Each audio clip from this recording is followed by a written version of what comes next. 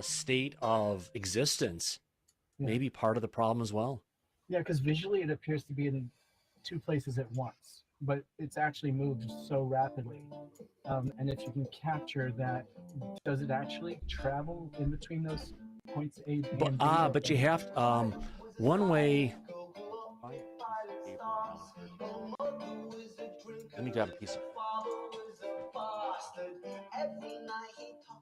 And you should come on and do a whole show dedicated to the kind of stuff you're doing. This is fascinating. I've done a couple where I demonstrate with some of my gear, but it's rapidly growing and getting new stuff all the time. We're adding an atomic clock or 2 or 3. Oh, wow. So you'll be able to detect time differences. Yeah, and spread them around. So what we're trying to do is spread out a wider net where we go to a location, pick up a quarter mile or a mile with our gear. And so we've got multiple locations that we've got data points set up at. And then we'll just hang out. And Greg O'Brien can account for this, hanging out in fields for just days and days. Okay, you're my new geek hero. And absolutely just tediously swapping out SD cards. One thing that Lou kind of mentioned in his description of how this stuff kind of works is they take and they fold up space as they're moving along, as they're moving through some of this stuff. So in their ability, you can't see me drawing on this, to go ahead and hold up space in front of them. This is them moving from point A to point B. But if you open it up, you can see they're going from point to point to point to point. They're actually jumping between locations. Does that make sense? It does. It does.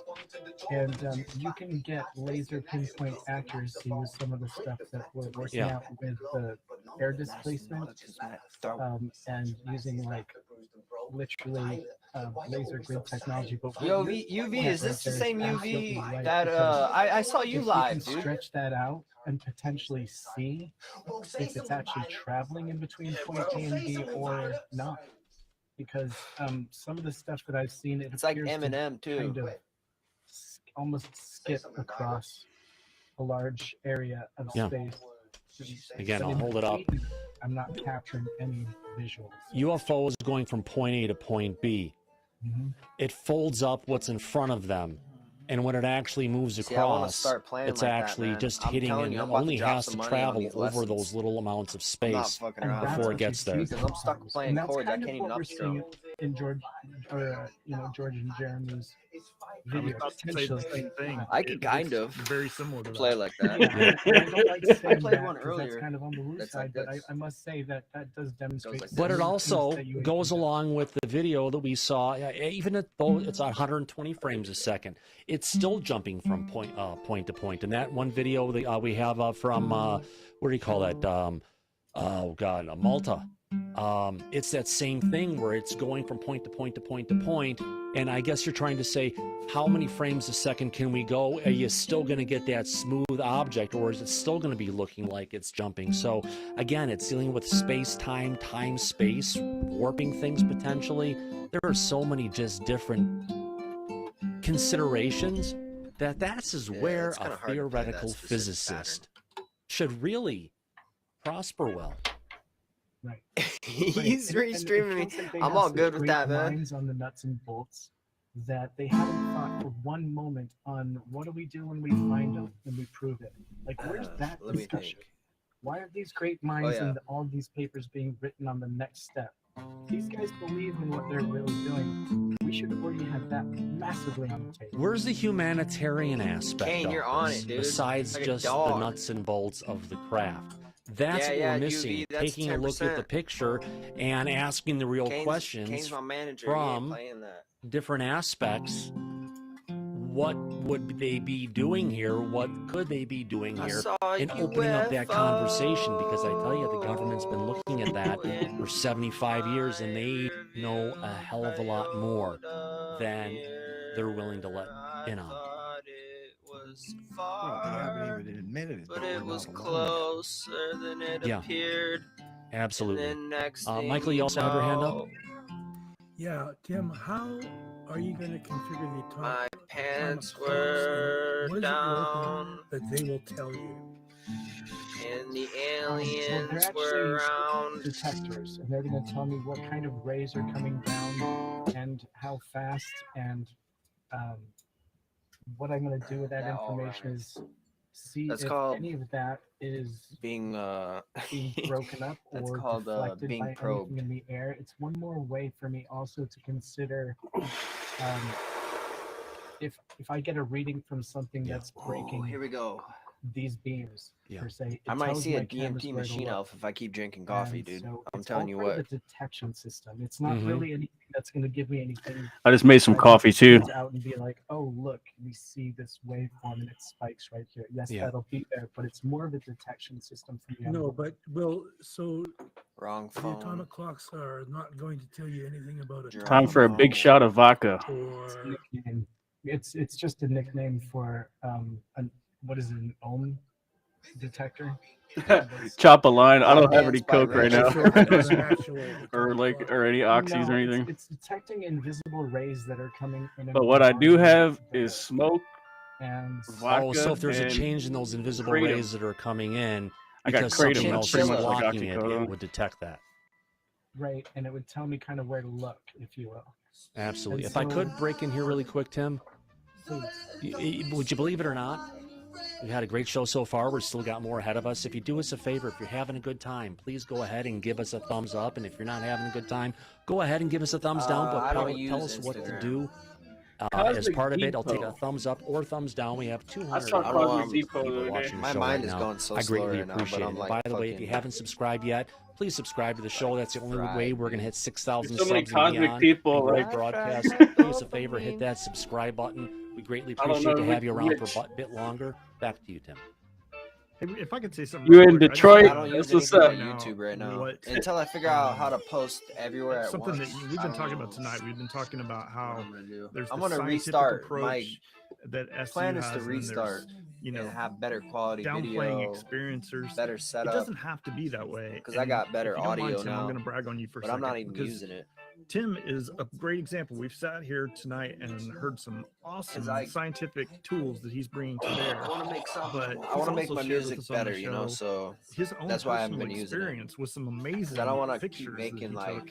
And I think Why is the Tim background the like not fire moving? like you know, shorts, person that we should be all but put it looking on this towards audio to doesn't make help sense. I'll us just do that find shit on a answers. phone. Somebody who's got You some know what I'm saying? There we go. experiences Shit on and a phone. also is willing to do some good science. It doesn't have to be either or. But like a full And song, I, I gotta just feel figure like that out before I put it you're a out. great example in I'm our not about to community just for put it Double out sister. somewhere. walking both sides of this Yeah. issue, and I appreciate you.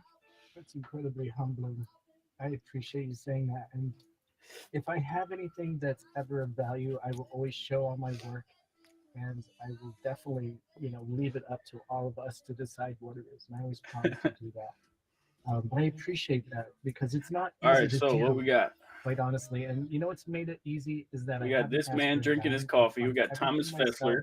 And if people want to donate their time or their resources, that's great. Oh, I got But my other channel don't live too. usually even accept it other than their time. I love people to come and hang out and help. I'm live on But I don't do Anti-Gravity donations, Science channel. right? And so you can't buy me. I'm not interested in fame or fortune. Channel. And so you can't buy me. I'm not interested in fame or fortune. I gotta figure out how fast I can get to 1,000 because this isn't working out. If I can get to 1,000 quick Thomas, and then please. just ditch it, It's hard to take 1,000 but quick, thank ditch you it, so I much. could probably come up with some. Did you just say arguments Thomas against Fessler? You're that. welcome. Sorry, didn't mean to embarrass you. It may not require the same. Not easy to do. I got a lot of writing. As a scientist would As long as we get a explain. smile out of you, Tim, A that's lot of stuff I can Yeah, use. yeah. That's for Those who sure. write books like this We do gentleman. appreciate you.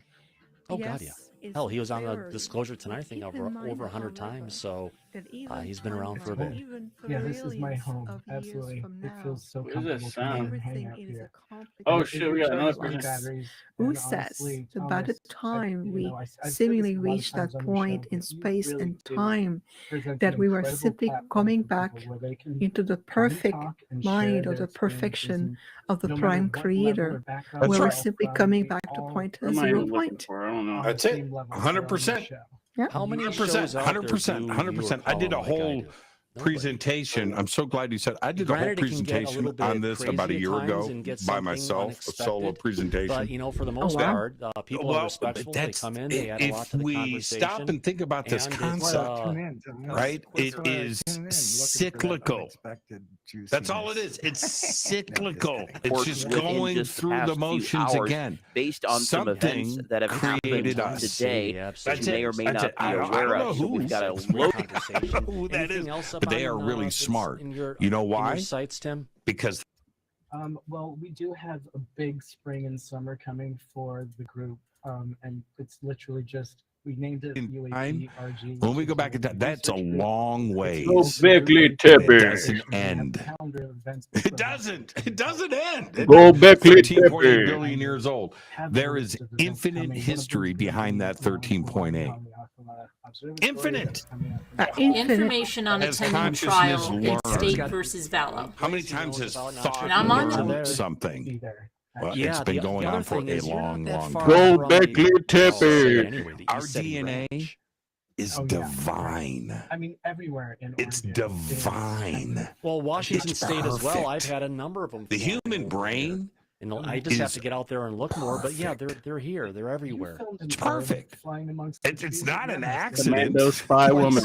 Actually, I've seen it 3 times. Right of the We've parties got to a on fair video trial once. proceedings But Exactly. it's basically Commando And spy it is woman. subject ties up to an with order the issued by the title of presiding this judge today, governing I'm sorry, the courtroom series conduct. Modern The ET Contact administrative is district judges of the understanding 4th and and 7th returning to judicial that districts point have of also issued orders governing complexity and infinite intelligence that even coexists in your body itself. There's some Your kind of DNA, your core here codons. that they're moving along. How much energy Very you carry interesting. can be And enough there's to definitely feed an something entire to them. city. I managed to capture one right And by my so house when it Yeah. comes back unexpectedly, to and that's on Anonymous. That's establishing my more little, conscious YouTube form channel of here. It's only got communication, a couple videos, it but comes that's one down of them. to clear your And, it's filters, just great. clear your And there's, 3D like, such an excitement expectations, when you get to return film to something, living even through if it's with your empathic cell phone. responses, And you compassion, know it's something respecting And life, it's low, respecting and yourself. it is pure silent. And We have then more than your enough brothers jets and now that they sisters have or your, Greenfield, and you they've know, opened up the your 737s and neighbors other from things, different and Boeing's galaxies, so control to over it, speak, so we and get just a a lot figure of of speech,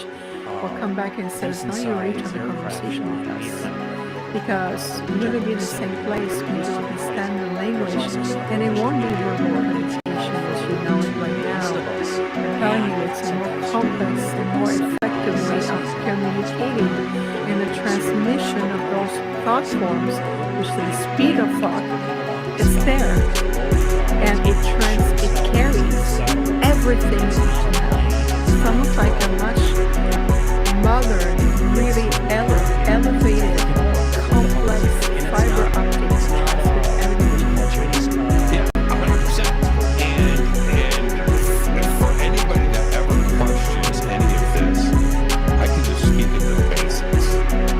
I will just speak of the science of this, what we know today. And that is meteors, asteroids, comets, carry DNA, RNA, the basic amino acids of life throughout the universe. That's right there, right there. How has nature figured that out?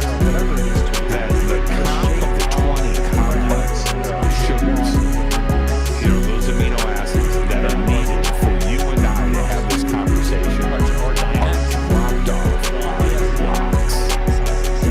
That's nuts to me. That's not coincidence. That's not luck. That's not random. But crazy. That's not random. That is spiritual. That's divine. That's something. I don't know what it is, but it's not an accident. No, it simply is not. That's why when you talk about communication to a higher source, that higher source, the particles in the universe only combine so many different ways. That divine source that you speak with and are communicating with are made up of the same stuff as us and the rest of the stars in the universe. And you think there's some kind of magical particle system that they are operating on that's different? No. It's all the same. It's all the same. It's been dropped off here and it was dropped off there. So why would we expect that are running something through a different. forest or through a meadow. No, it's all the same everywhere, Vivian. This is why it's a grand return, Jimmy. This is very much 2023 Yeah, you thought and about it. 2024. You are in two Go Wiz very Khalifa in this shit. Blow the whole leg, whole set. and your history Bad is bitches so don't get what a lit. minute. Bang, bang, bitches give it good head. That means that I'm gonna Ever since smoking, I'm and gonna I'm start feeling to blessed. listen Got to the this part of sex myself with the and let sex. Hollow water boys, we the best. Pull up on the East Coast, East Mode, Mozzie drive low, to the race mode. Got the lift kick, moving swift. Fuck on Taylor Swift, diamond, reflect the lean, and I'm shining. We be up, we be on, we divine man with the magic. Magistrate from another state, another galaxy. Smoking dank, up with my chain. I'm a dub, roll it through like a implementing chain. and embodying the universal virtual Next, peace. energy like a saint, yeah. Next, wait, L on me, got it. Paid, got a Understanding the universal mil, principles and many other me, galactic hey, institutions abide me, by in got a understanding whole that you're part squad, of family, something infinitely la bigger, familia, that the earth smoking on, is just a part got my of. familia, So we we're here riding to strong, concentrate. we on a It's bomb, almost like we got that bomb, comes to we reach smoking you, strong, Smoking strong. yeah that bomb, that's that chronic, go way beyond it, float up high to the cosmic, stopping on the side of the road. riding round, getting pounds, fly supersonic with the smooth sound, smooth sound, moving smooth now, smooth now, hydraulic off the ground, hydraulic UFO off the ground, gang. with the ice on my wrist, on my wrist. I'm a smooth fucking pound. Watch me go and get a tip on that chill. Yeah, popping up a hit. You don't want to Pull up to the dip, for top, those who come top, from higher whip, dimensional smoking, states crops, get that bomb shit, very hey. different. But you're the one ultimately makes the most impactful energies and difference because we are the ones boots on the ground. Background. And so the idea, thank you team, the image of let's push this one car to safety, 20 came to help one, that really well illustrates that somebody has answered a call. So this is part I call of it modern my way higher self, of relating to each more than other intuition. and being able to But it does guide me in a reopen lot our of good ways. micro tunnel Intuition, of you think communication. about, Even your you know, did you know your psychics and nervous oh, and systems all are this kind of stuff. gateways of Yeah, light? this is When we look in the something like holographic that. field, we can see And your nervous and I system kind of vibrating like think it's pixel kind of like light. this And that other will part of determine us that we're your all ability connected to, or and if you inability get it talking to to you, receive transmission. Smoke gas, And what is smoke, love and what is pull up with a so it is an immense smoke gas, time smoke, and it's pull up with a reefer. I feel Smoke gas, smoke, In closing, pull up with a reefer. it's just so Smoke, yeah, smoke, Wiz Khalifa. Why do you think Hey, yeah. somebody out there right now, I don't know, Pull up with the Wiz is Khalifa. directing this, but somebody out there right now in Washington, governments around the world, Department of Yeah, Defense, pull up with the I don't know, smoke gas, smoke, they are definitely yeah, pull up with the trying to convince the world ET presence on this earth. smoke gas, That's going on right now. It's the opposite of history. All of a sudden, they are trying to convince the world that ET and UFOs are real and we're being visited. pull up with the Wiz That's it. Khalifa. Why? Why are they doing this? because it's endgame. Think about it. Look at the time of Lounging by the fountain, Mediterranean, Roman architecture on the bench, lounging, shawty dancing, material Camo. pulling up with the payload. Bad bitch, drop it low, pop it camo, total strap commando. Smoking out that gas, yo, pull up with the bankroll, pull up in the rose, tinted rose, money thick, can't fold, bad bitch, strip control, bitch, I'm on the roll like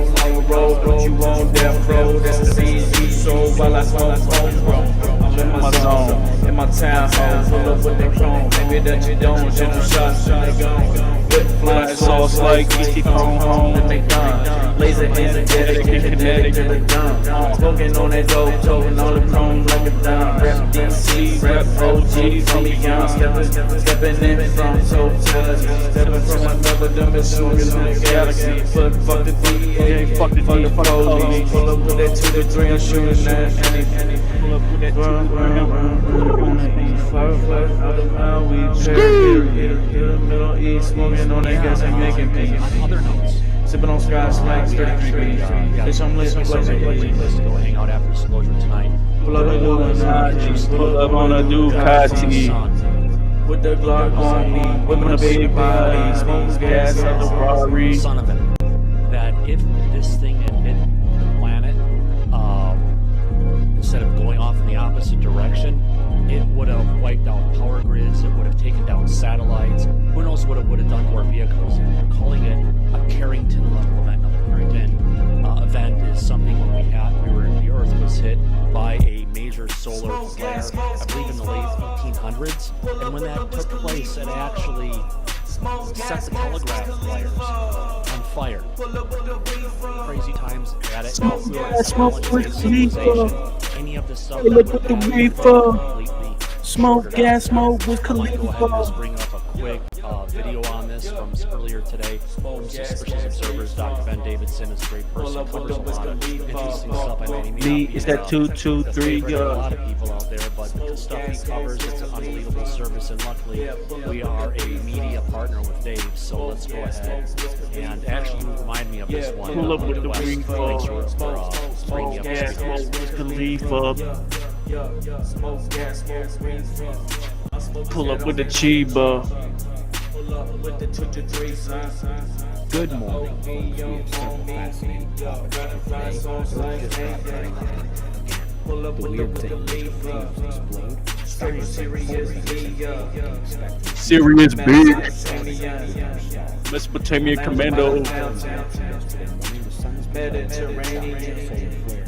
Architecture on the mansion.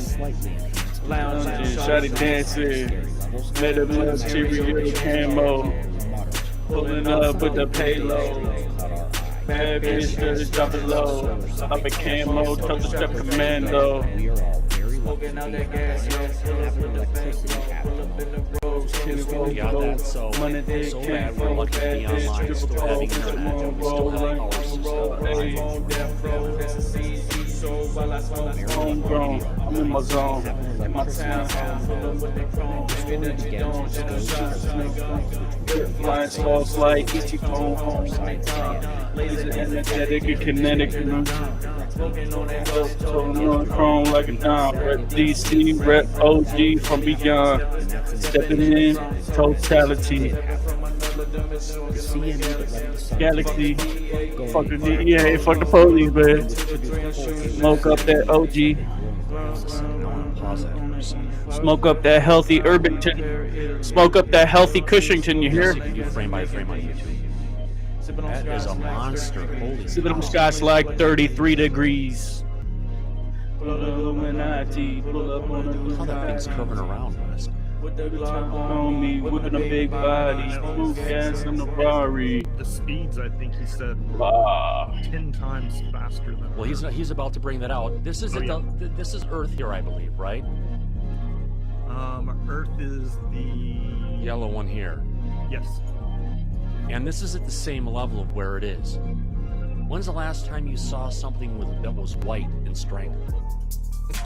Never, and it goes off the screen that fast. Yeah, My homie it smoked actually out, goes all the way to drip the out. top, all the way to Smoked out, drip rating out. of 60. My homie smoked out, drip 3,000 out. kilometers per second. Lean So out in 3,000 the dirty kilometers per south. second, that's 10 times the My homie strength smoked out, of drip this, out. Lean out CMEs in we've the had dirty recently, south. isn't it, West? On Yeah, the green, that- that's that what we is bout. referring to the speed at which it. I know. In the dirty And so south. yeah, it's. I was looking today, and the stuff that's Earth What we based bout. coming in super. Oh, sorry. go Coming ahead. in like 300. So yeah, it's 10 times. Which would basically take the bow shock of the if you want to call it the magnetic field around the planet and just Cocaine, like the king got cocaine. Actually, right now we're getting bombarded by something. East side. 42 and our KP index is heading into the yellow. But Fly, get high. Had been aimed at us, we would already be suffering powerful geomagnetic storms and possibly a grid down scenario. We'll never know the flare rating of the far side event because our satellites can't see the opposite side of the sun, but suffice to say, a deep breath or prayer of thanks is warranted. Got the keys from Belize and it's raw. As the sunspots turn into face Earth in the coming days, but right now we're heading to the crust where we had a 6.3%. So that's the big thing we missed. Thank God we missed. Pull up with the hot take. Just wanted to On go the ahead and bring east that up side, just bad as we bitches bring sucking this show to a dick. close. My God, We got Yeah, riding hang around out with the homie G's, talk with the about pound, SCU, see what with they're that heading super towards, funky sound, boy, you feel it. what we can do to try and Pull up on the ground, take this to the next level. So at least I want shoot it up to now. sound Damn. here. First of all, I want to thank. Cash and barrel, cash and bounce. hey, Thomas, Yes, sir. I got a suggestion maybe, just because we had several viewers tonight that had videos they wanted us to look at with them. Face thumping like an earthquake now. Sometime when they Riding with my niggas smoking on a pound. do viewer analysis With the look MI6, at different videos and talk through them with the whole show. MI6. Hey, I'm happy to go through anything as it Face comes shoot around. the bad bitch. Well, if you want to do it tonight, we can, or if you want to do it. No, we'll do it another date. But we got Tamisha, and if other people have wanted stuff on, they just need to come in, flipping share the with links to the MI6. content ahead of time, and let's talk through it and have a fun time going through it and trying to analyze it ourselves. We'll do your videos. Pull up flipping bricks with Oh, yeah. MI6. What was that again? On commando I was just, shits. telling I'm one of the flipping people big that had bricks. a video. Uh. He had, spotted something that looked like a Tic Tac during one of the live feeds from SpaceX launch. Cool. Let's check it out, see what it is, and freaking go to town on it. Really quickly, I want to go ahead and thank all the people who've been in the chat tonight. The chat, we know, is where it's at. It's, there wouldn't be the same without all the people in the audience coming forward to talk about the stuff they've got going on. Importantly, I want to thank the people who are still out there right now. Sorry I didn't get enough time to be that one-on-one time with the chat. I'll try and work that in here soon. Hopefully, Wes will try and figure out how to make that happen. In the meantime, I want to thank Blues Cruise, Bones, Captain Brian, Kariti Banas, DC, Dennis Benke, Digger Dog, Eddie, Evan B, the Fab 22, John Dillinger, Last of the Finest, Mammy is there, Marcus Mandel, Mitch Cernowski, Renee Cruz. Sorry to hear about that issue with Timmy. Timmy, not a good thing, but either way, just look past it. Damn, this is the song I was playing Sarah when my Yawn, Shelley cat Becky Montgomery, was still alive. I was still Starford playing this One, song. Syrup, Tamisha, And I remember it as the song Bertrand, I used to and play. the Mackey. I was Appreciate playing like everyone around coming the time More before importantly, Becky Tim, died, man. thanks It's for coming out sad. today, buddy. Appreciate you being here. Thank you. It was fun. Thanks for I the miss invite. Becky. It was She was great my lovely to little hang baby out with cat. Wes in the back with Michael. She was like and your 16 other years old guests. when she died. It was sad. And of course, your chat, who Oh. always has tons of great insight and input. It was fun hanging out. Absolutely. Thanks for coming around. Appreciate you being here, Wes. Thanks for coming out tonight. Absolutely, and yeah, Tim, I hope you come back a lot more frequently. It's great having you. Yeah. Michael Cernowski. Michael, thanks for coming out tonight. Appreciate you being here, Michael. All right. Then I also want to go ahead. Oh, go ahead, Michael. Yeah, definitely was a bit better than I thought it would turn out to be. I want to thank you for coming out. Living lavish. Gucci fabrics out the spaceships. Smoke the big bricks. Got two with the Glock switch. Got two with the Glock switch gang. Absolutely. Thank you very much, Tim. And more importantly, I want to thank the people who've given us some super chats tonight.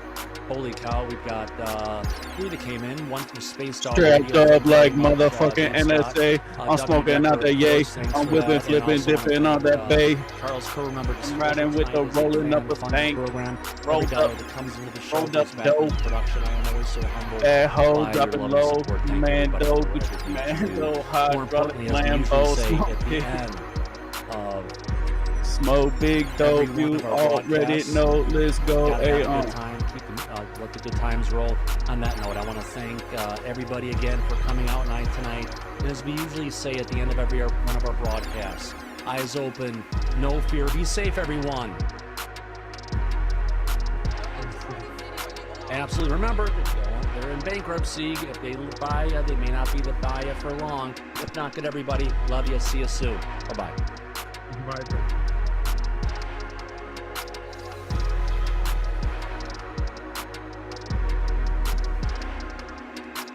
Thomas Fazler Squad, Thomas Fazler Gang, Thomas Fazler Squad Command.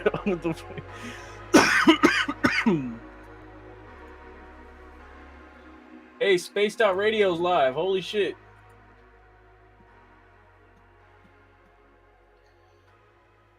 All of our archives are free. Join us at youtube.com. Man, he should give me fucking moderator already, but I don't give a shit, whatever. Hit that subscribe button. You can follow us on Twitter at Spaced Out Radio, Instagram at Spaced Out Radio Show, and on TikTok at Spaced Out Radio. Our website is spacedoutradio.com. We have a plethora of features for you. Rock out to Bumblebee. Read the newswire. Check out our story as well. Tonight's show is brought to you by Jive Charities. Help make the world 10% happier by visiting Jive Flex up higher Charities than today. that, bro. Flex up higher than that, Find bro. out on our website. A power show of information tonight as we head into the beautiful Flex up state higher of than Utah. that. Our listeners Flex up in higher Vernal, than that, Utah on Channel X94 are going to have some fun with this one. Carl Crusher is here to talk about all the weird and high strangeness going on. Then in hour number 3, we're going to head to the swamp. Following that, Super Duke from World Bigfoot Radio will be here for the Cryptid Report. Our good friend of this show, his name is Carl Crusher. Yeah, he is a man full of mysteries as he takes the path trying to figure out what is going on in his home state of Utah. With over 3 million subscribers on YouTube, Carl is a voice to reckon with when it comes to information and putting it out there for the public to see, understand, and learn that there's more to life than just the 5 senses. He has worked around with teams from Skinwalker Ranch and beyond in these strange and frustrating and fascinating places. He has investigated high reports of UFO sightings, supernatural events, portals, unusual creatures, time travel, ancient artifacts, ghost stories, and everything in between. This is a man of mystery, as we like to call him, and I'll tell you, he has $1 million beard as well. And you know how we like a good beard around here, people. Carl Crusher, it is always good to have you on Spaced Out Radio, my friend. How you been doing? I've been doing well, Dave. How are you doing? Good. I mean, you know what? You are somebody who I just admire. And it's not because of the success of your YouTube channel or anything, but you've really reinvented yourself from when you started out on social media and doing everything to where you are today, where you've really taken the reins of your life and committed it to investigating the high strangeness of Utah, and you've made a ton of contacts. And it's just so impressive to see how you've done it, because I blow the motor fast. It's hard work, and you put your nose to the grindstone. Blow the Why a couple motherfucking years ago did you decide that you wanted to get into this strange life of the paranormal? I think it's kind of always been a part of my life. I've grown up with it at different levels, one way or another. And then as I've grown up, one of my big first paranormal encounters as an adult was in Northern California on a film crew when we were supposed to be filming a Bigfoot documentary. And had a really strange supernatural encounter that night. I guess you could qualify it as a Bigfoot encounter the way it happened, but really it was very strange. It was like a large shadow figure that moved through the trees and made a bunch of noise. It left footprints and everything, and then we saw this ball of light float up from the trees where it had ran into and float over us and disappear, and that kind of like freaked me out and shook me up a little bit, and I got out of it for a while. Went back to doing like family content just with my wife and kids at the time, and I kind of freaked me out and I stayed away from it. But then a couple of years ago, I actually went through a divorce and found out some things were going on in my marriage, and it wasn't that great. So got through the divorce, and I realized I had this opportunity to either like keep doing what I was doing or completely change it up. And I had all these questions that I still wanted answered, and I had been studying it just as a hobby. I've been reading John Keel and Jacques Vallée and a lot of different stuff. Whenever Dave says Gong Show, he's talking about me. And then as I started getting more into it, realizing that I was watching on TV, and Ancient Aliens came on the History Channel. And it wasn't so much that I was like really into the episode or what they were saying, but whenever he says Gong Show, he's talking about me. All these petroglyphs were coming across the screen. They were talking about, is this evidence that there's extraterrestrials that have visited people in the ancient indigenous past? And why is there so many similarities to all these sites around the world? And I realized watching that show that tons of the photographs that they were using on the episode were right around my house. And so I was like, wow, that's only like 20 minutes away, and this one's only a half hour away. And that really opened my eyes to realize that I lived right in the middle of this huge mystery that I'd wondered about my whole life, and never really occurred to me that I could just go out and look at it myself. So I started going out and doing that. It was something that I could go make videos all alone. I didn't have to have anybody with me. I just put my stuff in a backpack and go out and try to find some ancient petroglyphs. But then some interesting things happened when I would go and sit in these ancient indigenous locations where there was all these symbolic glyphs of supernatural events and spiral patterns, and they have to do with solar alignments. There's these strange acoustic properties to some of these canyons, So I would go up into these locations and sit there and kind of try to understand what was going on at an indigenous level. So I would even take my shoes and socks off and sit there and meditate and try to connect with the place. And then I started having really amazing experiences that you would call, like, some people would call them visions or out-of-body travel experiences, or encounters with entities or figures. And a lot of it is in the psyche and through what would feel like a dream, like a very vivid daydream where you're sitting there and meditating, and it slips into like a vivid experience, and then suddenly you're back sitting there among the rocks or whatever. So it's just been a process like that along the way that has got me into it. And over time, I've realized that the work that I've been doing connects with a lot of people that have had similar experiences, especially Native American people. And I'm now doing a lot of work with people from the Dene, from the Navajo tribe out of New Mexico, and a Zuni elder, and working with archaeologists out of the Uinta Basin, and a whole lot of stuff from my personal experiences at these sites ends up being valid things that these Native American elders tell me are part of what these places are all about. And so it's been really fascinating to kind of stumble into it. And I'm just kind of documenting it all and trying to share it with other people. The one thing that I am very steadfast on, because my area, British Columbia, is also a highly indigenous population. And the one thing that I have learned through this is getting stuck how beautiful these legends and stories are that have been passed down from generation to generation. Fucking sticky mouse pads are crazy, study man. those legends. A lot of people, what I like to call the Caucasian Christian Science crowd, they're like, oh, that's just hogwash, that's just stories or whatever. But if you actually take the time to break it down and listen, the amount of information you can get is incredible, and how much help you can get with it. Last summer, for instance, I was gifted from my daughter a blessed drum for Christmas in 2021. And I don't know how to drum, Carl. I don't. And I love telling this story, though.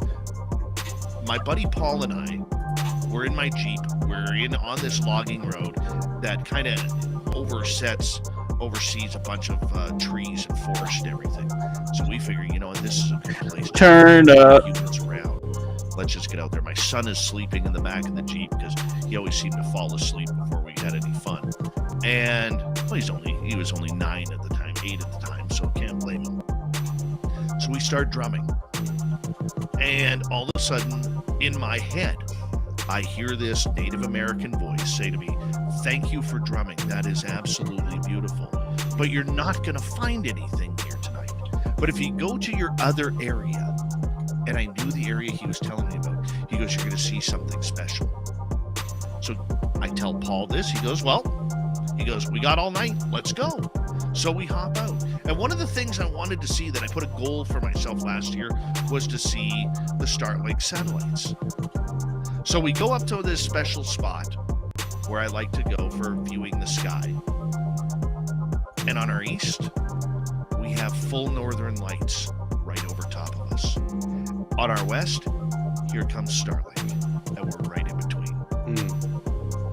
But if I hadn't paid, and the reason why I bring that up to you, my friend, not to brag, but if I hadn't paid attention to what the drumming meant, which actually means the beat of the heart when you drum, and I hadn't paid attention to that voice of First Nations Indigenous descent, I would have never got that. And you, with your research, you're doing a lot of the same. Oh, it goes so deep. It's amazing. Yeah, it connects all the way down, like the original, the Hopi origin story it ties into Chaco Canyon, and it has to do with what they call searching for the center place. And at the surface, it's like, okay, so they were wandering the world and migrating around, and they were trying to find the center of the earth, or whatever, the very middle place. But really, when you start to study what it really meant and the whole story, and when you start to try and go on the migration to find the center place, you realize that that center place is actually within yourself. And there's multiple layers of metaphorical and spiritual meaning that takes you on an entire journey where it's almost like a path of initiation once you go down it.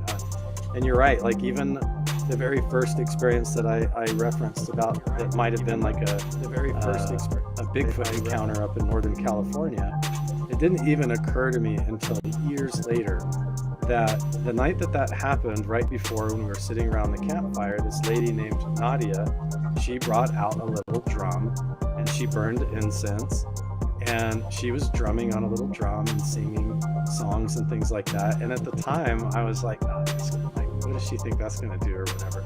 But now that's like an integral part of what you would call like my contact protocol. So like when I go up to Mount Wilson Ranch, where it's like a hot spot known for encounters with this ghost of a Native American shaman, so I go to these spots where the shaman has been seen and been known, and utilize that kind of stuff, like these frequencies and the drumming and the pulsing, it all interfaces together. And you realize there's this beautiful symmetry going on here, where everything from seeing a spiral glyph on the petroglyph on the wall, and then you look down and you're seeing the stone placed circle, the medicine wheel on the ground, and then you look up and you realize, oh, it emulates the spiral of the Big Dipper going around the North Star. And so this is connected all the way up through the universe. And then you sit there and you realize that your heart and your chakras, your whole everything is like a force field, and is all connected in that same way, that same sacred geometry, that Fibonacci type pattern, that we have. And it goes all the way up through our body, up through our consciousness.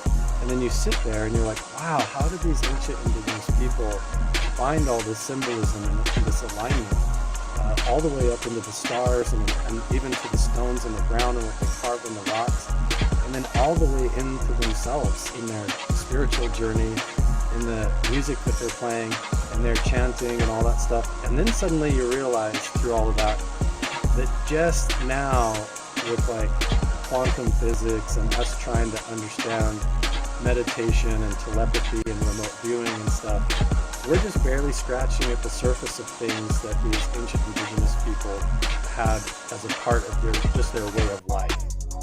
They just accept it as a part of reality, and I think that we've just lost touch with it. And you know what? I think you're right. I think you nailed it right there on the head, which is we've lost touch with that natural way of doing things that we normally do. How have you changed in your own knowledge and learning? Because I know you're a skeptical guy. You're a very upfront guy. You're a show me proof kind of guy. Right above but when you add this sort of spirituality, future, you of will need native the culture professional plan inside. How has that changed the way you now look at the paranormal, supernatural? To me, it's just been more and more validating. And I'll give you an example. Like my friend Chris Bartell, he was a security guard at Skinwalker Ranch for 6 years back, working for Bob Bigelow. So he was there during the Mids era, before Brandon Fugel, before the TV show, before anybody even knew the name Skinwalker Ranch, right? So he was working on the ranch there. And in order to avoid a lot of the negativity and a lot of the weirdness going on there, he spent a lot of time just with the 2 dogs, like out on patrol. So he would take his dogs out and go hiking and stay out on the mesa. And then he got really into photography. And he's told me for like the last couple of years that like when he was on the ranch at Skinwalker Ranch, that the spirit of the ranch there connected with him, and he feels like it opened up his consciousness and gave him this way of doing photography that he felt like was really unusual, but he couldn't stop doing it. So what he would do is take these pictures of different rock formations or different things, and then he would start to flip them like horizontally and vertically, almost like you would make a fractal out of it. He would mirror image it and stuff. And suddenly he noticed there was things like faces and figures and all kinds of interesting stuff that started to come out of that. Well, fast forward to even just like a couple of months ago when I make friends with these Native American elders, and they start teaching me that there's this shamanic method of using crystals like a prism to basically take petroglyphs and different rock formations and do exactly what Chris Bartell said that the spirit at Skinwalker Ranch taught him how to do, which was look at it and use a crystal or look through the crystal to create a flip vision or a fractal vision that you can rotate or look at, and it reveals all these Native American deities and false doorways and sacred geometries, and even a mapping system that normally, when you look at these symbols and glyphs, would just look like chicken scratches and things. But the fact that Chris Bartell, years ago, developed this just intuitively, and he felt like that the spirit of the ranch taught him how to have this type of vision. The coincidence that connects, and all of a sudden I'm being taught that out of these elders from New Mexico, out of the Navajo tribe, and they had no idea. They didn't know Chris, and Chris didn't know them, and so suddenly I put the 2 side by side, and they're like exactly the same system over time. So the more I work with the Native American elders, it's just been amazing, because they've been watching my YouTube videos. They see the pattern that I'm on. They see me finding these locations that they didn't even know were there, a lot of them, but then suddenly it matches up with their mapping systems and what they've been taught. And so it's just this kind of a really amazing harmony that's all coming together. And it's been really nice to drop all the prejudice and not have it be like, oh, we're not going to share our secrets with the white man, or I'm not looking at them any different. It's just been like we're all excited that we're all learning together. So it's been really cool. And congratulations on that, because Indigenous people, because of the way that we have kind of mocked them over the years with their legends, their stories, that's a hard trust to build. Like, you just can't walk up to, I don't know if it's like that in your area, but up here in Canada, you just can't walk up to a First Nations person and say, hey, tell me about Sasquatch. They're going to look at you like you're an idiot. Yeah. Why would I tell you something so sacred like that? And for good reason. But you know what? Once they get to know you and you build that trust, and they could and they're such First Nations people, I feel, are just such pure-hearted people that when they see you're coming from an honest and a side of learning, pardon me, when they open up, man, it's a beautiful thing. It really is. Yeah, it's really mind-blowing. Life changing in order to like understand the way that they see things. You realize that like, oh, we're the ones who are like caught in a matrix. They really understand the way that things are. And yeah, it's been an amazing experience. Part of it that's difficult is because of that dark past. Like the most recent video I just put up on my YouTube channel is about, you know, the legend of where the name Skinwalker comes from Skinwalker Ranch, and it actually might originate with the Mormon prophet Brigham Young actually purchasing people, like in a slave trade, kidnapped Navajo people that this Chief Wakara was kidnapping and stuff. And his name was Chief Wakara, but Brigham Young couldn't say his name right, and so they called him Chief Walker. And they would dress up with wolf pelts to hide their identity and go kidnap kids, and they were selling them to the Mormon church back in Salt Lake. And nobody knows this, and I uncovered all this historical evidence about it. Hey Siri. So even the name Skinwalker, when you mention it, it comes with this really dark underbelly that has to do with kidnapping and slave trade and all this ugly stuff that was going on just like 170 years ago, which when you think about it, isn't that long ago, 200 years ago. That's not like great-great-grandpa has some really hard memories, you know. And so you're right, it's a very sensitive subject. And I think where I've done okay is that I'm, rather than be really sensitive about being wrong, like I full on know that I don't know anything. So when I talk to my friends, I just flat out ask them, and I assume when I'm wrong, and when they tell me, oh, you made this mistake or this, or no, that's not what that means. I just try to be really teachable rather than act embarrassed about it. So far it's gone really well. 1 minute to go before we got to go to break here. At the bottom of the hour, Carl Crusher is our guest tonight on Spaced Out Radio. This whole new persona that you have, paranormal supernatural researcher, how do you like that title? How has your life changed since doing this? It's been awesome, honestly. Like it kind of, I feel like it suits me well. Everything else that I've done, I feel like I've been force fitting into my life to just like make ends meet, or try and do this or do that. And I'm finally just in alignment to where my personal life, my home life, what I'm actually passionate about with my hobby. I mean, the books that I read that give me research from the history of Mount Wilson Ranch, and the websites that I go to, and the stuff that I'm interested in and digging into this topic, are all the things that I would be doing anyways, even if it wasn't what I was doing for a living. So being able to try and combine those two together and make them work is really awesome. We're just getting ready to relaunch the Mount Wilson Ranch website, which, for people who don't know, that's the actual predecessor to Skinwalker Ranch. It exists in Nevada, and Bob Bigelow and a lot of the psychic spies out of the Stanford Research Institute were looking for what they thought, you know, maybe even a UFO was buried underground and all of that stuff. But yeah, there's a lot of crazy stuff going on, and being able to put it together and have a place to work has been awesome. Carl Crusher from YouTube channel, Carl Crusher. Go check him on out, hit subscribe, ring that bell for him. We're going to find out what is weird and happening in Nevada and Utah when we return on Spaced Out Radio. Stay tuned.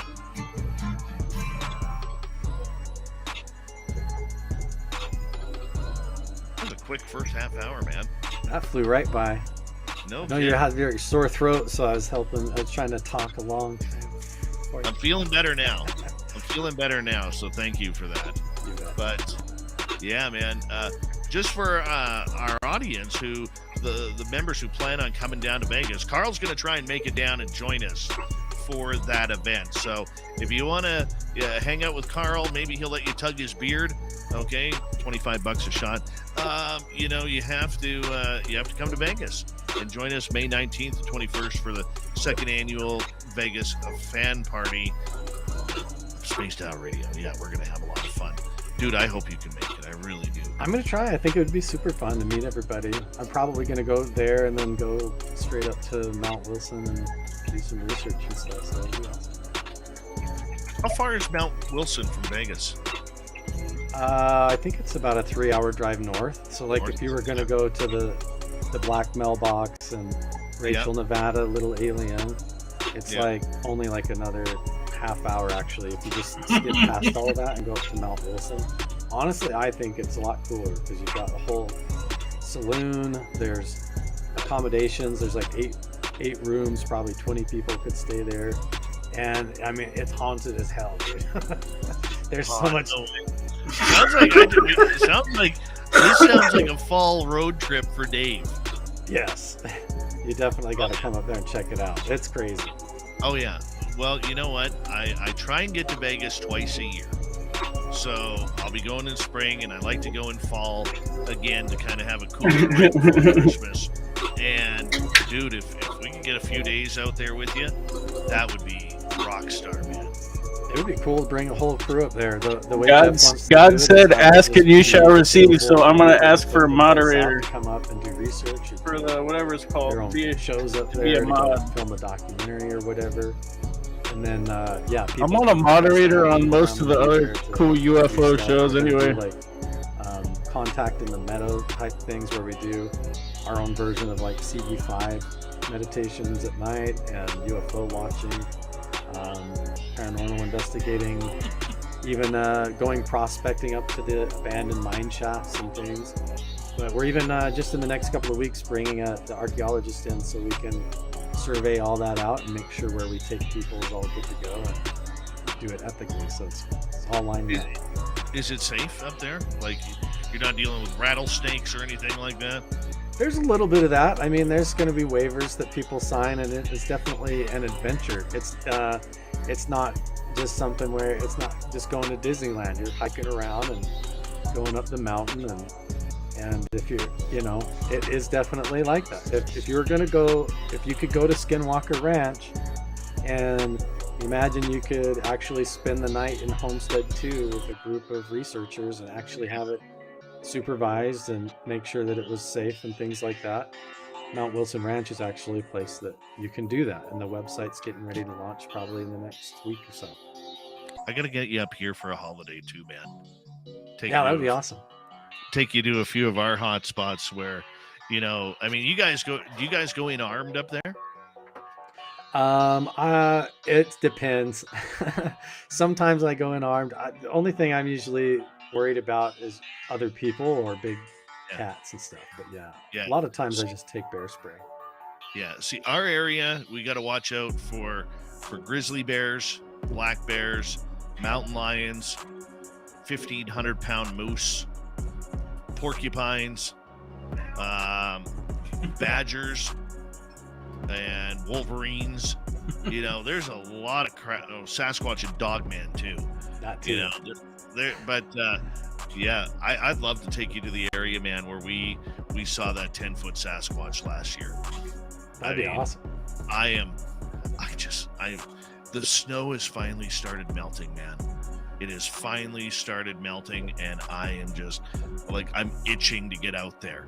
It's like when you haven't fished all season, then finally you're getting your fishing rod and your gear prepared because that day is coming. That's the feeling I have right now. Awesome. Yeah, that's how it is too. Yeah, all over here it's finally melted around my house, but all the places I go and usually research have been buried in mud and snow, so it's been a long winter. Do you have a side-by-side that you use? No, I'm actually partnered with a local tour company called Ready to Rides, and so people can do that too. They take people out to the coral pink sand dunes and all over to petroglyph sites and stuff, and so we're setting that up to where right through my website and theirs, people can even request to have me go with them on that too. Yep. Sweet. Yeah, that's one of my favorite toys is my side-by-side. Is it where you can street legalize them where you're at and drive them around? No. Here people drive them just like cars. Hold on one sec here. Here we go. Yep.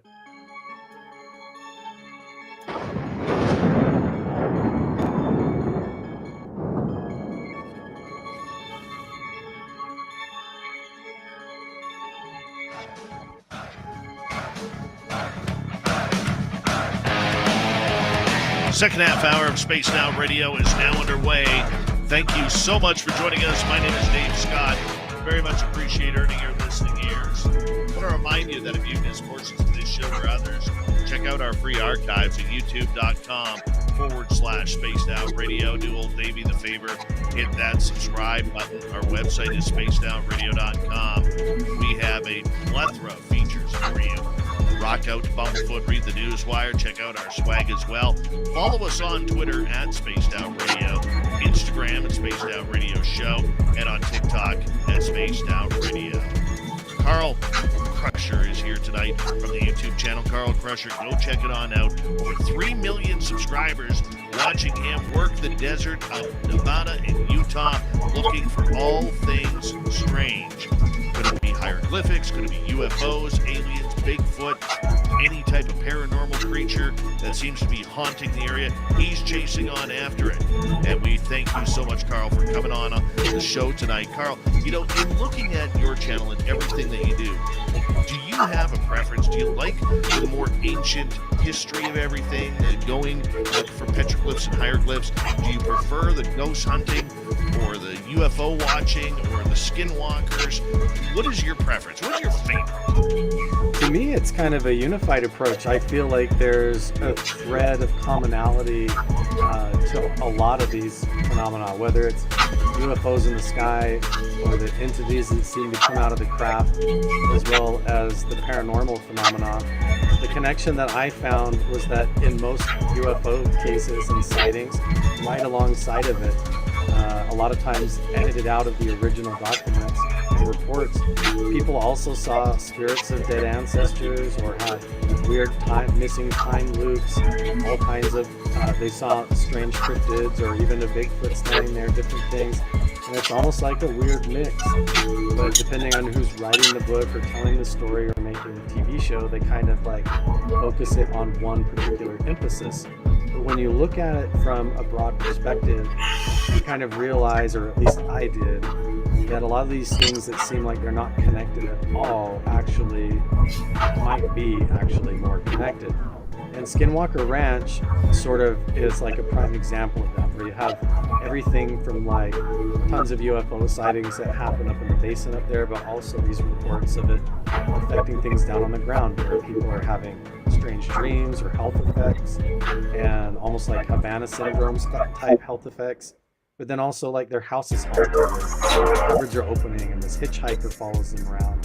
They see the Wolfman or these interdimensional portals opening. So when you step back from it, to me, the whole thing is a big mystery. Like, are we talking about, is there locations on this earth where the geology or something happened, or it's just unique in this certain way, where there's a dimensional time loop to where the past, the present, the future, and maybe even alternate realities that aren't our reality all kind of bleed together in a weird, strange house of mirrors, so to speak, so that when you go to these areas and hang out there, it either affects your consciousness to where you start to perceive things differently, it opens you up to be able to actually be aware of these parts of reality that you normally can't, or the areas themselves are like have a wrinkle. You know, there's maybe a dimensional anomaly where parts of Mount Wilson think that they're actually up in northern Utah, or think that they're actually over the ocean when they're not, because there's certain like almost quantum wormhole anomalies or something going on, or portals. There's so many different words for it, but at the end of the day, I feel like there's kind of a unified theory at the base of it. There's other people that thought the same way. I feel like Jacques Vallée has a similar perspective, John Lewis has a similar perspective.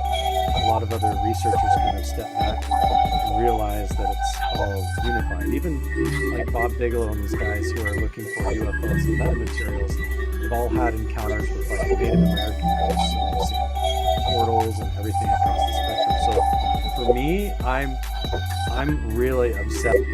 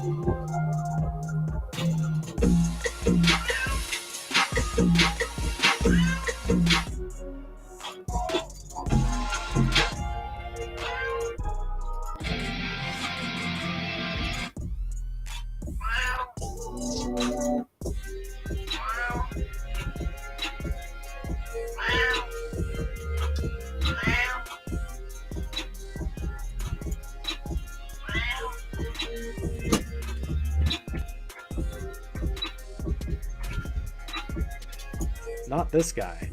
So I immediately go around the bar and in there, and there's just nobody there. And I've been walking through the kitchen and turned and seen a woman standing at the kitchen sink with her back to me.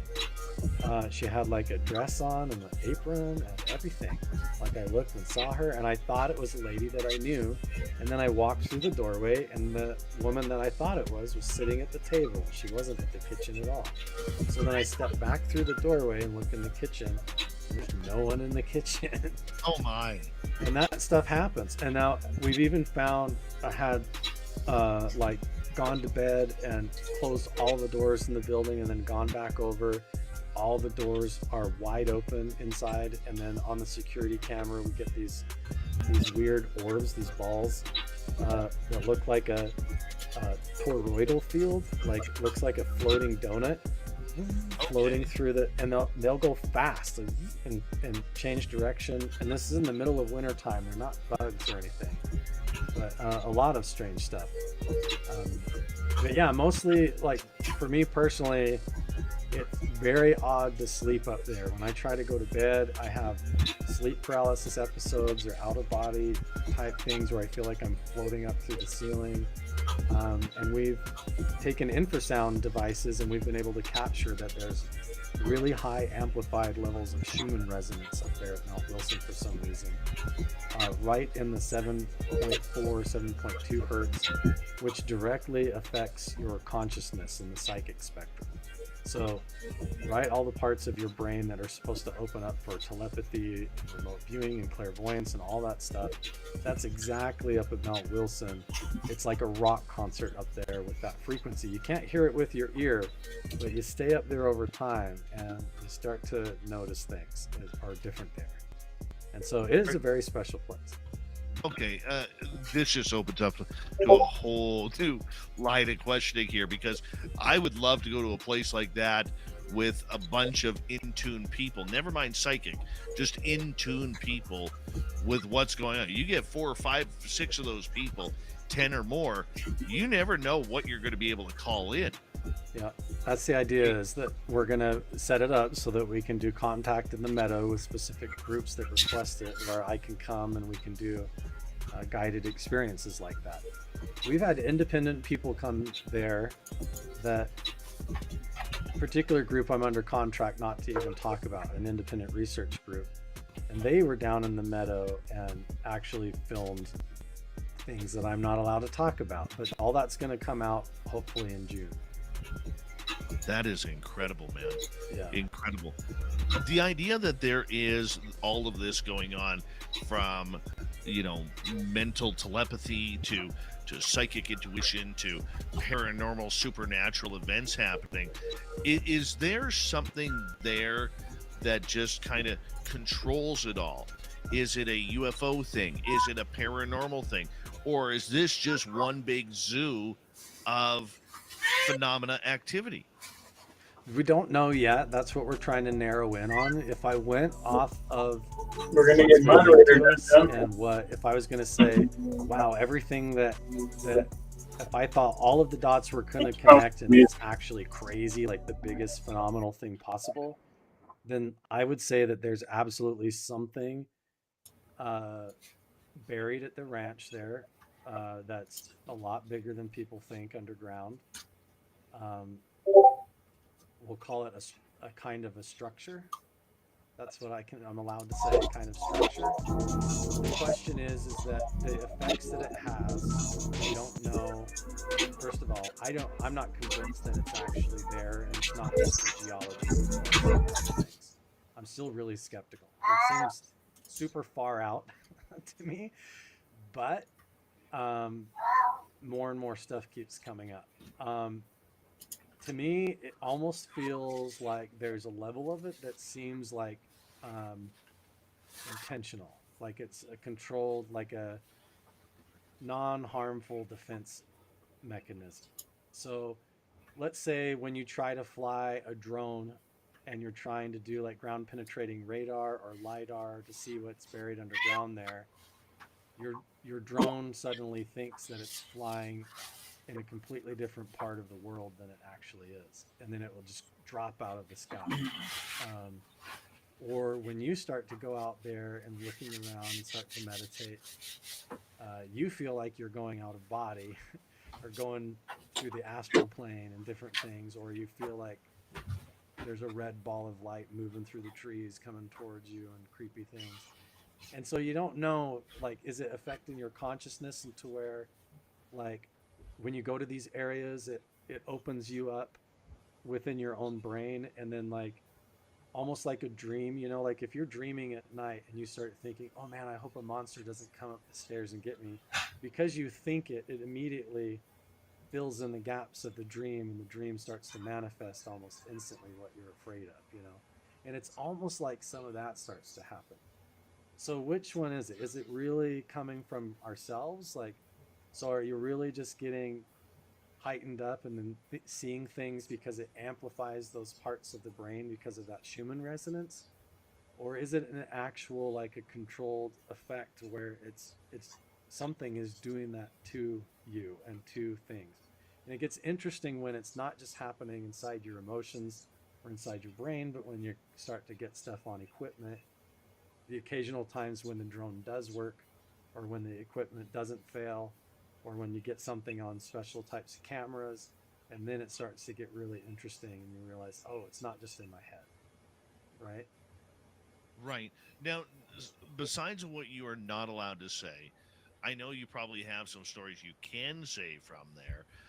What is something that really caught your attention or amazed you from around there that you're allowed to talk about?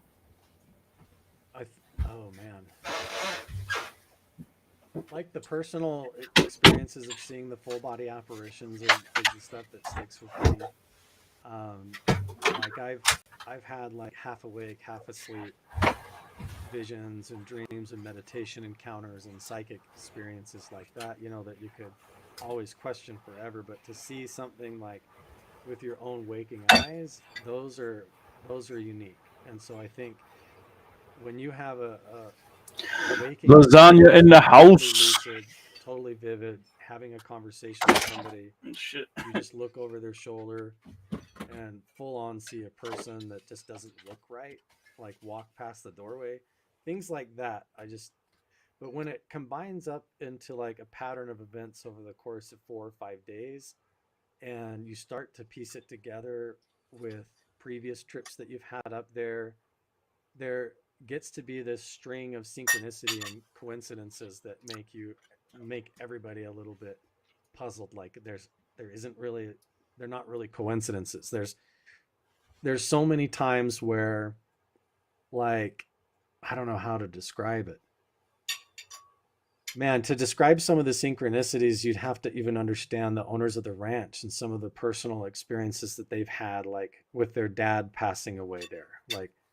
Like Jeff, the owner of the ranch, his dad lived down in one of the lower hotel rooms during the last several years of his life. And, you know, there's things about him. He used to like jump scaring people. He liked pranks. He liked to run up behind people and scare them. And then he was always smoking these really old, bad cigarettes and stuff that everybody complained stunk really bad. and all this stuff. And so you'll like find like a weird cigarette laying around, or like a pack of cigarettes that doesn't make sense. Or like woke up in the morning, I've been the last one out of the building and gone over to the dining room in the saloon, and there's like, I'm not even joking, nobody's been in there, and there's already a pot of coffee made, but it's cold, and it's like there's only an inch left of coffee. And like in the movie The Shining, when he walks in from the hallway and he goes into the big dining hall, and there's like hundreds of people in there, but they're not really. There's weird stuff like that at Mount Wilson, where you go in there and there's a pot of coffee, but nobody's made coffee, and all the doors are open, but no one's been in there. And then you walk around the corner, it smells like bad tobacco, and you're like, what is going on here? And then somebody had a dream. My son had a dream that he was over there talking to someone that looked like Jeff, and they were smoking a cigarette. So there's like all these weird things that just line up over time that make it very strange. We have about 6 minutes to go before we got to go to break. At the top of the hour, Carl Crusher, YouTube sensation, is here tonight on Spaced Out Radio.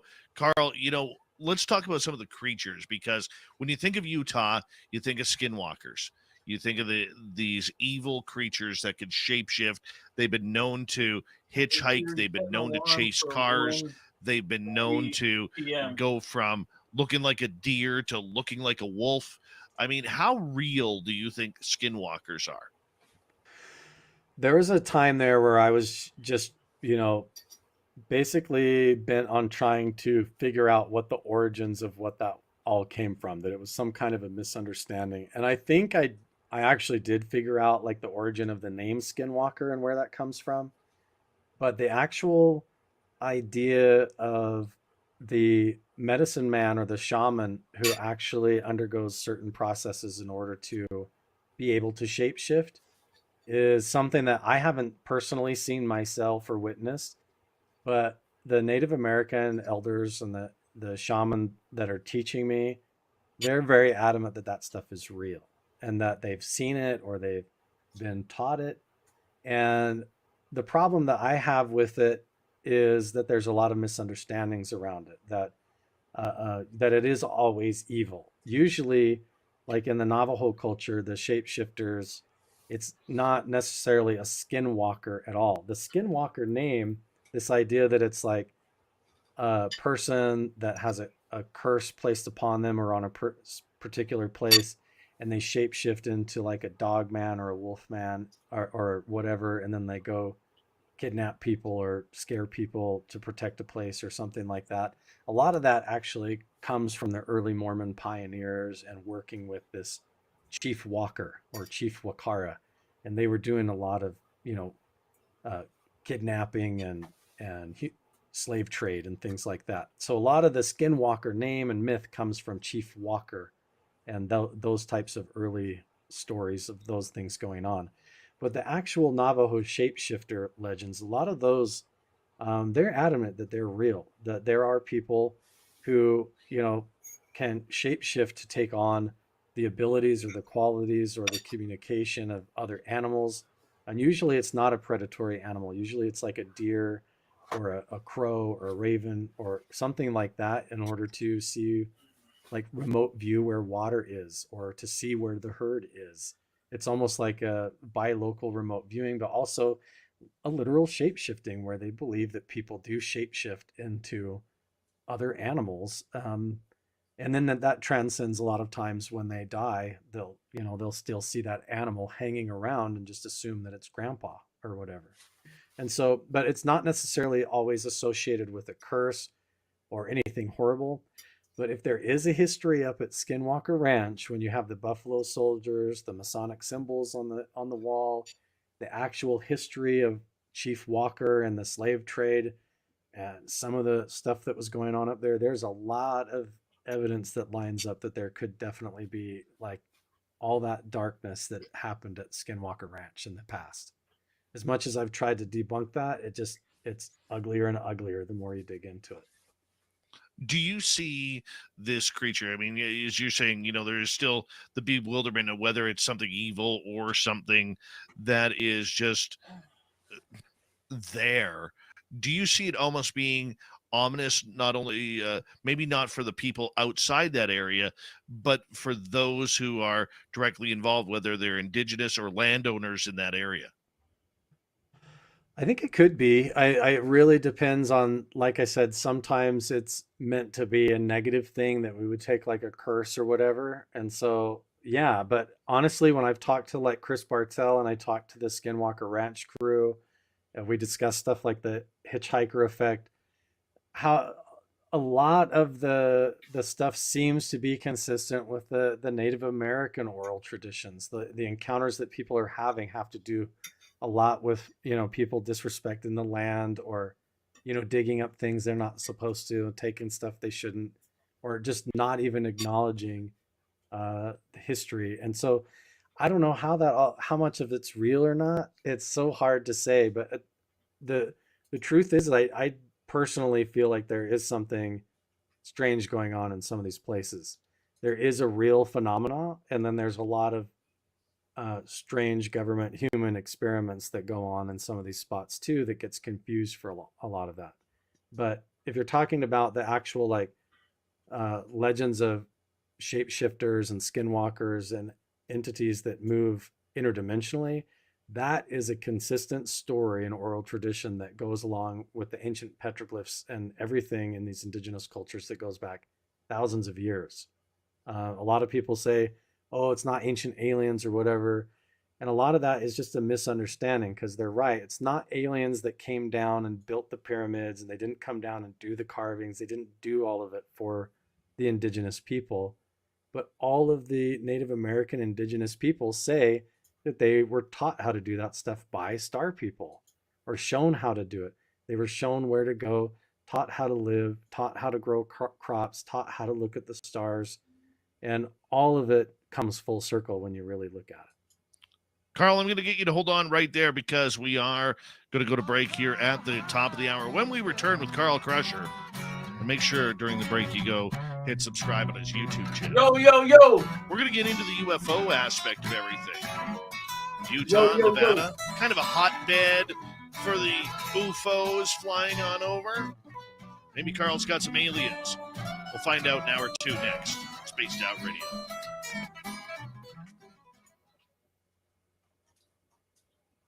Dude, you're such a beautiful speaker, man. I could just listen to you long. Oh, thanks, dude. I It's appreciate just that. alarm, bro. You have an awesome show, man. Your intro and everything, your set, Take an all alarm that. for I said 1 I p.m. love the backdrop that you've got with the gnome and the There we Bigfoot head. You kind of have That the same actually, thing. these here were actually carved by one of my listeners, Michael Leger. Yo, Really? Chad Smith, my brother. That's freaking cool. He just sent me this That's so a cool. few weeks ago. Isn't that beautiful? That is way cool. I was just sitting down, chilling, eating Yeah. some lasagna. I was forewarned not to take this into the forest. Yeah. If you do, put it on your back, right? So they think that you're looking both ways. A couple years ago, he sent me, this is all one piece. This is me as a gnome. Oh, He's got nice. SOR here and holding the microphone, and this is just Chad Smith podcast. It's beautiful. That's so cool. Chad Smith. Yeah, I it's am incredible. Chad Smith. Have you ever gone as a garden gnome for Halloween yet? No, I saved that for my business partner, the Oompa Loompa. Right. One of my those Hey, are some Chad of my Smith's most prized making possessions. burgers. And Holy then shit, dude. my good friend, Holy one of our fuck, Trailer listeners, Park Boys. called in Australia, who's a guitar nut. He actually sent me one of these. I forget what You it's say made holy out fuck of. but it's boys, but then I'm like, beautiful holy guitar. fuck Trailer Park Boys, because I was just thinking of Trailer Park Boys. That's really cool. Yeah. All right. Hey, random guy. How you doing, buddy? Burgers, woo! Good old random guy. We'll bring him up to that haunted area in Nevada. Yeah. Fuck yeah, man. I made a beef lasagna. It's good. It's I'm almost going to like take a a burger. quick break. Go. It's like a right noodle out. I'm just burger. going to put you in the green room, and I'll be right back. Okay. Cool. Okay, be right back, guys.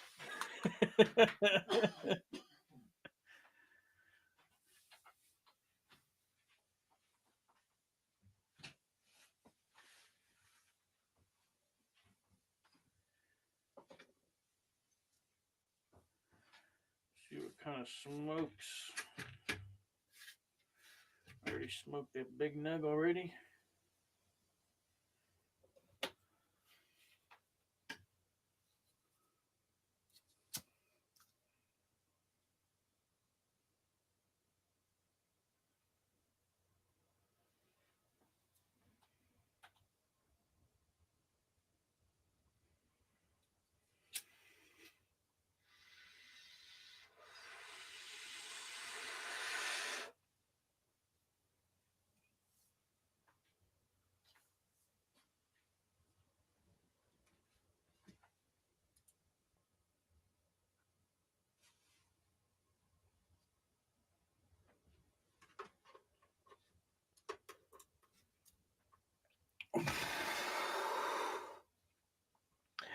I'm Chad Smith. Woo!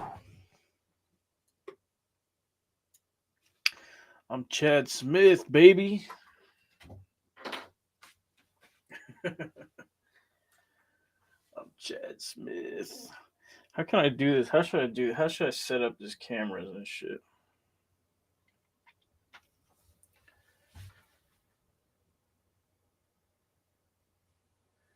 Seems legit. Seems legit.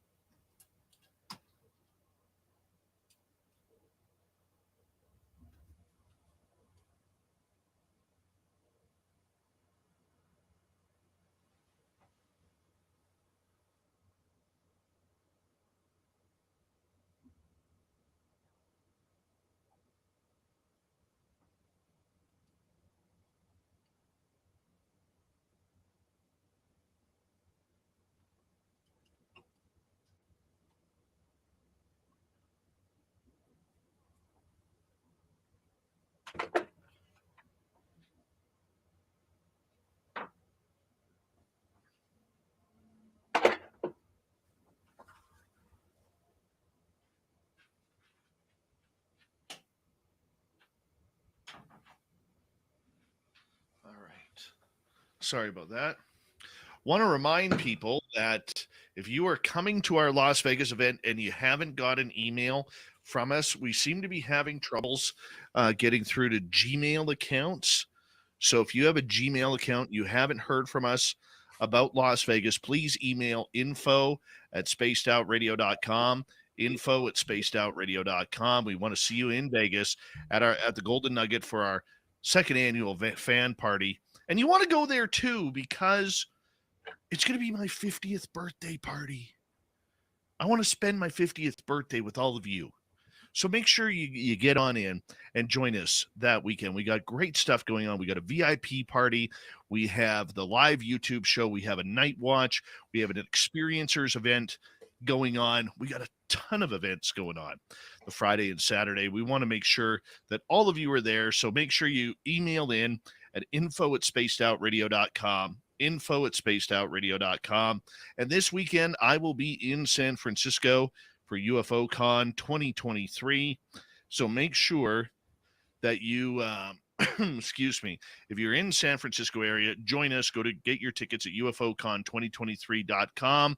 I'm going to be there Friday, Saturday, Sunday, and I am flying home Monday, so I'll be back on the air Tuesday. Thank you to our super chatters tonight. Here's hour 2.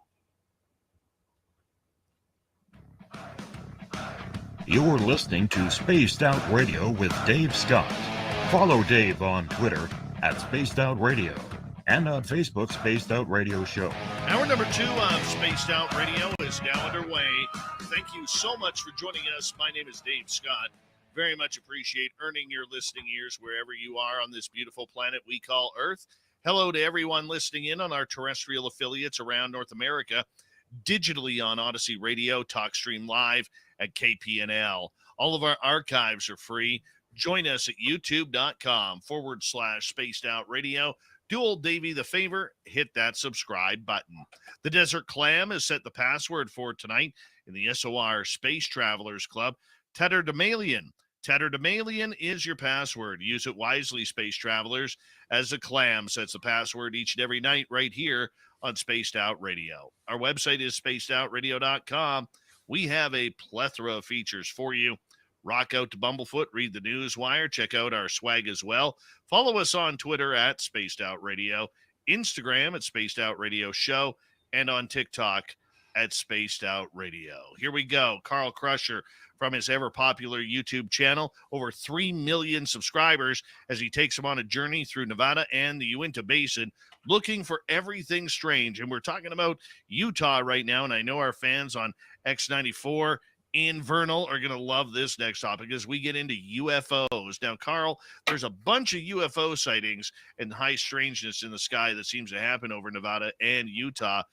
How much have you dedicated towards looking for what is coming from the stars? A lot, actually. I'm really fascinated with similar methods to like what Stephen Greer sort of broke the ice on, which is these methods of meditation and consciousness in order to try and sort of go fishing for the phenomena in that sense. And I think I'm really interested in that because it falls in line with a lot of the ancient methods in Hinduism and Buddhism and other ones that go back thousands of years that seem to correlate with interactions with what are claimed to be deities or people that come from the sky, and also with a lot of philosophers and scientists and all sorts of people that are interested in this issue believe that if there are advanced species out there, whether they're in our universe or they're more like ultra-terrestrials or other dimensional entities or time travel entities of some kind, that it's more likely that they would have means or technology or will have evolved in order to communicate through telepathy, and it's less likely that they would be reliant upon filling bags of air in their chest and then flapping meat together in order to make sound in order to communicate. So this idea that it's through telepathy falls in line more with the concept of quantum entanglement and this idea of like what the Nobel Prize was just given out for, this idea that our reality is a non-local universe, meaning everything that we perceive as happening right here and now is universally tied into everything else, even at the most vast distances imaginable. So the idea that we're sitting here and we can, like you said, do a kind of a group meditation and try to contact the phenomena or make telepathic communication, or maybe revisit some of these ancient methods that were used in Buddhism and that seem to correlate, like with the drumming or the frequencies or different color patterns and stuff. And so we're experimenting with a lot of that and curious about it. I actually have my own method of meditation that I've developed, my own kind of contact protocol that has a lot of like actual Buddhist chanting and meditation and mindset, and then but it also combines very specific types of binaural frequencies so that it uses audio science to where you're harmonizing the right hemisphere of the brain with the left hemisphere of the brain, getting all aspects of the brain in harmony and synchronicity while you're meditating. And then if you do that with a particular focus in order to make contact with a group, and you focus it up in the sky at the stars, sometimes you see interesting things. There's lights that appear and things that move around and stuff that seems to move around and interact with you, like almost like it is reading your thoughts. And I've experienced it myself a couple of times, going out and developing the system for myself and just to understand what works with Stephen Greer's CE5 method and what doesn't, and what I read in the Gateway experience from the Monroe Institute. There's different levels within that program as well, and when you get to basically level 21, a lot of people have encounters with alien grays at level 21.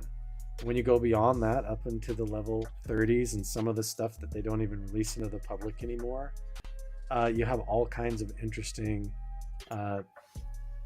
very prototypical types of encounters with what would be classified as entities. And they're not physically like showing up in your bedroom like another person standing there, but it's like recurring dreams, vivid meditation encounters and experiences. Anybody who's really taken like transcendental meditation or done the gateway process or really gotten into remote viewing knows exactly what I'm talking about. But yeah, most of the encounters are in that realm. So I'm really fascinated with it in that aspect. I'm less convinced that they're metal spaceships that come from another planet. I think most of that stuff is actually government decoys in our technology. Well, we know there's a lot of that government decoy in our technology coming out. I mean, even on the drive today, there was a big story about how there's this new SR-72 that's apparently flying around, and people got curious after the latest Top Gun Maverick movie and Tom Cruise, looking at hypersonic speed in that, fake skunkworks aircraft. And now all of a sudden it's coming out that maybe there is something to acknowledge that is flying around at hypersonic speed around. And I found that totally hilarious because our own random guy, has been hinting about that on our show for the last couple of months. But, we can't put 2 + 2 together to equal 4. But nonetheless, the idea that, there could be craft coming in from alternate worlds, dimensions, time travel, whatever it may be. Have you ever seen or closely encountered anything that you would find suspicious? Everything that I've seen and experienced has been almost like a ball of unusual plasma, or almost like a ball of light turning on and off, almost like a plasma torch, like boom, turning on and off, so bright that you have to almost close your eyes and look away. But I've also seen other, what you would call like an orb or a sphere of light that seems like a strange size that floats along or moves without any sound. Now, on the other side of that, I also have to wonder too, because there's the experimental craft, there's the secret government aircraft that they're building that are actually made of metal or different material and have flight characteristics. But the directed energy systems aspect is also very fascinating to me. The idea that they have like microwave or directed energy or laser technology that they can use from even a satellite. Imagine if they didn't even need a UFO, but they could use a satellite signal that they just beam down onto a group of people, and it affects your brain waves and consciousness to where they can actually input certain frequencies and sounds and signals to where the whole group, even though there's maybe a different variety of stories, but mostly sees the same thing and thinks that they've seen a UFO, but nothing actually happened. And there's even been interviews with like Colonel Alexander and other people like that have been involved in some of these programs and are even around Skinwalker Ranch that have talked about that, how they've even experimented with energy systems and with laser systems in order to see if they can implant false experiences into people's minds. So I'm also very skeptical about that too. So even when I see something that's not a metallic craft, which I've never seen a metal craft that I would call a flying saucer. I've never seen anything that looks like a big, what are they? The TR-21, the big triangle or whatever. I can't remember what they call it. TR-3Bs. TR-3Bs, that's it. Yeah, I haven't seen anything like that. Everything that I have experienced has been like a very strange ball of light or an orb of light that has moved around in a strange supernatural way, followed by other things like that has puzzled me. I've seen stealth bombers and stuff and weird things flying over Area 51, but I could tell immediately those were all man-made. What's the weirdest creature that you've chased down? Probably the whole idea of this, the shapeshifter skinwalker type entity, this whole, the hitchhiker phenomena. Now, if you peel it back and you say, let's just set the Navajo myth and the whole Navajo oral tradition about there being a curse that has to do with Native Americans, even if it's just like a supernatural poltergeist type thing where when you go to Skinwalker Ranch, stuff can attach to you. I mean, I've had some weird stuff where I've gone to some of these locations, and then when I came home, it was like when I walked in the bedroom, the smoke alarms in the bedroom all start going off, and then I go in the kitchen and the microwave goes off, or the smoke alarm in there starts going off. I've gone in the grocery store and like the cash registers all start spitting out the receipt roll onto the ground, and it's almost like there's this weird energy following you around that affects all your electrical devices. I'm kind of surprised, even like when we talk about it on this show, that we haven't had weird glitches happen on the show. Because sometimes even when I start even talking about how things like this has happened in my house, or like I felt like things have followed me home, stuff will happen even when you talk about it.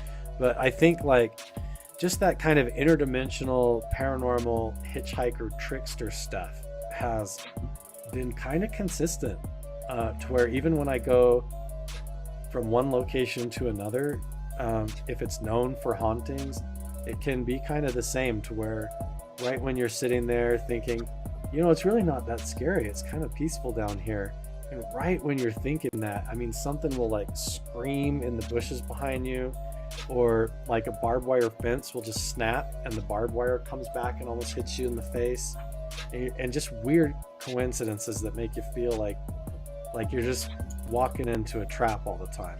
Some of that just affects, when you go into those environments where there's a strong Schumann resonance, it can put you in a state of like fight or flight, where you got to watch it, or you can start to just get amped up to where every little twig snap and you're like, oh my gosh, there's a ghost, so you got to always check yourself and be aware of that.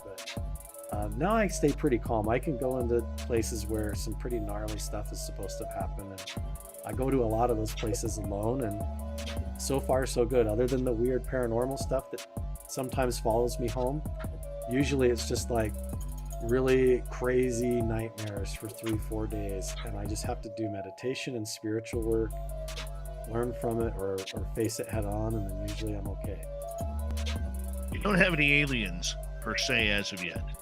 There's been 3 alien entities that supposedly have appeared at Mount Wilson Ranch to people there and to the former caretaker that lived there. There was a tall figure with 2 short figures.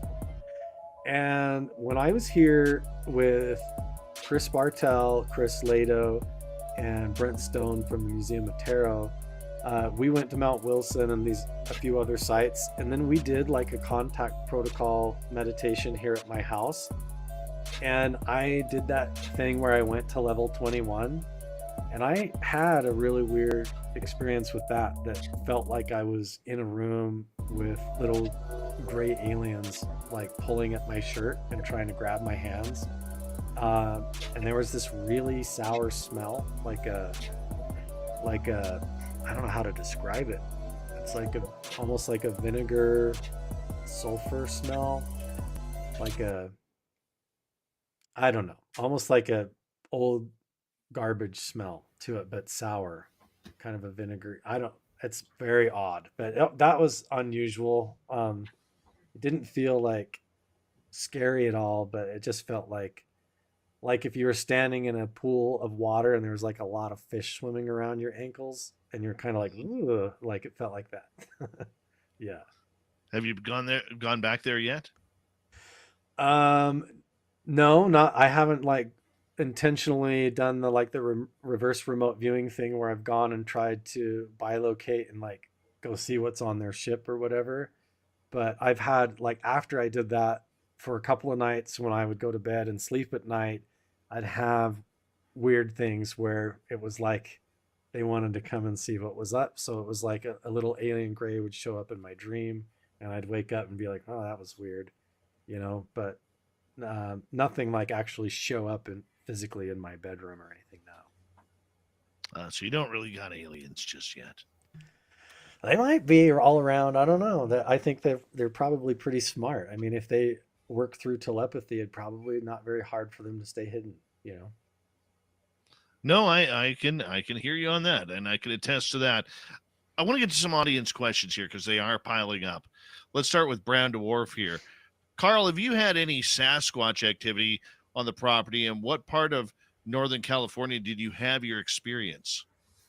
Yeah, so I was for Northern California, I was in the Sierra Nevadas. So for those of you that have heard of the Justin Smea story, that was the incident where he was up like with a friend and they were in their truck. They went up this dirt road up by Sierraville in the Northern California. And they went up there and had an encounter where they pulled up in their truck at the end of this road and they saw he said that he didn't even register it as a Bigfoot. It just looked like this big boogeyman is what he said. It just looked like this creature that didn't look right, like a person, but it was like the boogeyman all covered with hair. He said, I don't know. It just, to him, it was just a monster. And it was like waving his arms and coming towards him. And he panicked. And as it was walking towards him, so he just pulled up his gun and shot it, you know. And this thing turned and he said it hit it right in the side. And then it dropped down on all fours and ran into this big thing of bushes. And then these two younger ones suddenly popped up, little ones. And then they started running around like in a panic, like that was their dad that just got shot or something, and came up to them. Anyway, there's a whole story there. But my encounter was up at the exact location, like 2 years to the day from the actual shooting. And we were up there basically just to film a documentary kind of showing what happened and maybe being on site so that he could tell the event. And then we had this whole thing where we surprised him and did a lie detector test on the guy and everything. And so that was that encounter. So we were up there on the very first night up there. We just got up, set up our tents to camp out, put up a campfire. And basically we all just were like, okay, tomorrow we'll scout the place out, figure out what shots we're going to get. And then we'll go down to the kill site and whatever, and we'll film those shots. And then a few of us walked down to that area and looked around. We're like, oh, so it happened over here and there. And we were dumb and we were messing around. So we started tree knocking and going whoop and stuff, you know, because we were just up camp and like, hey, we're going to see a Bigfoot, you know. But then that night it wasn't so funny. We got everybody got super scared with this thing that came up through the trees on us. And to me, it was about 9 feet tall. All I saw was this black silhouette with the shoulder and the heads. But the trees, when it came up, were like, and there's pine cones falling down. And I mean, limbs snapping. And it was so loud. And then all of a sudden, just this huge figure standing in the trees, just staring at us. But yeah, the next day, there was footprints that went all the way around our camp. Like it circled around us. And then it went back through the trees and jumped in these bushes, and we tried to chase after it. And then this ball of light came up out of the bushes and floated over top of us and went over the hill. And I had like PTSD for like a year. half of the crew woke up and got in their cars, freaked out, and they like went home. They did not even stay. And the rest of us stayed up there, poured plaster casts. We kept filming the videos and we stayed 2 more nights. It was wild. But I came back from that trip and I did not go camping again for like 3 years because it weirded me out. Yeah. I felt like I was hunted. Like when I went down the dirt road and I got back in those dark trees, I've never been that scared in my life. That was terrifying. Yeah. See, that's why I'm looking to invest in a trailer this year, because I really don't want to go to my new spot in a tent. Yeah. Like a tent just seems so, how can I put it? Easy to break down. rip apart. There was this sense of fear, Dave, that I had, this realization when I saw this thing, that I thought, even if I lock myself in the car, this thing can open the door. Mm-hmm. Or it could just grab a rock and go and break the window, or just whatever. Like I just felt like there was nothing I could do. Even if I like picked up a stick and had a spear, it could just grab it and take it away. Like, it was so terrifying. I was like, I've never felt like that. But yeah. It's a cool feeling, though. It was later on. Now it's cool. At the time, not so much. I can tell you, I had that exact same feeling when I had the UFO land and communicate with me. Wow. And that's coming up on April 10th is a 10-year anniversary of that. Yeah. I mean, that's cool. No, pardon me, 9-year anniversary. 9 years. I apologize. 9-year anniversary of that. Have you told that story on the show a lot? Oh, yeah. Yeah. Oh, yeah. That 5 days to going from that UFO on the ground, and then 5 days later walking into a forest with somebody I don't even know, and she's like, we're going to see something. And I knew we were going to see something. And then walking into this forest and seeing an extraterrestrial stand.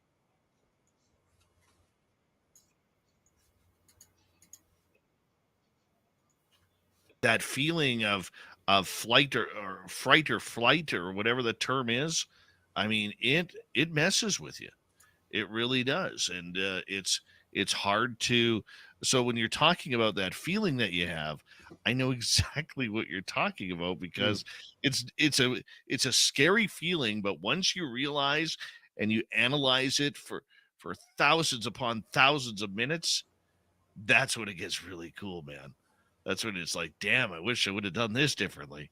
Yeah, that was me with the Bigfoot thing. It's the whole time I had a flashlight in my hand. I could have hit the button and seen like head on what the thing looked like. And I stood there and I thought, what penetrated through my logic was, if I turn this light on, that thing is going to kill us. And so I just stood there frozen. I didn't even dare, man. I didn't even dare. I'm going to have to ask you after the show about your alien encounter, what that thing looks like. Yeah. Sure. No problem. We're going to go to break here at the bottom of the hour. We have Carl Crusher from his ever popular YouTube channel by the same name, talking UFOs, high strangeness in Utah and in Nevada. We're going to continue with audience questions when we return for the second half of Spaced Out Radio, which happens right after this.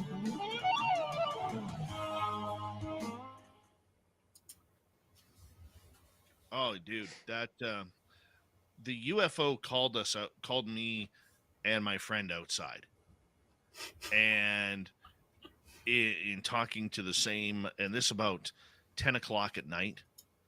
And you get that, like the telepathy thing, like just there's like a boom, like an instant information input, right? Yeah. Oh, dude, it's like this place that we're investigating now, where we saw the Sasquatch last October. In that area, we have had white orbs flashing through the trees. Like, people need to understand, I live in the middle of nowhere. Okay, there's 1,100 people in my community. And when you go out into the forest, you are in, and you like where we are investigating is about 15 miles out of town. And when you're out in the forest there is nobody there. Nobody in those woods. And in a span of about 6 weeks, we had white orbs, like fairy-like orbs, flashing in the trees all around us. We had UFOs the next week, where the one knew that I was going to take a picture of it. And the minute I started to pull my phone out of my pocket, the bottom two lights disappeared. Okay, and then the top one to make the triangle faded out. Went back there the following week, and the minute we turned up that logging road, there was, all of us got hit with something. I was driving and I was personally seeing pareidolia of alien gray heads in trees and bushes on the side. And I'd have to, I got my high beams on and I'm looking and I'm like, really, is that what it is? And then you pass it and there's nothing there. It's just the shape of the leaves or the branches, right? And that must have happened about 8 times, 10 times on the way up. And I had my son in my truck and I didn't even let him out of the vehicle. We were only there. Usually we were there 2 to 4 hours. We were there 40 minutes. I didn't even stop my vehicle. I kept my son in the back and I kept my driver's door open. There was something evil that was scary. Like my buddy Mark actually got a telepathic message. Do not bring your gun out or something bad is going to happen to you guys. And he kept his gun in the truck.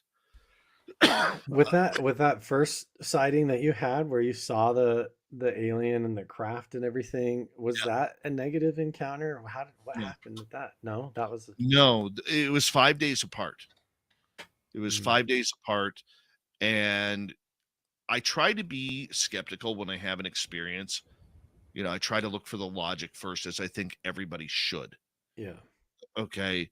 And this UFO would turn its lights on and off for me. Did it 3 times. And then it disappeared for good. No sound, no nothing. It was white light, the brightest white light I've ever seen, emanating from the ground, and in the middle of the ground, standing vertical, was this giant blue cylinder. And it's funny. Do you remember that UFO video out of Hawaii about 1.5 years ago, 2 years ago, where people said they saw that blue light go straight into the ocean? Yeah. That was the first time I saw that same blue in 8 years. Wow. Yeah. And that's how I knew it was real, because of that blue. I've never seen that blue since. Huh. And I'm only 150 yards away from this thing. Right? Interesting. Yeah. And 5 days later, I meet this young lady named Samantha Mowat, who's a lifelong ET contactee. We walk into this forest, or first off, I was showing her, it's in the middle of the afternoon on April 15th, and I'm showing her the area where the craft was and where we were standing and where I saw the blue cylinder. And she goes, you want to go in the forest in behind the houses? Because we're on a mountain. And I said, sure. She goes, we're going to see something. So we walked in about 100 yards, and she jumps up on this tree stump. She looks north, and she goes, Dave, I don't want you to be afraid, but I want you to look that way, points north, and tell me what you see. And about 200 feet in front of us, I'm staring at a 10 to 12 foot extraterrestrial. And 10 to 12 feet? Wow. Yeah. I saw the head. I saw the body. Did not see arms, did not see legs. And apparently there was another one there. We only got 10 seconds. And the other one asked us to walk over and say hello. And I chickened out. And I had her stay with me. Yeah. Here we go. Here we go.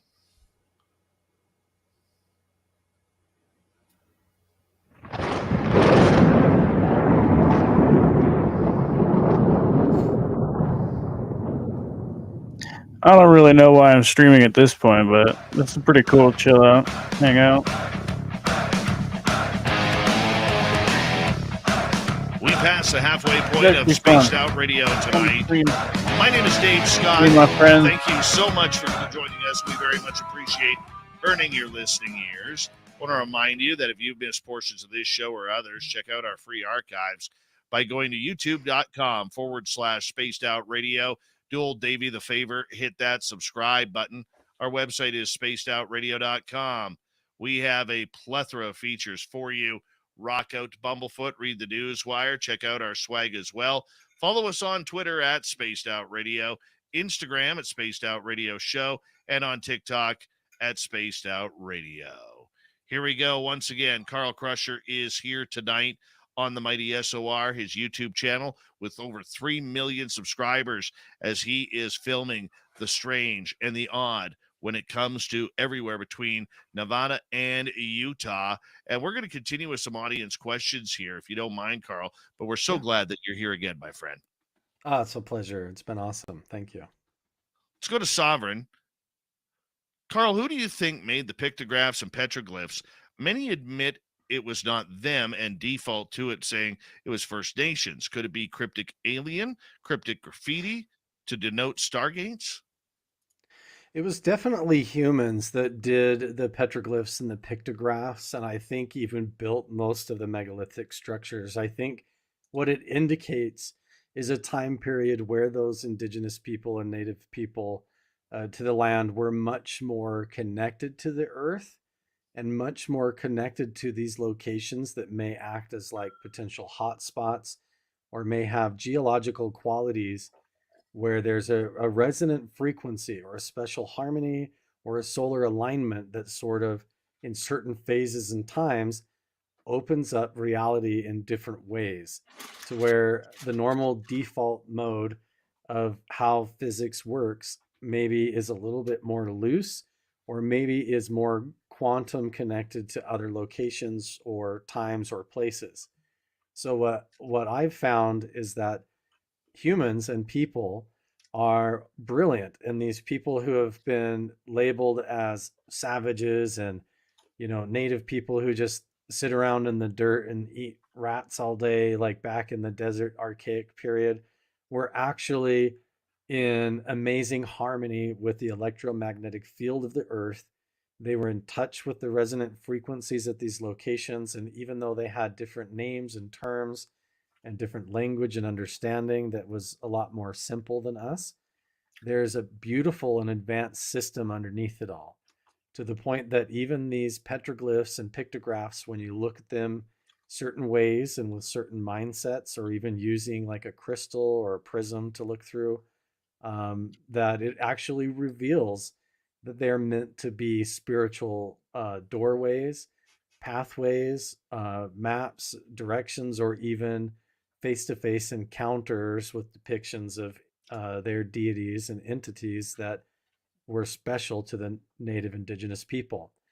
Now, who exactly, what time period and what culture, they're all overlapping. So when I go to certain petroglyph canyons and panels, there will be carvings and paintings and figures there that could go clear back to Paleo Indian days, which means clear back to the time of the woolly mammoth and saber-toothed tigers, like before accepted written history, all the way up through layers and layers of culture to where you have the Fremont people did a lot of the ones in Utah. So a lot of the ones that get called ancient alien figures or ant figures, those were done by the Fremont people in that time. And that's just a specific time period of the indigenous people living at the time. But what's interesting is over hundreds and hundreds of miles, and even clear across the continent, and even all the way down into Mexico and beyond, a lot of these symbols line up and are the same. And that same holographic system of seeing them seems to be there, which to me is indicative that when you go to these places where there's just like a doorway carved there that doesn't go anywhere, or these big patterns that are supposed to be portals or contact with other entities, that those were meant to be accessed through telepathy and meditation and through spiritual means by matching your frequency and mindset and intention to what those places represent. And then you go through those doorways essentially on the astral plane and come out other places, sometimes on this earth and sometimes elsewhere. And that system is a whole other show that we could get into, but it's a big one. No, that's absolutely cool, man. That is absolutely cool. I got a couple follow-ups from Sovereign, and here's one. Carl, have you seen any portals open up? And if so, how did it behave and what color was it? All of the portals that I would say that I have seen have been ones that I've like encountered when I've been doing specific like gateway meditations or the contact protocol, where I reach a certain point in meditation and in the harmony and with what I'm doing with the process to where I actually open a doorway or imagine a doorway made of of particular type of energy or levels of energy. And some of the meditations that I do are more like visualizations. So they would just be like magic spiraling energy doorways that you pass through. But as far as seeing actual physical dimensional portals, I've only been shown some of those that people think that they filmed on like thermal imaging cameras, where really it's more just like if you were going to see like a mirage in the distance on a hot road in the desert, how you see reality sort of wrinkle as though it's underwater or shimmering or crinkled. I would say what I have seen where I would say is something more like that. It's more like a crinkle in reality where it looks like the light waves have bent and there's a distortion going on, more like that. And it's not necessarily a particular shape.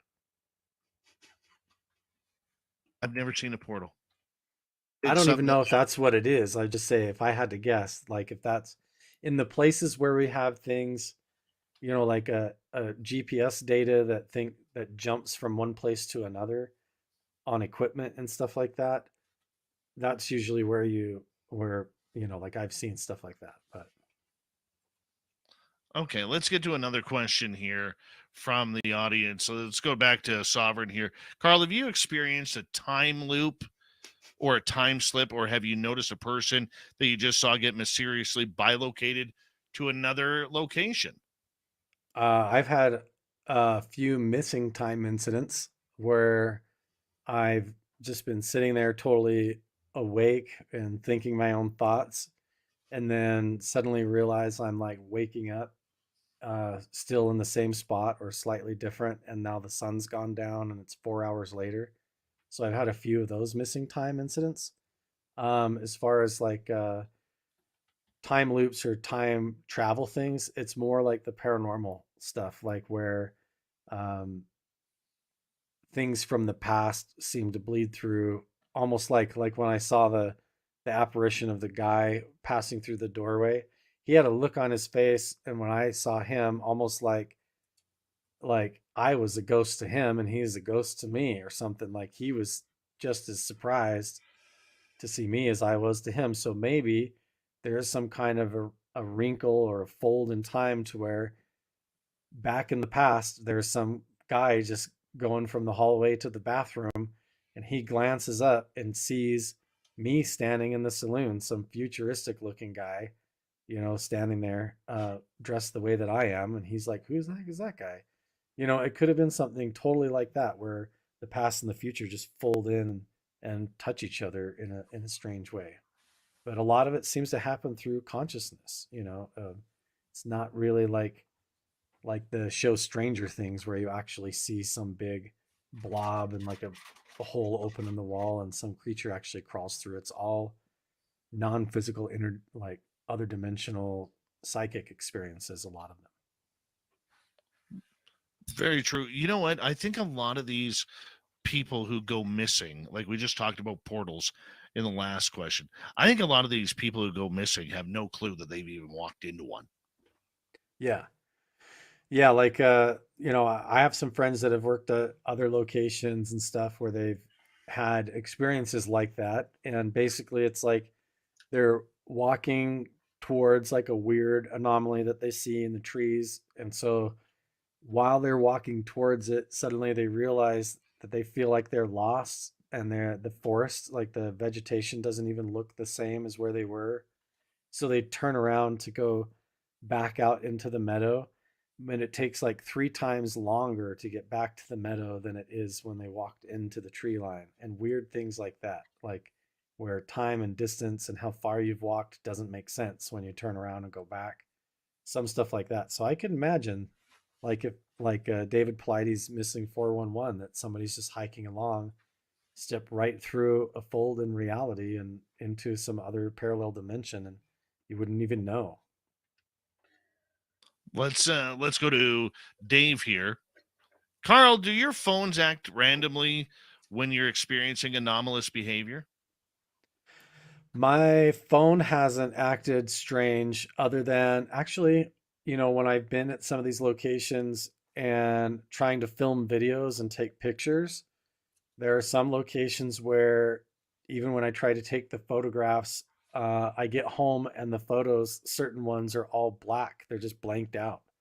Like they didn't record. Like there's a photo there, but the entire image is just completely garbled or glitched out. So a few things like that, but mostly when it comes to equipment, it's like the battery's draining really quick, which I don't know how valid that is or not. But the ones that are really strange is when we get GPS data that, you know, it knows where it's at and it's already recording where it's at, and then suddenly it thinks it's in a completely different part of the world and then comes back again and then fails and crashes. Stuff like that is very interesting to me.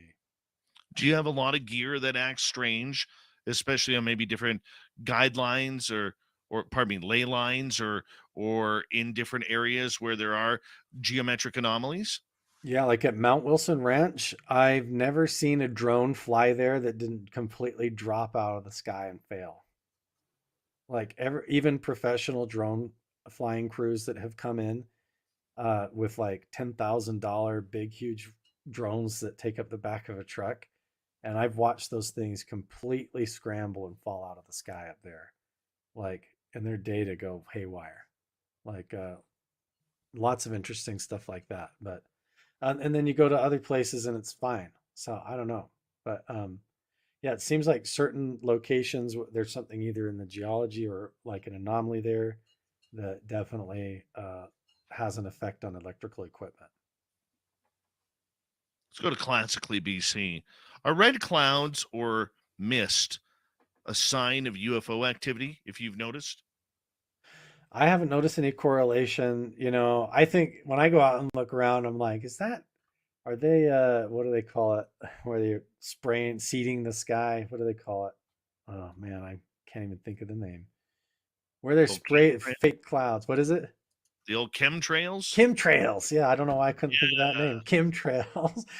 But I don't know. I have seen like clouds that seem like they're shaped weird, and the other clouds are like moving around, but that one doesn't seem to move. And I've heard that before. But again, I have never seen like an actual flying craft, like a flying saucer or anything like that in the sky, to where I could really answer that question fairly for you. Other than all the reports that I've read and other people that I've talked to, I haven't seen one myself. All right, let's go back to Sovereign here for a second. Isn't it a universal law to carry a stick or staff of some kind when trekking through the wilderness? Do you utilize this, Carl? I probably will be now, because recently I sort of like tweaked my back and injured my back. So I'm probably going to be walking with some kind of like a staff. Yes. I'm going to be one of those guys for sure now.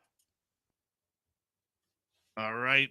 You know what? You can hold it up to the sky, and you know, once you get to that mountain peak, I'm telling you, that's a metal ballad move right there. That's right. Oh, I did want to say something else that just occurred to me, you know, talking about, you know, the different colors of the clouds, would that indicate whether there's a UFO there? I would say what would be more interesting to me would be using, you know, different equipment to see into the different spectrums of reality, like thermal or infrared, other night vision, stuff like that, in order to be able to try and see the UFOs. But also, are they giving off a type of frequency? Are they giving off a pulsing signal? Are they giving off a type of resonance that amplifies their telepathic abilities, or that is something to note? So when you think about it, you know, if they tease anything out in Hollywood, if the CIA ever leaks anything because they can't hold all their secrets or whatever, there is a pattern from like all of this, that connecting with the phenomena has to do with the right sound tones and frequencies and stuff like that. And so you looking that route, I think, is more the way to go than thinking there's going to be particular clouds of a certain color, I think. All right, let's continue on here, and let's go to Dave again. Carl, have you had high radiation spikes that may have harmed investigators at the ranch? radiation is a bit of a funny word because radiation can mean a lot of different things, but as far as like using an actual Geiger counter and getting high signals, we've found a few spots that consistently have a really high EMF, really high like RF, different kinds of radiation signals. Uh, yeah, even borderline that could be harmful.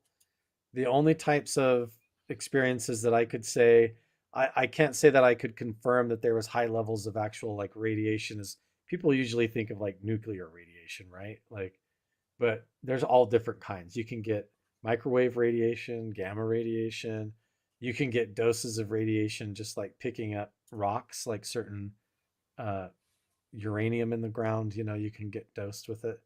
And so, yeah, we've definitely found spots that have higher levels of radiation anomalies. And is that consistent with the infrasound findings and the other stuff? That does seem to be a factor in it as well. There does seem to be high levels of like RF, EMF, and even like a pulsing signal. As far as like radiation damage, I've gotten sick before where I was like throwing up and passing blood and been told, were you dosed with radiation? And I'm just not sure if I was or not. And I've had one friend that had the same thing happen to him. But both of them, when we were like researching at ancient Native American sites and were being stupid and didn't know what we were doing there and then got sick, that kind of thing. All right, let's go to Fiddly Ding Dong, a new listener to our show.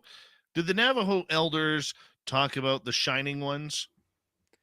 Yeah, they talk about the Shining Ones. There's certain things that I still haven't been led into a lot yet. There's lots of different oral traditions that have to do with the star people, the Shining Ones. Even when I show them certain videos of orbs and stuff, sometimes they're like, no, that's just dust. And other times they're like, oh, that's this. And they just flat out tell me. But there's a lot of different names that white people, they're all in English now. There's a lot of different names for the oral traditions of, yeah, the spiritual beings and entities and their deities that they talk about all the time. Let's go to Roger. Have you found evidence of Egyptian mining in Utah, a la Terry Carter? That's a tough one. Yes, I've seen stuff that I would swear I'm not an Egyptologist, and I'm not even like I wouldn't even say I'm a petroglyph expert, even though I've got a lot of experience with them. But I would say that I've ran into things, like I said, there's layers and layers of culture in some of these spots to where I've seen stuff that even seems like it's carvings of dinosaurs with people alongside dinosaurs. I love you, That's John weird. John.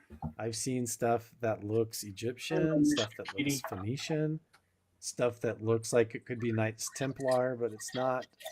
I've seen Spanish You're carvings, Mr. Kitty, aren't you? Masonic Freemason carvings. But yeah, even stuff that looks like it could be Aztec. My little bing bong. Where it gets interesting is, again, we have this accepted culture that these great empires like the Egyptians came from the pyramids to here. And we don't consider that there was people living here that were capable of going there. Or that if they had these systems of telepathy or remote viewing, that they weren't just sitting here and communicating in a way with the people there. So if they were carving stuff that looks Egyptian, that might just have been telepathic communication and sharing of knowledge that was recorded. They may not have actually gone there. Or, the migration story could have been that people from here went there and then came back and carved it. And we could have it all backwards. So I'm not sure if it was Egyptians that came here and hid a bunch of gold, or if it was just a big, beautiful migration story that we've lost touch with. We got 3 minutes, 4 questions. Let's try and get them all in. Eugene Rapid fire then. What was the primary thing learned from your native indigenous teachers? That the meditation system that has to do with consciousness and your intention is actually real. And it is the actual portal and gateway of how you understand and connect with the phenomena, and also how you connect with your own human potential. All right. YJ is asking, have you used crystals at all for your work in any capacity?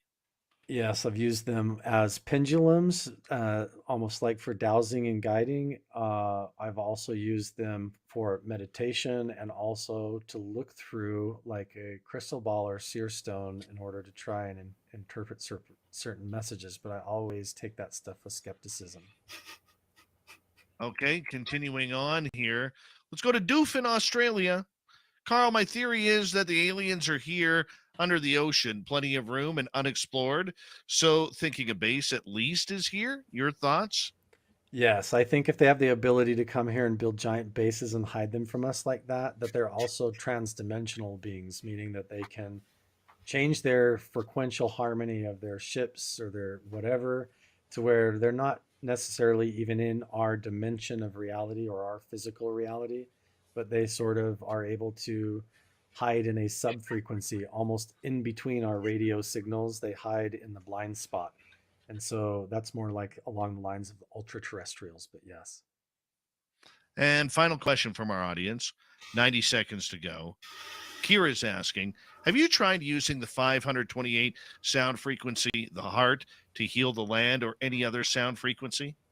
Yes, I do that. I also do different incense and sage. Specifically do cornmeal and tobacco offerings, as well as a little bit of whatever I'm eating. And then I always go in with good intentions. But yeah, frequencies is something I'm still experimenting with and curious about all the different aspects of. Yeah. All right, Carl, do us a favor. 45 seconds. Pump up that awesome YouTube channel that you have. Yeah, just go to Carl the Crusher on YouTube. I also have Carl Vibe where I do like podcast interviews. But on Carl Crusher, I've been exploring everything from Skinwalker Ranch to Mount Wilson Ranch to UFOs to the paranormal phenomena, even to consciousness and the human studies with reality and how it all fits together. So if you're interested in all that, I've got hundreds of hours of documentary content where I've actually gone to those locations and really fascinating interviews to try and help you understand and know where you can get started. And I'm even coming up with workshops in person and through my website for people to learn more. Carl, we always love it that you're here and that you're a great friend of Spaced Out Radio, and you've helped us so much behind the scenes with everything and helping us grow our channel. On behalf of everybody at Spaced Out Radio, thank you so much for your love of what we do and your continued friendship, and we'll see you in Vegas in 2 months. See you in Vegas, friends. All of you guys. That'll be awesome. All right, Carl the Crusher, everybody. Coming up next, we're going to head to the swamp to kick off hour number 3 of Spaced Out Radio. What a great show. Pumping it on up for all of you as we turn up the woo on the mighty SOR, heading into hour number 3 next.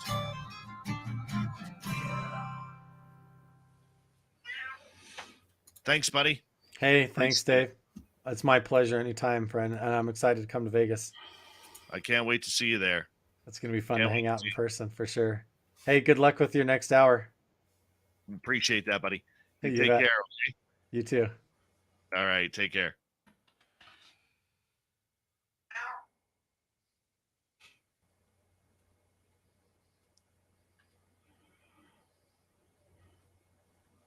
All right. I'm going to take a quick break here, and I'll be right back, guys. Tabongo. Tabongo Commando.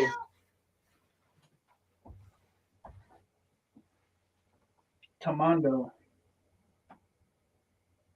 Tapapo. Tapapo de Latando. Tapapo Latando Commando. Tapapo Latando Commando.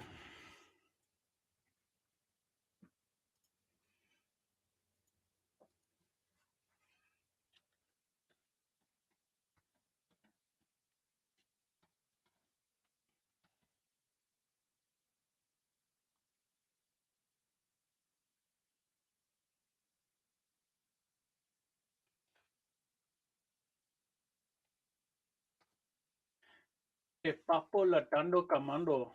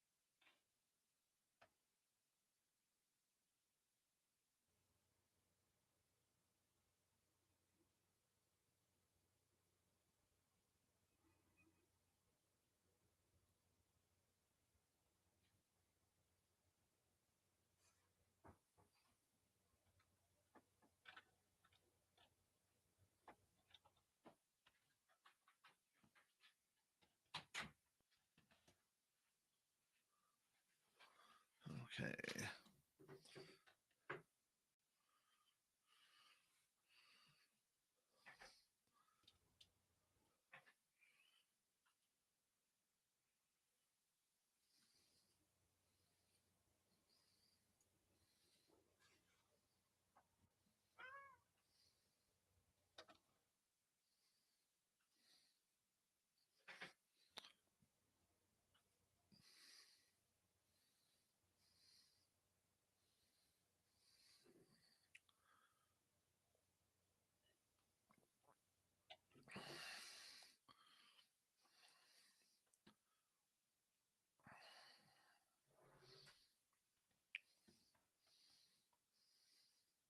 Hey everyone, thank you. Hey JKGN, how you doing? Maggie M10, good to see you. And let's see where else. Who else hopped in here? I know a few people. NSA guy, good to see you. At No BS News. And Kira, thank you so much for that awesome super chat. Very much appreciate it, along with our good friend in Australia, Doof, Neuro, Derek, Thomas, Deb, Sugar, Britches, Louie, Lara, and Jenny. Thank you so much for the love tonight. Let's see. Who else do we have here?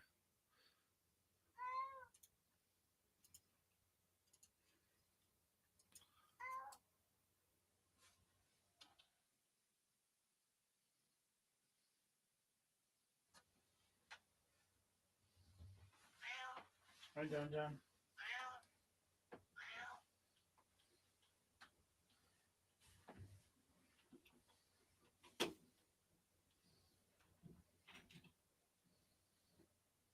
Felipe, how you doing, man? John. Good to see you. You want to go out, John? Everyone who is planning on, and Forrest, thank you so much for that super chat, Forrest Louie. Appreciate it, buddy. Everyone who has signed up to go to Las Vegas with us for our second annual fan party in May 19th through 21st, do us a favor. If you have a Gmail account and you have not heard from us yet, do me a favor and email us back, because we seem to be having some troubles getting through to Gmail accounts right now. And I don't know what that issue is, but we have been sending letters out. We need our VIPs to confirm that you are in for that question or for our fun times. So make sure you you check us on out, and we'd appreciate it. All right, here we go.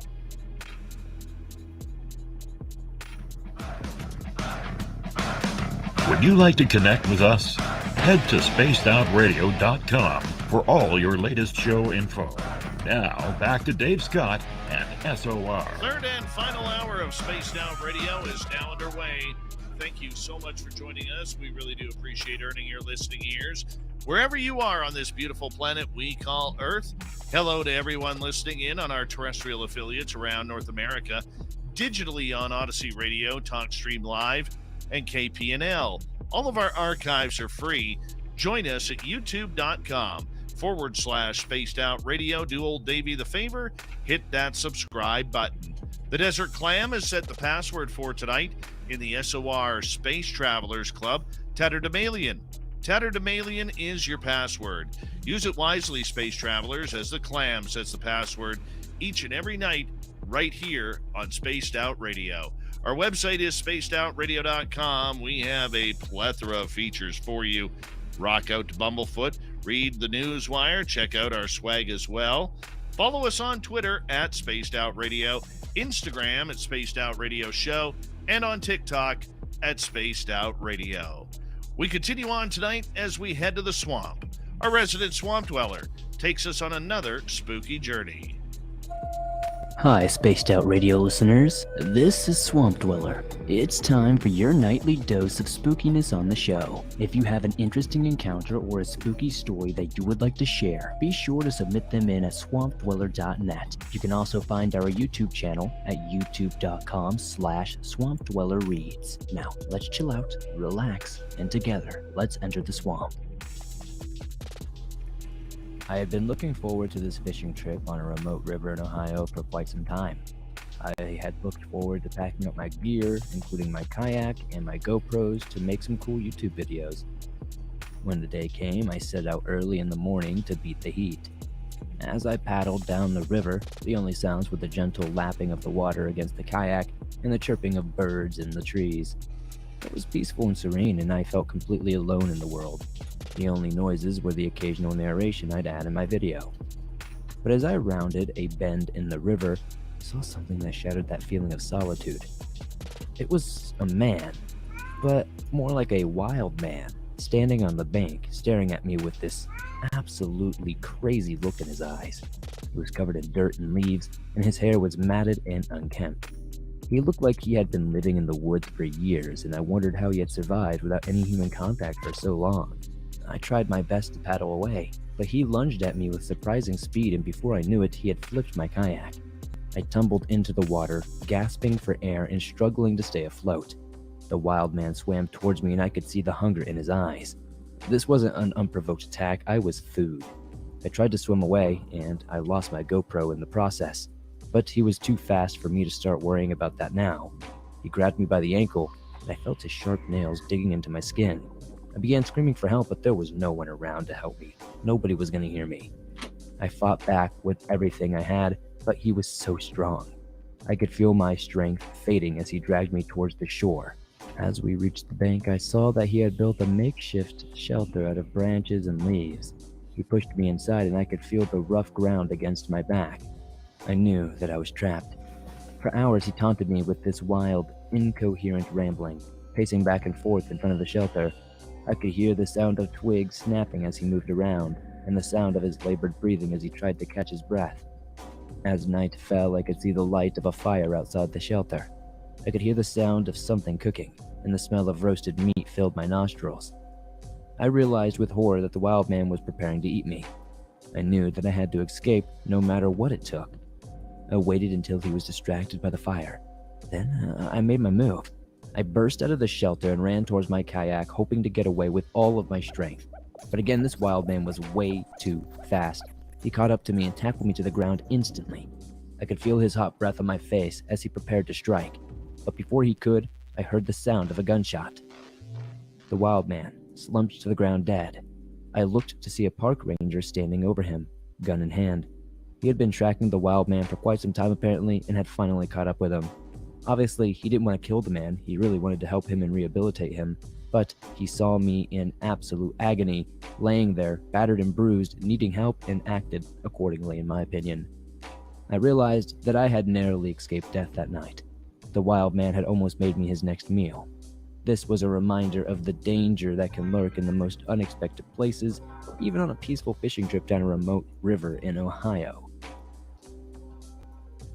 And we thank the Swamp Dweller for coming on in and bringing us another spooky story, as he does on a nightly basis here every Monday through Friday night to kick off hour number 3. And if you want more, all you got to do is go over to his YouTube channel. Go to youtube.com/Swamp Dweller Reads and get your stories, thousands of them, for free. All right. Normally we have the cryptid report at this time, but I'm going to do something different tonight. Yeah, I'm going to do something different because I'm going to be gone later this week to San Francisco for UFO Con, and I'm not going to get to a Dave 101. So what I'm going to do here is I'm going to give a Dave 101 till the bottom of the hour. And then in the final half hour, I want to take your questions on it. I want to get your responses. So if you're in one of our chat rooms, real important that you jump on in and join us for some questions, because we got to make this thing work. Let's do it.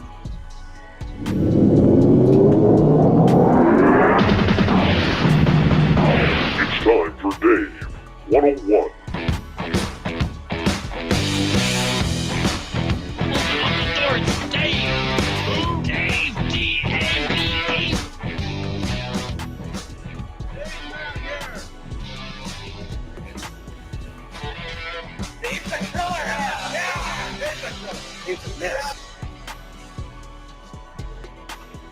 I'm going to start off by saying that I am very disappointed in the way the field of ufology seems to be going the last couple of years, but more recently the last few months.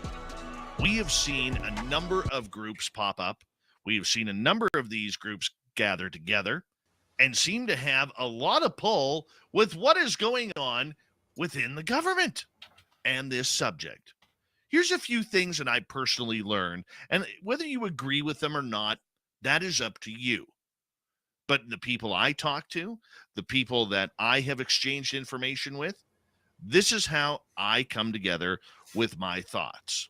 Now, recently, many of you have heard me say that I no longer believe that there is disclosure. I no longer believe it whatsoever. Why? Well, there's just too much political interference around it that really, really makes me wonder what this story is all about. And the more I looked into it, the more I really started pushing this whole UAP term that I was never really comfortable with. Okay, why wasn't I comfortable with it? I guess it always felt, from the time Hillary Clinton mentioned it for the first time on a late night talk show, that it felt government generated. And that just didn't sit well with me, because the government always has to put their stamp on things. We've always prided ourselves on UFO. UFO, UFO, UFO. And then all of a sudden, 2015 comes around, and there's this UAP crap. Here's what I've learned in the last little bit. I really do believe that UAP is a government term for things like drones, air balloons, maybe little spy satellites that are flying in the atmosphere. Whatever it may be, I believe UAP is a man-made term for man-made creations for spying and other intelligence that we use against other countries and that they use against us. That is why I have moved away from that and personally use the term UFO once again. It may not be the best term to describe the phenomena of what is going on, but right now, to me, it's the most accurate. The other thing that is really kind of grinding my gears is, especially over the last few months, we have seen a real push, especially on UFO Twitter, to politicize UFOs and the entire topic. Now, I try to be very apolitical on this show. Number one, I'm not American, So I have zero interest or vested interest on whether you're Republican or a Democrat. I have zero vested interest, even though I would consider myself a hybrid between a conservative and a liberal up here in Canada. I really don't care what anybody's opinion is north of the border, whether you're a New Democrat, whether you are a liberal, or whether you are a conservative. Doesn't matter to me. My job to get the information out is to call it down the middle. Sure, I can have a personal opinion that will never make it on air because that's not my job. My job is not to influence you. My job is to bring you the terms and the facts that I can in order for you to make your own decisions on what you want to believe, on what is right and what is pretty disgusting. And basically, I read a comment yesterday that kind of really bothered me. And what that statement was, basically, that if you aren't a woke Democrat, you have no business being in ufology. Well, first of all, the last time I checked, the little alien gray dudes who have abducted me and many others, they don't care if you're woke. They don't care what you support politically.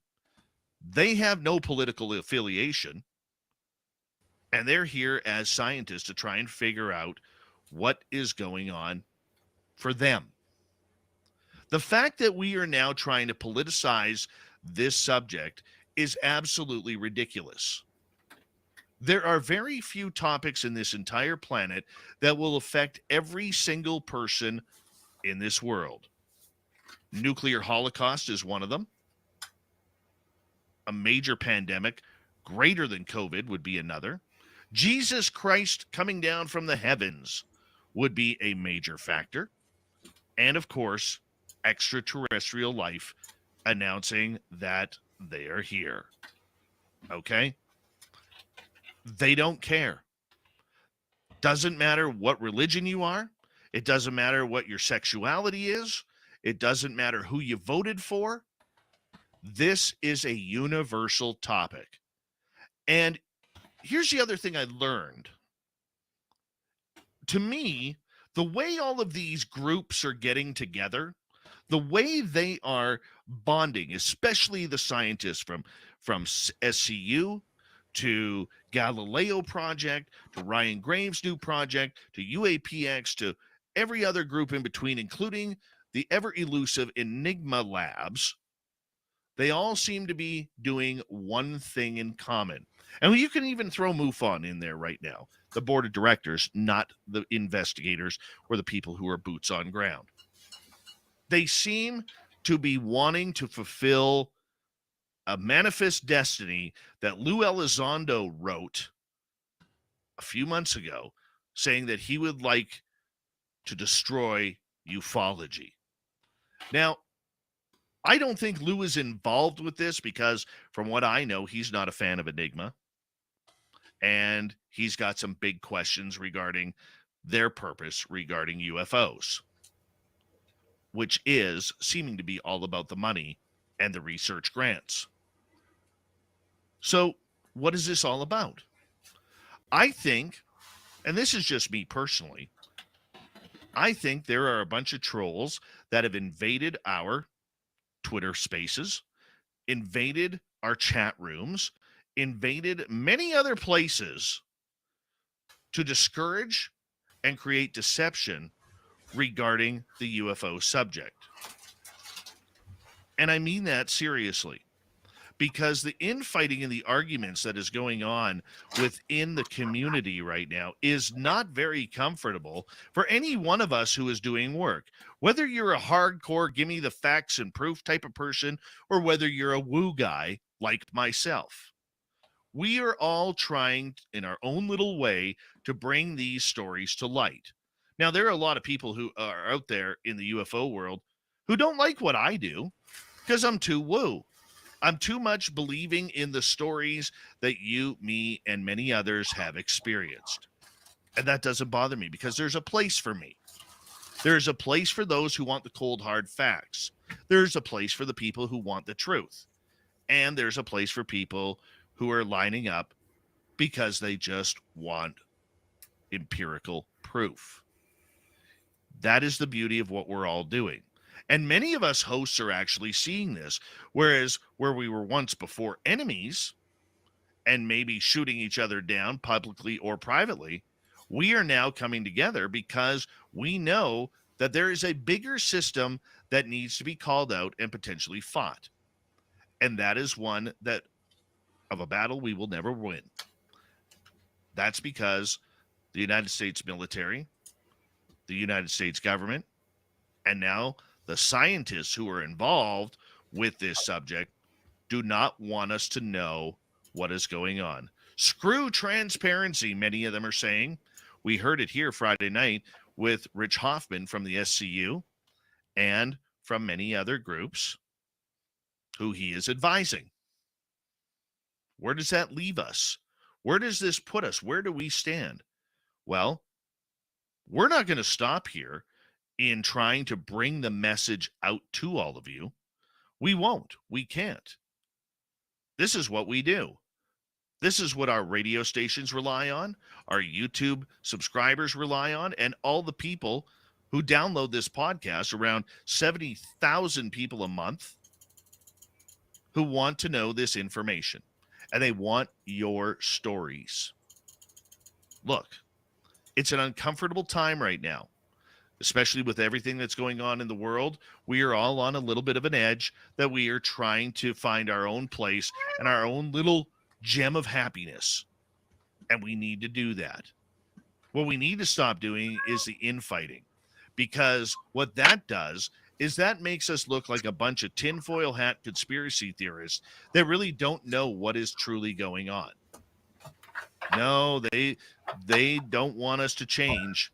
They want this war to continue. They want people to walk away. They want people to get frustrated and to continue to bury themselves with drama rather than trying to get to the facts and putting the pressure where the pressure really needs to be put, and that is on the scientists who have decided that they want to be a part of the government project and those who want to keep the secrets from us.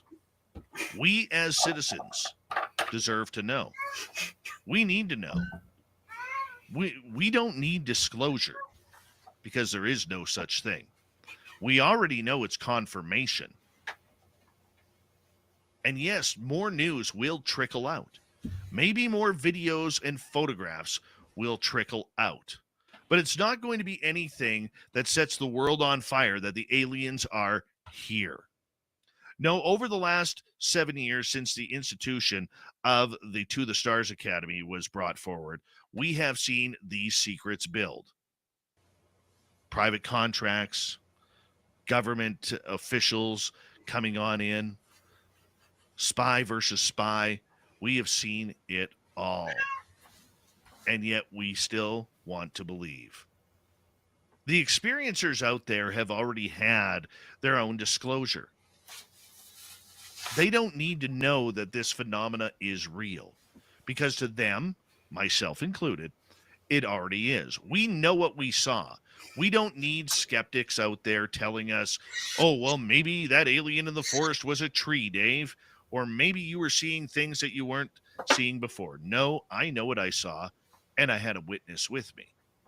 Many people are in the exact same branch as I am. Many aren't.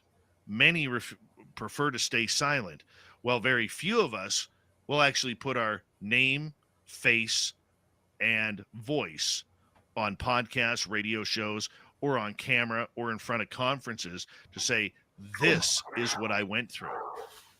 No, we're all going to have our critics, and you know what? I don't expect people to believe me, nor should you. Only you know what you have experienced, much like you will never step in my shoes to know what I've experienced. But the one thing that we all need to do right now is come together as a community to say, Big Brother, you're not going to win this one, because we're going to keep the pressure up. We're going to keep pushing, and we're going to keep asking questions. And if you don't like the questions, we will still put the questions to someone else to try and find the answers. Because the one unifying question that every experiencer has is, why me? Doesn't matter whether it's Bigfoot, aliens, UFOs, missing time, ghosts, whatever it may be. We all want to know, why me? Because when you go through a situation that you cannot explain, you can go and push yourself to the limits, trying to figure out whether you saw what you actually think you saw. What's wrong with believing that? What's wrong with accepting the fact that you know what you saw? Now try and figure it out. The pressure has to come from us. And this is why I have stated publicly, and I'll state again, if you're an experiencer or you see something, right now is the absolute worst time ever in UFO history to actually report your report to any of the groups. Because the minute you do, it's going right into government hands. Is that what you want? Or do you want some honest answers regarding what's happened to you? Find a Facebook group. Find some friends. There are thousands out there around the world who would love to hear your story and share theirs with you. And they have no agenda but to just listen or read and hear your story. That's the best place to find answers. Go back to those old school people who have had your best interests at heart prior to the TTSA. I'm thinking Grant Cameron, Richard Dolan, Linda Moulton Howe, Peter Robbins, and many of that ilk who just want to try and get to the truth. This isn't UFO for dollars, people. It's UFOs for finding answers. That's why we all got to come together, because the government doesn't have your best interest. The scientists don't have your best interest. And the military-industrial complex definitely does not have your best interests. If you want to know what's happening, go to the real UFO researchers. They've got decades of experience to help you out. That is your Dave 101 for this week. Let me know what you think. And in the next half hour, I want your questions. I want to know what you think, and tell me what your questions are. Let's get right to it. I want to know when we return on Spaced Out Radio, and it's a good one. What do you believe? Where is the research? Where is the disclosure? What grinds your gears regarding UFOs? If you're in our chat rooms, put your questions in capital letters for the final half hour, and we will be right back on Spaced Out Radio. I love the audience participation. Bring it on, people. We got lots of show left. Final half hour of Spaced Out Radio is next.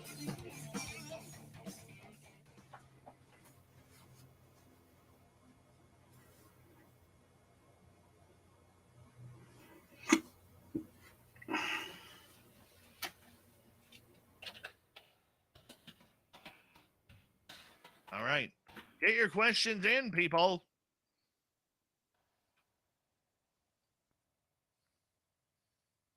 Angela, I got yours.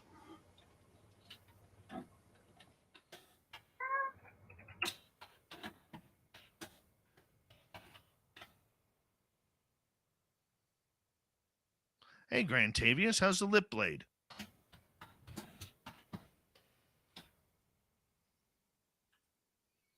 Obi flat, my man.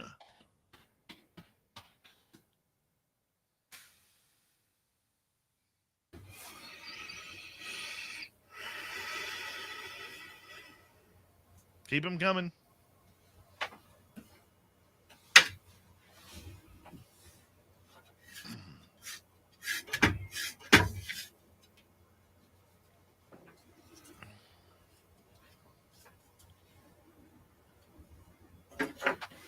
Chairman Meow, yes, I did.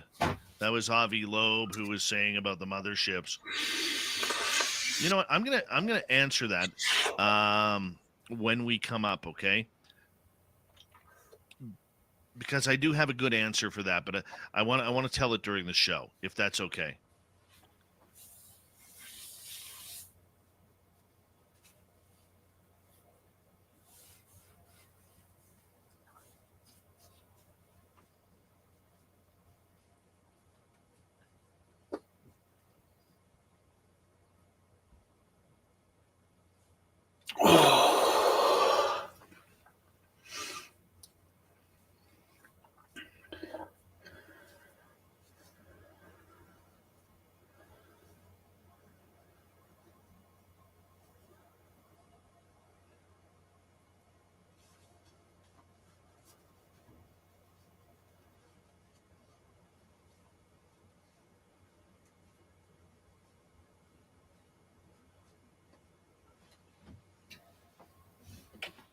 Lots of questions coming up. Perfect, guys.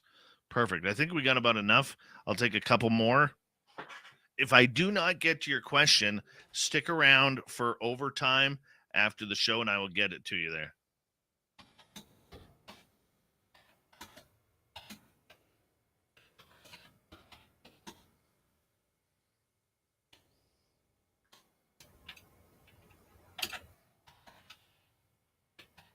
So for those who are new, we do a little section called overtime after we end the radio show. So just stick around on the YouTube channel. We kind of keep going for about another half an hour or so, 40 minutes. So if you have questions and I don't get to them during the regular show, I will get to them in overtime. So don't be afraid if I don't get to your questions just right off the bat. I will eventually get to them.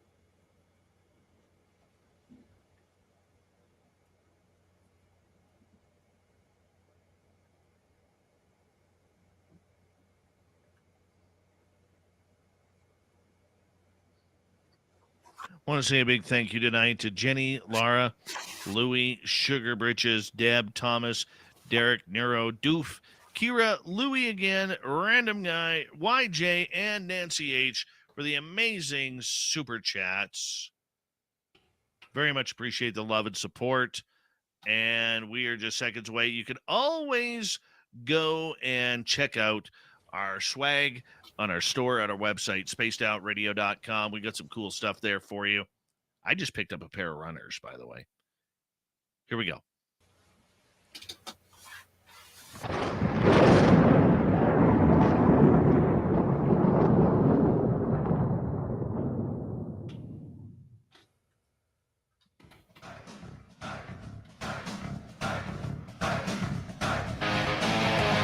We've rounded third. We're heading for home tonight on Spaced Out Radio. Good to have you with us. My name is Dave Scott. Very much appreciate earning your listening ears. I want to remind you that if you've missed most of this show or others, check out our free archives by going to youtube.com/Spaced Out Radio. Do old Davey the favor. Hit that subscribe button. Our website is spacedoutradio.com. We have a plethora of features for you. Rock out to Bumblefoot, read the news wire, check out our swag as well. Follow us on Twitter at Spaced Out Radio, Instagram at Spaced Out Radio Show, and on TikTok at Spaced Out Radio. Doing things a little bit different. Because I'm going to be away at UFO Con in San Francisco this weekend, I decided that what we were going to do is do the Dave 101 tonight. And we're talking about UFOs, disclosure, everything about it. It's an ugly, ugly place right now. And so now we're going to take some audience questions. We're going to start off with Angela here. Real life support groups instead of online? Yeah, you're right, Angela.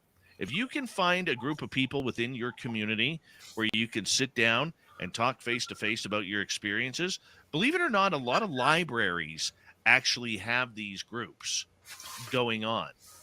So it's very, very easy to maybe track some down, see in your community, even on one of your Facebook pages. Like I know my community has an Ask It type page on Facebook. Maybe ask there about people wanting to get together for an experiencer group, and you might be able to put something together right there. Maybe there isn't anything in your community, but the library usually has those types of groups for spirituality and everything. So it would be a good place to start, or on Facebook, just seeing if there are any local groups in your area who might have get-togethers once a week, once every couple weeks, once a month, whatever it may be. So that would really answer some of your questions. And good point. Stay away from reporting your UFO reports to any of the groups right now, any of them, because all of it's going to the government, all of it. Let's go to Deb. The people must bring disclosure, not the government. Well, we're going to have a heck of a lot more people who are experiencers to come out and start winning over the public. The problem is the infighting, because everybody wants their story heard. And we see it all the time on Facebook and social media.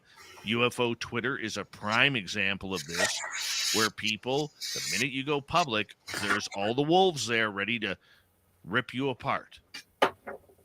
And that's the tough part. That's what the government loves, is when we are ripping people and stories apart. Look, you don't have to believe the stories that people say.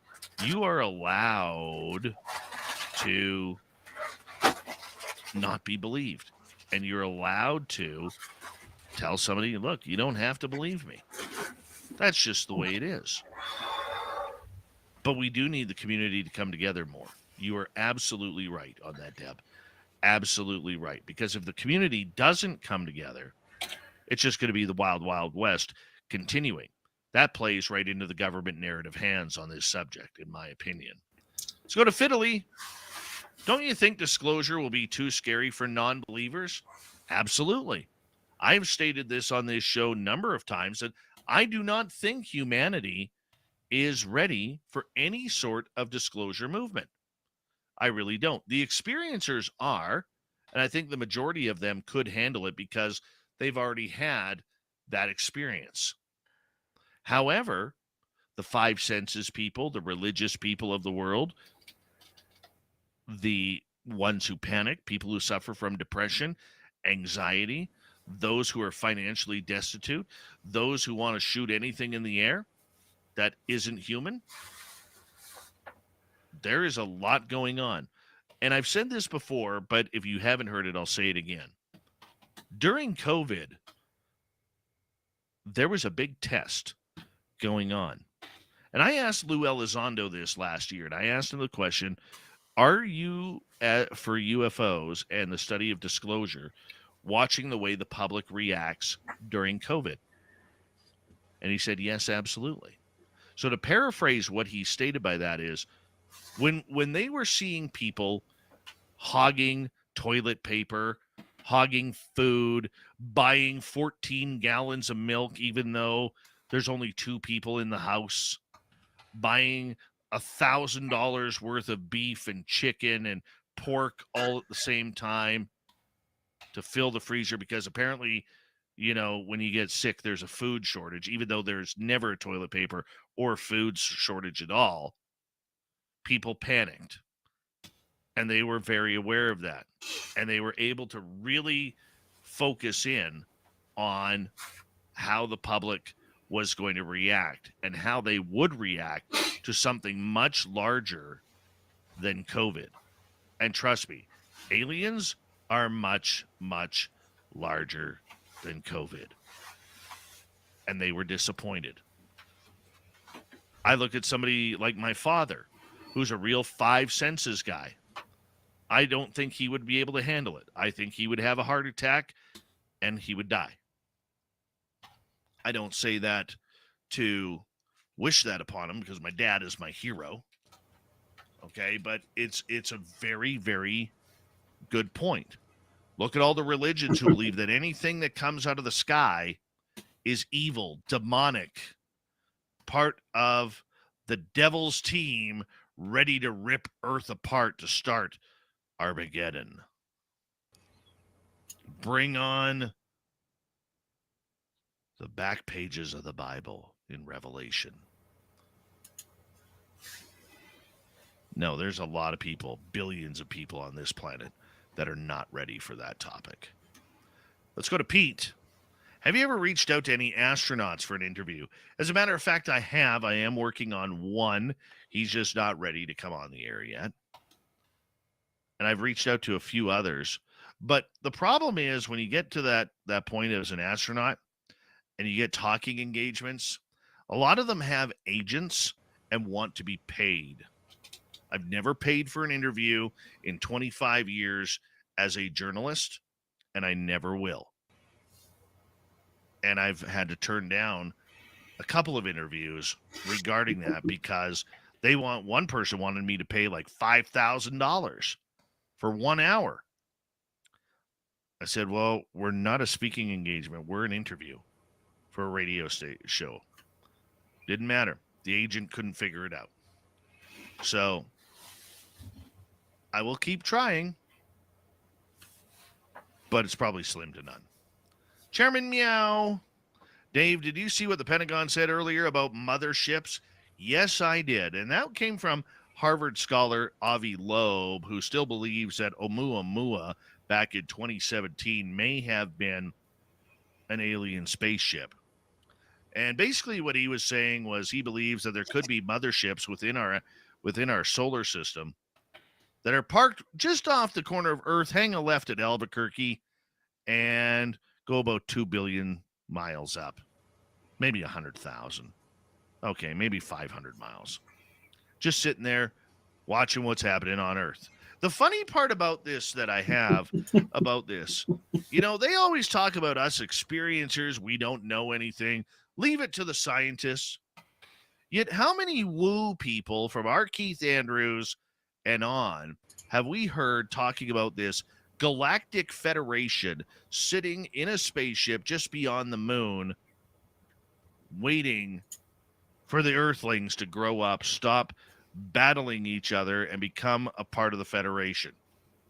Doesn't that sound eerily similar to what Avi Loeb was saying about these scout ships that are out there? Minus the parachutes, Avi, because I really don't think alien craft need parachutes to slow down. No, their technology is a little bit more advanced. All you got to do is look at the one Tic Tac that went from 80,000 feet down to 10 feet above sea level in 0.78 seconds.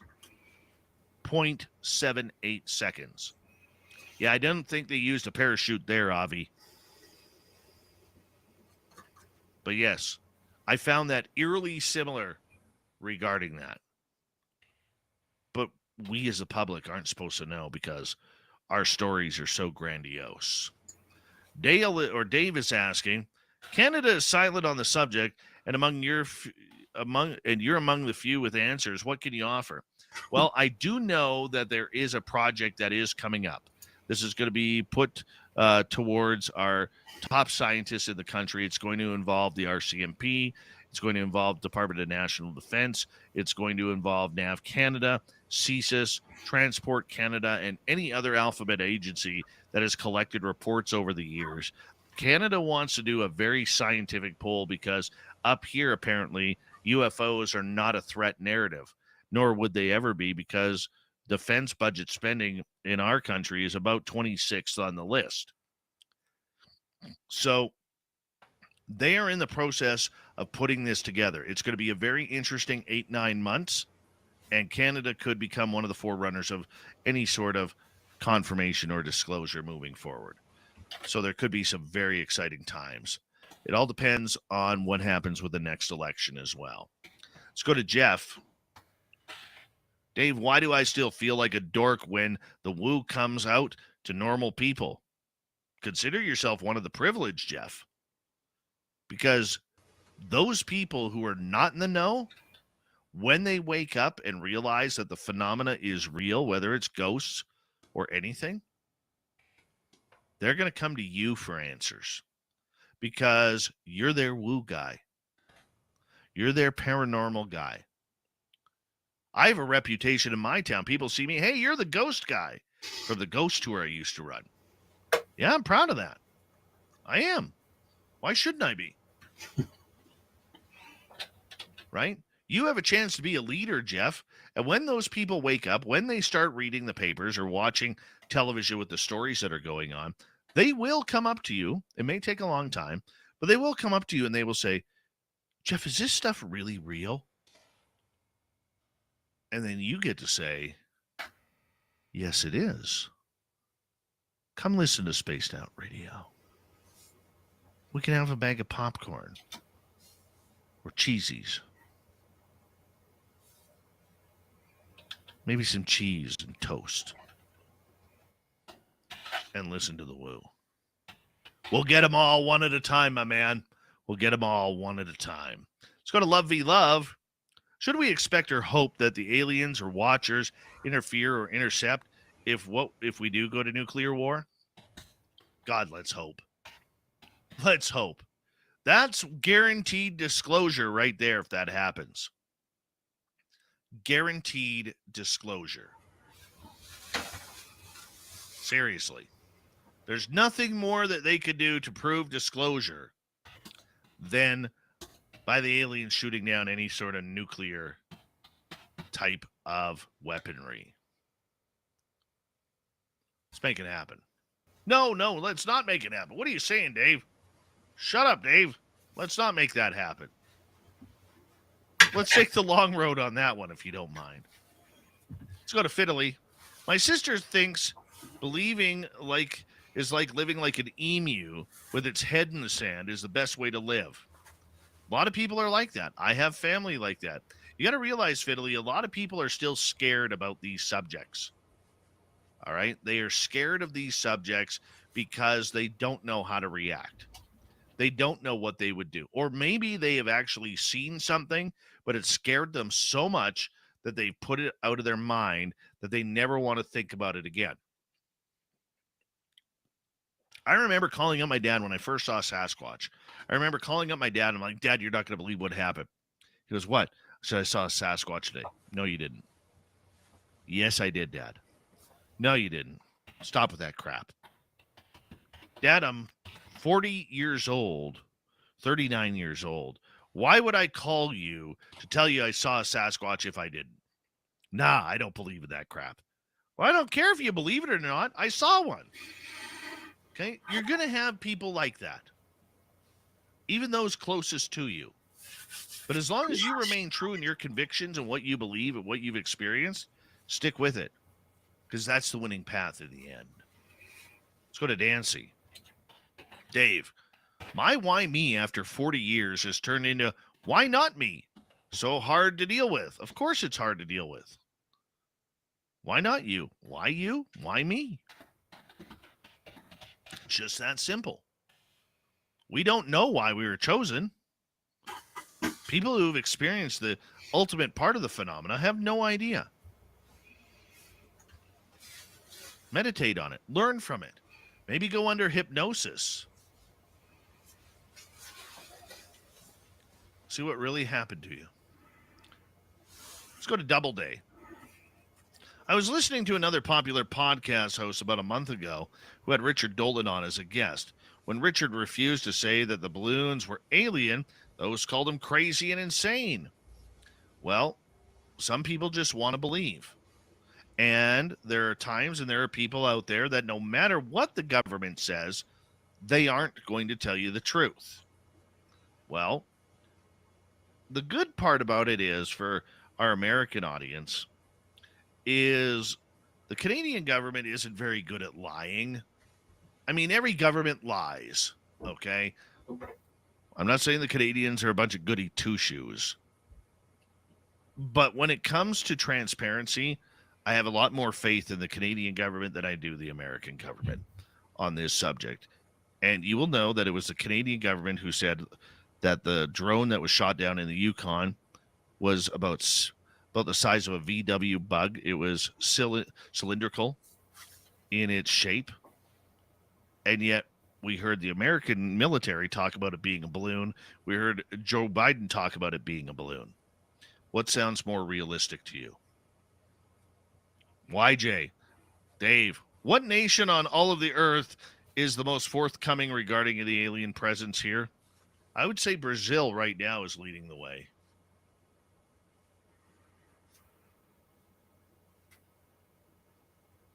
I would say Brazil for sure. But the Americans have their hand in that one, much like they do with the Five Eyes. Just keep your eyes open on it. Let's go to Deb. Okay, Dave, so last night you spoke about the Phoenix Lights. If we can't get attention on a case like that, what will it take? I'm all for abducting Congress. Congress needs some aliens. Chinese need some aliens. Russians need some aliens. Justin Trudeau needs some aliens, but we want to make sure that he doesn't come back. There's my politics for the night. I would love to see another Phoenix Lights. It needs to happen over a major city again in North America, I believe. I don't think if it happened in London or Paris or Berlin or Sydney or Tokyo, I don't know if it would have the same effect if it happened over, say, Toronto or New York, Chicago, LA, Phoenix again, maybe Dallas, Seattle. I think it needs to happen in a major place. Boston. Right? We'd love to see that again. Let's go to Obi. Do you think some of the Twitter arguments, attacks, are planned disruptions? 100%. From what I have heard in behind-the-scenes talk, UFO Twitter over the last number of years has been infiltrated with bot accounts from the government as well as professional trolls hired by the government to really, really throw a wrench in many people in this subject. Another big part of them are people who are just fed up that they're not getting any answers. They're tired of the woo. They're tired of the same people bringing out and saying the same thing over and over again. And they just want transparency and proof. I still don't know what proof is. I'm still trying to figure out what proof is, but that's where it is. But I do believe 100% that UFO Twitter has been infiltrated by government bots and trolls. 100%. Joe, will the UFO topic come up in the 2024 election? I believe it will. I believe the UAP subject, and I know you hate that term, so do I, Joe. That's why I said it. I think that we will see a lot of that coming up. It's not going to be a mainstay. Of course, that's going to be Russia, China. Okay, the military. Are we protected? Is our airspace protected? But I think after what happened with the Chinese drones, I think it becomes a topic. Yes, I do. Back to Fiddly. Governments are afraid to tell the truth as they do not have any answers. I think many governments do have the answers. This is where our good friend Random Guy and I, we agree to disagree. I think there are answers. Do I think there's crash retrievals? Yes, I do. Random Guy will flick my forehead for that and probably knock me out. But that's okay. That's okay. I can take him on the ice. Put him on the ice. I can take him there. I don't care if he's 6'4", 280 with 20-inch arms. I don't care. I can take him there. But yes, I do believe that there are parts of the government that have some serious answers regarding this. That's why I always tell you, I do believe there is a UFO Pandora's box sitting somewhere underground of the Pentagon that will never be exposed to the public. Because if they did, I think there would be a world of questions that people in high places need to answer. And let's see if we can squeeze one more in here. Let's go to Rob. What do you think is the best way to bring the rest of humanity on board for this push for disclosure? Stop saying disclosure. Confirm it, Rob. You know, I know you're a brand new podcaster out there.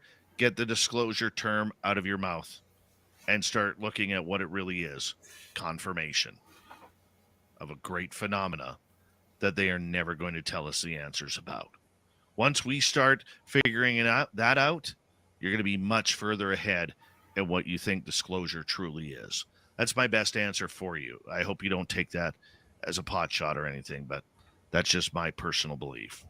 Thank you to all your questions tonight on Spaced Out Radio. Thank you to Swamp Dweller and to Carl the Crusher for coming on for a very, very entertaining show tonight. It's been a lot of fun. We got Mr. Ron Bumblefoot Thal rocking in the background with Little Brother Is Watching.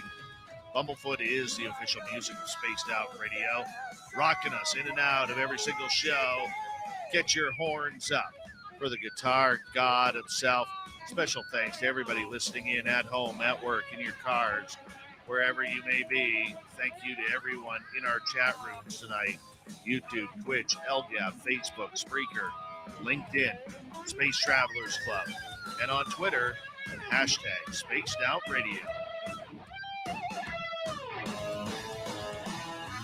I know you're out there somewhere. Remember, this show is copyright by Spaced Out Radio and SOR Media Ventures Limited. Thank you so much for choosing to share your evening with us. Because together, my friends, we're watching. We own the night. Mr. Bumblefoot, we need a favor. We need you to take us home.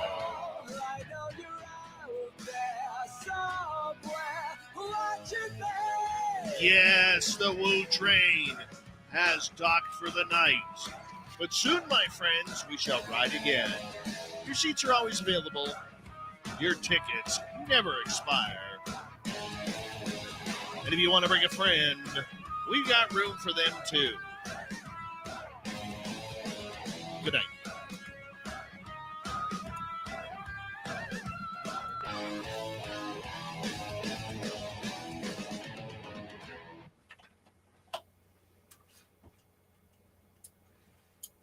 Woohoo! All right. Let me just get a couple things set up here. And then I know my screen splits where I got a live chat and then I can put my area where my questions are. And I've missed a lot of questions. So let me just scroll up here and see if I missed any questions. Because I know I didn't get to all of them, so I'm just going to try and see if there's anything else that I missed for you guys, okay?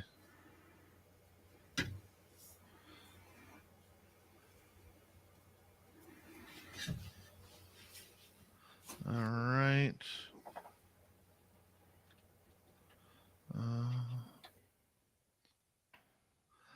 By reading your some of your comments there, Sovereign Farts, you better go rip hard somewhere, man, because you got some build-up angst in the old tummy there.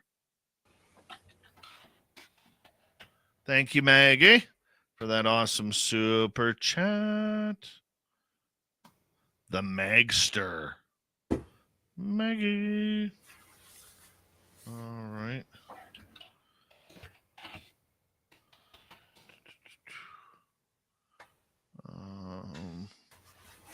I love it when you guys type in capital letters and there's no questions.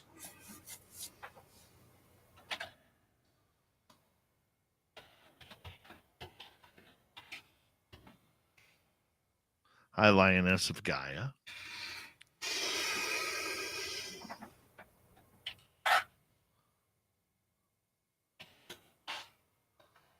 What the hell are cheesies? Joe, do you not know what cheesies are? Oh, you sad, sad man. I will, Joe, next time I send you some kokanee, I'll send you some cheesies as well. Doofy, thank you so much for that second super chat.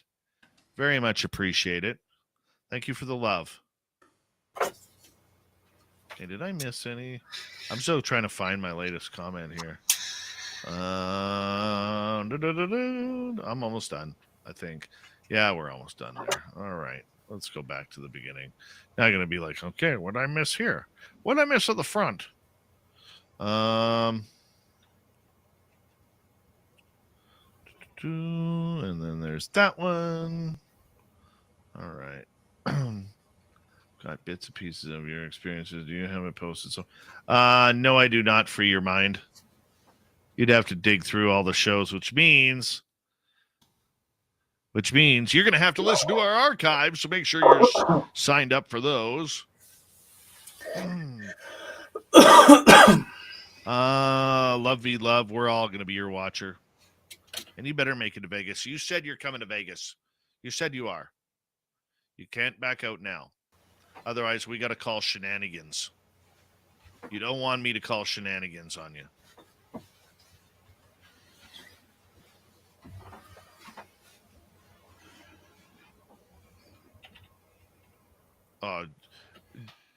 Joe, we got two kinds of cheesies up here. You got cheesies like the cheesy poofs. Okay. And then you got the hard, crunchy cheesies.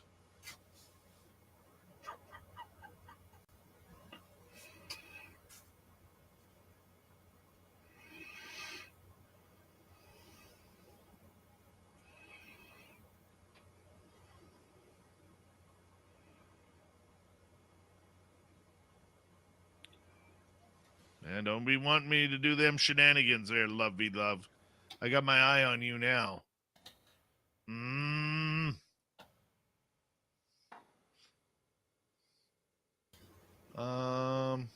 Random guy, do you want to come in for a report? That's up to him. I'll wait for him to message me.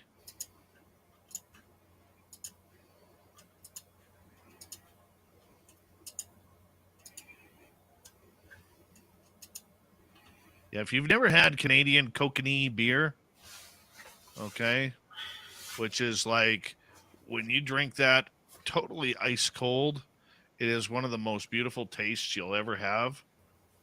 And it's got to be ice cold. Like there's actually like ice crystals forming in it. It's a beautiful thing. It really is a beautiful thing.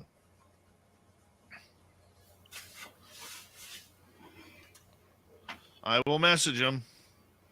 I will send him a link. See if he wants to. Random guy, random guy.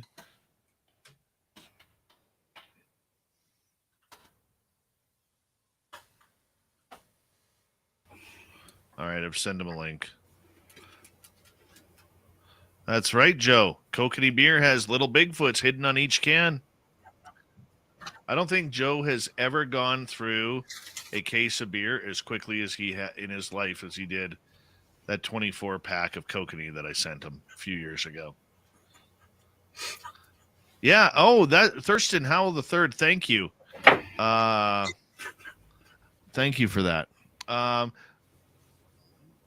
Yes. Free your mind. If you go listen to my last couple of interviews on Dave Schrader's channel, the Paranormal 60, you can hear a bunch of my experiences on there.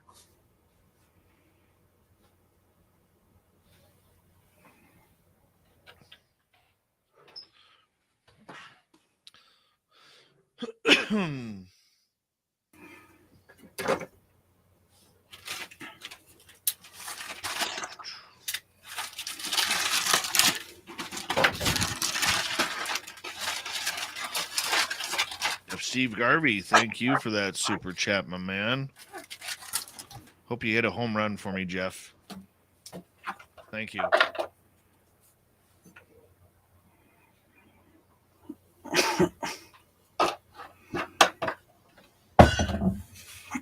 Well, it's kind of hard for me, Sovereign Farts, because I'm kind of hosting here, right? I don't like making it about me or my stories. And over time, you kind of get sick of telling them, to be honest. One day I will finish that book. One day I will finish it. Oh, YJ, at my daytime job, we actually have a client that looks like the forest ranger. It's friggin' hilarious. He even wears the big yellow glasses.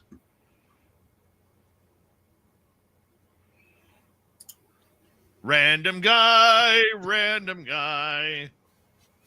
Can you hear me? Yeah. I can barely hear you. What's Oh, good? my microphone closer. I thought you were going off at 12, so I actually logged out of the show. Oh, you poo-poo head. I'm an asshole like that. Yeah, you probably got your hat on crooked today, too. What's that? Probably got your hat on crooked today, too. I have no hat on, sir. Anyways, a lot of people are asking in the chat room if you're allowed to give an update on what's going on here. As far as like the military stuff? As far as the stuff that's happening like right now live. Because I don't know if you saw NSA guy came in, but he gave a very ominous comment, which is go hug your family. Oh, because he's working. I haven't seen him all day. I haven't talked to him. He probably knows what's going on though. He knows more than me because he's working. I'm not employed. I'm unemployed, so I'm just some loser that frequents an alien show.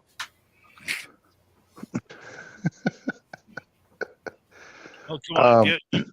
Give us what you're allowed to tell us. I got some phone calls today in the evening so I had already shared with you some of the insights on the Su-27 drone incursion earlier, Yes. which will come out, which the public will be seeing shortly. It was more than that. They probably won't get the full effects of that, and I won't actually speak on that because that would not be my place. But just understand, if the audience, I know half of you believe me, half of you don't. So everybody that doesn't believe me, just go get a beer. But everybody that actually gives a crap what I have to say, listen. It wasn't just a drone that was getting messed with. There was another asset that we had there. And so they're trying to measure a way to respond to it. And so that's one thing, but I think that's only part of what's going on right now. So evidently something, again, I'm not playing the game anymore. I'm out. So I rely on my sources the same way you do. So this is secondhand. Don't freak out. Don't take it to the bank. It could be a telephone game. Like, take it with a grain of salt. But it's also from people that are there. So take that for what it's worth. Evidently, something happened that stepped up the tension lately, like in the last 12 hours. And everybody's doing a huge measuring contest of show of force, which happens. It does happen, but I've heard some other steps have happened with command structure that I've only heard of happening 3 or 4 times in the last 20 years that have happened today. And so that doesn't mean, oh my God, we're all going to die and it's nuclear war. No, that's not what I'm saying. What I mean is it's serious. And the administration needs to get their shit together. And I'm not even being political. Like, I have kids, and a lot of you do too. So, like, not even BSing, stop playing. Show force, show strong, because it's going bad right now. So evidently all our adversaries and us are all playing this game right now of, hey, what can we put in the air and threaten? None of it's violating. None of it's imminent. None of it is a violation of any treaties. It's not an act of war. None of that. But the amount of assets right now is insane that is in the air and in the water threatening each other. And it's very uncomfortable. And that's what I'm getting reported on. And because of that, continuity of government decisions, command structures, people are talking and steps are being taken, or at least advised that if anything goes south, because they have to have those discussions, right? Doesn't mean it's going to happen. Those are happening today. And I haven't heard of this in years. Since like 2014 was the last time I specifically remember was scary as hell. But this doesn't strike me as scary because I'm not actually there. I'm not reading it myself on my email like I used to. I'm hearing it. And the same people that are still doing the job, like, hey man, we have code words, which is like basically fill up your car with gas, make sure your go bag's ready, make sure you know your family's that kind of thing. And it's just Doesn't mean you got to freak out, but it's definitely that level of crazy. It's that level of intensity that's going on right now behind the scenes. This ruins my San Francisco trip and my Vegas trip. I'm going to be pissed. Yeah, rightfully so. Mark Slifka, Rightful- how you doing? Sorry, what'd you say? I was just saying hi to one of our listeners. Oh, I'm on my freaking other phone again. Let me go to my iPad again. I don't know. How long are you going to be on? More than 5 minutes?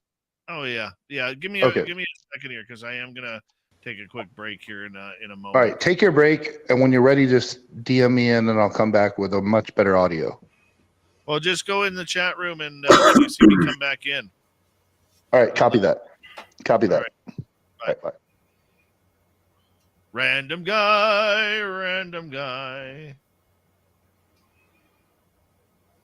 Likes to eat pork thighs.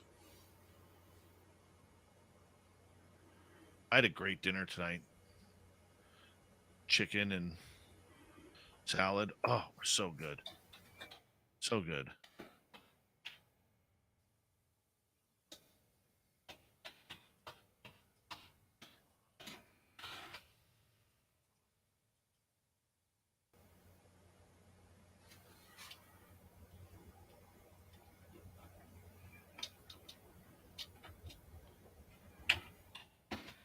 All right, that should be done.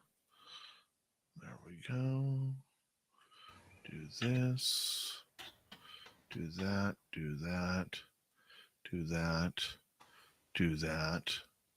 And do that. All right. I'll be right back, guys.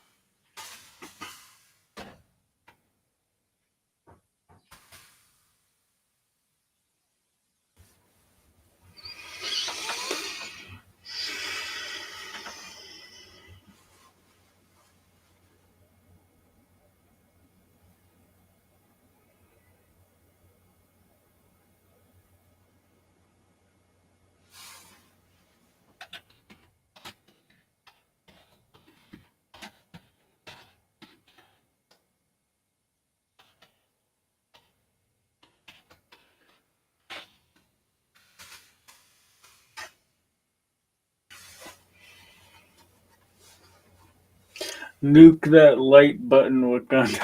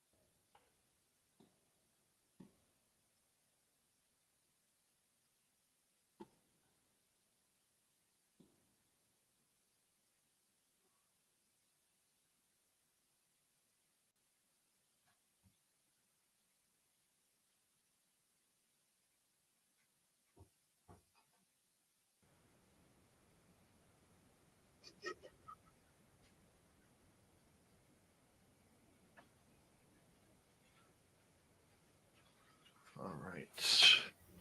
I am back. My chair move.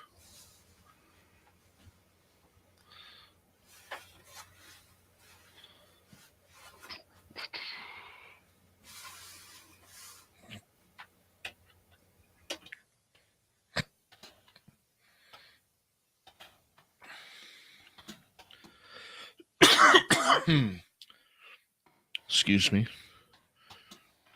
All right. Chrono Trigger. I'm here for the chair. That is awesome. The tweet of the night right there. Welcome to SOR Chat, Chrono Trigger.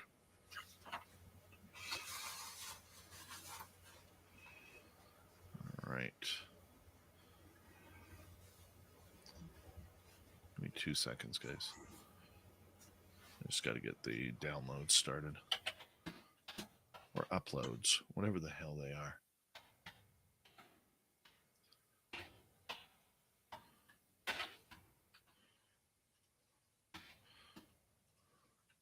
All right, let's close that out. Close that out. Thanks, Grant Baker. Love you, dude. Grant, he's such a good guy. There's a random guy. Yeah, I got myself in hot water tonight.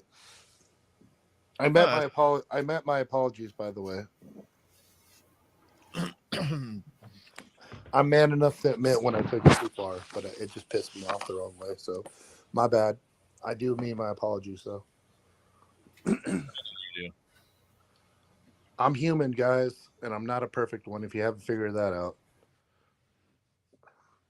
We still love you, even though you got a gap between your teeth. I have no gap between my teeth, sir. You should have used that Air Force dental plan to clean that crap. You know what's funny is I was arguing about how shitty our dental plan was earlier with one of my Delta Force friends. He's like, dude, I got amazing dental, and I was trying to find out what plan he was on with TRICARE. Anyways, I digress. It was a conversation, though. Dental care was discussed today with special operators.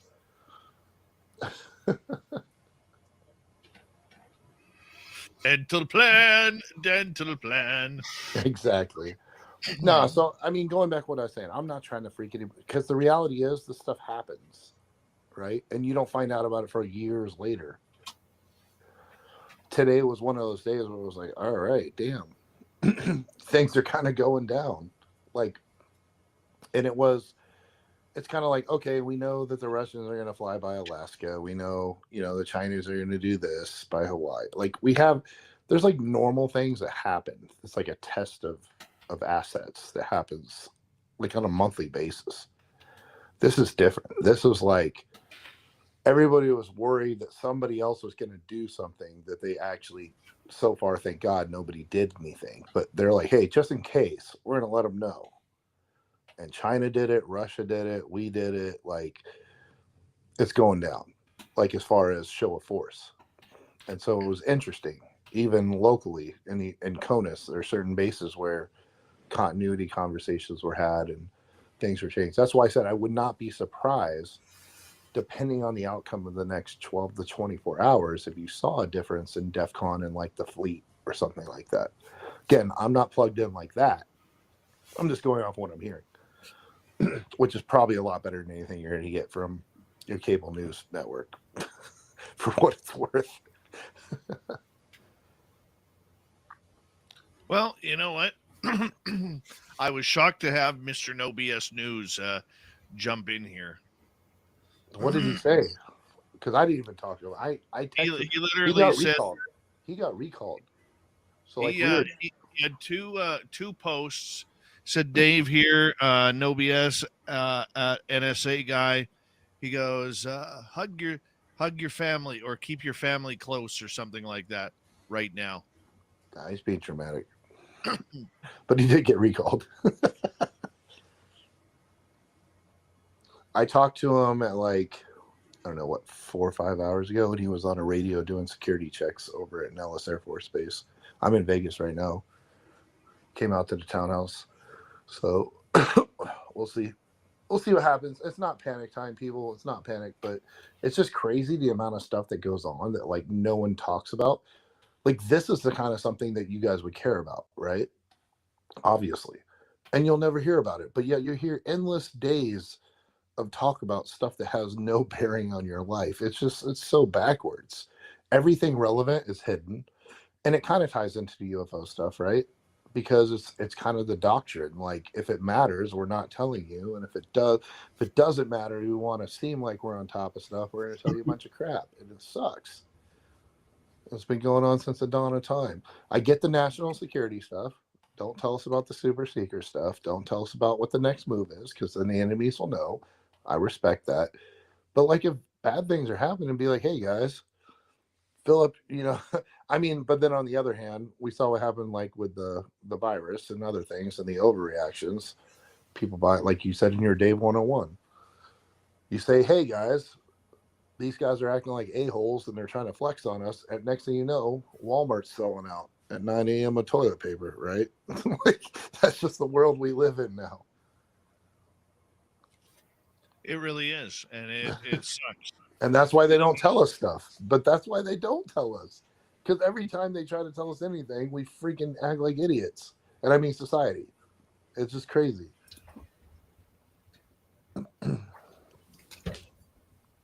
It's always the lowest common denominator. Why do we need speed limits? You've driven a car. You know how fast you can drive your car down the road, what's safe.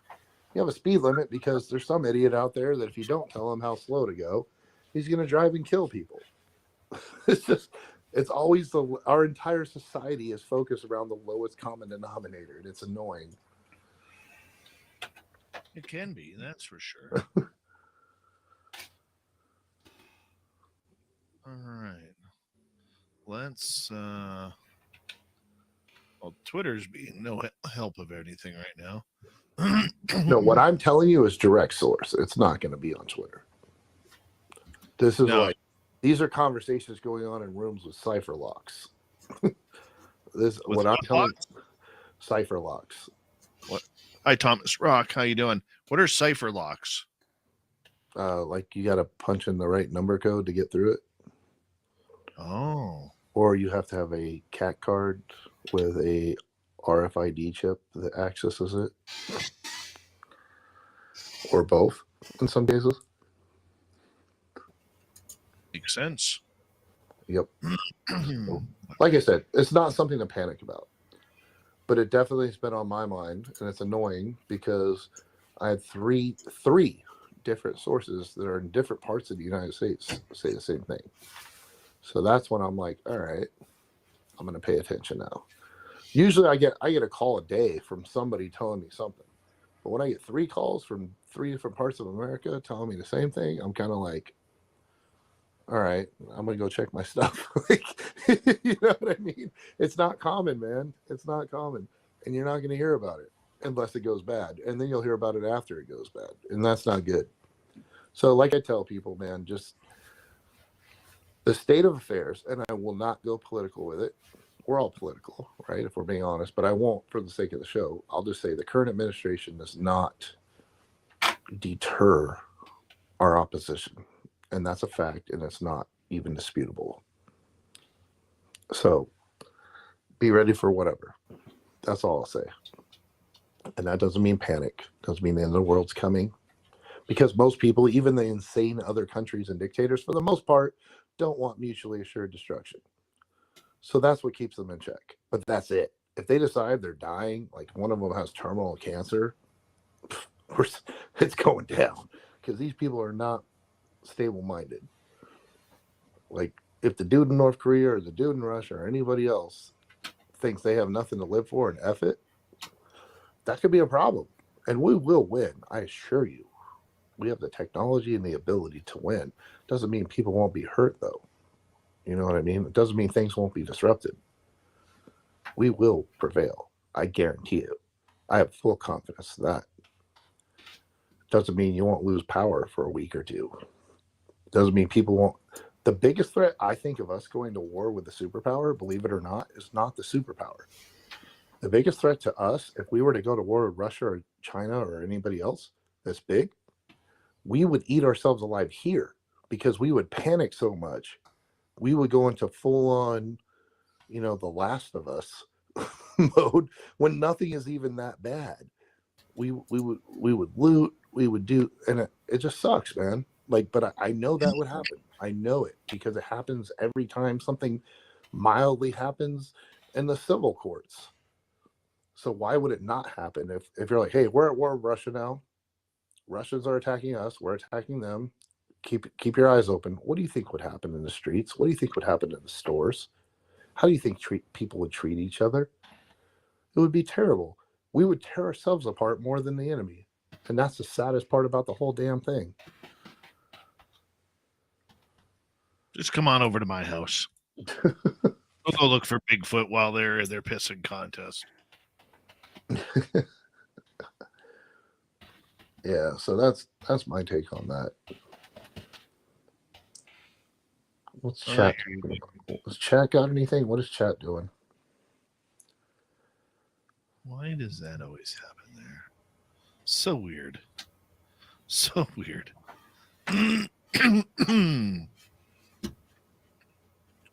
Hold on one second here.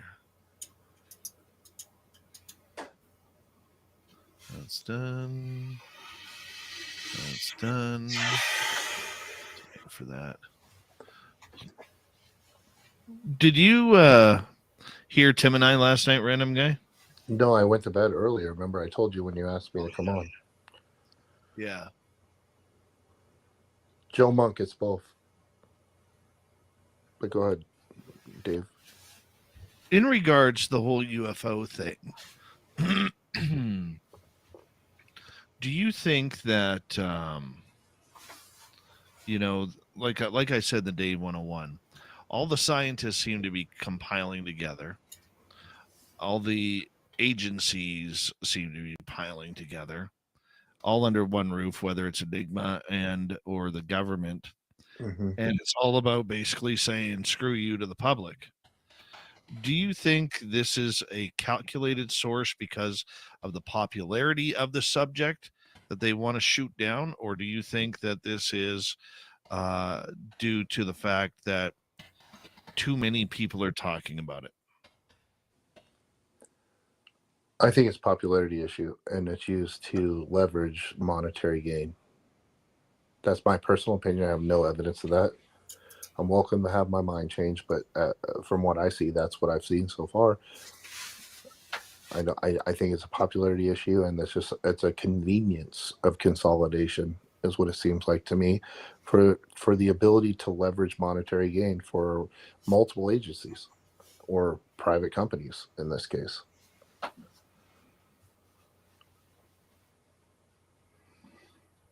Do you see it? Okay.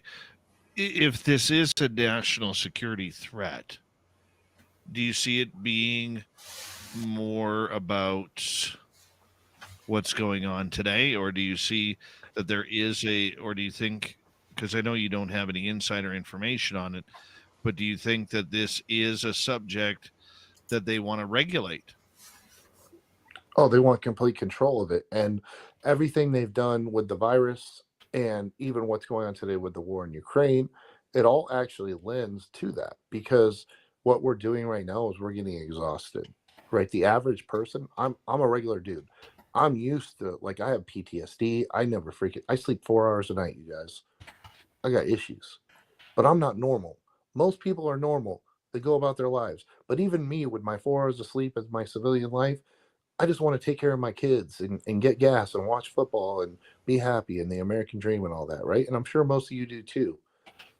They know they can exhaust us.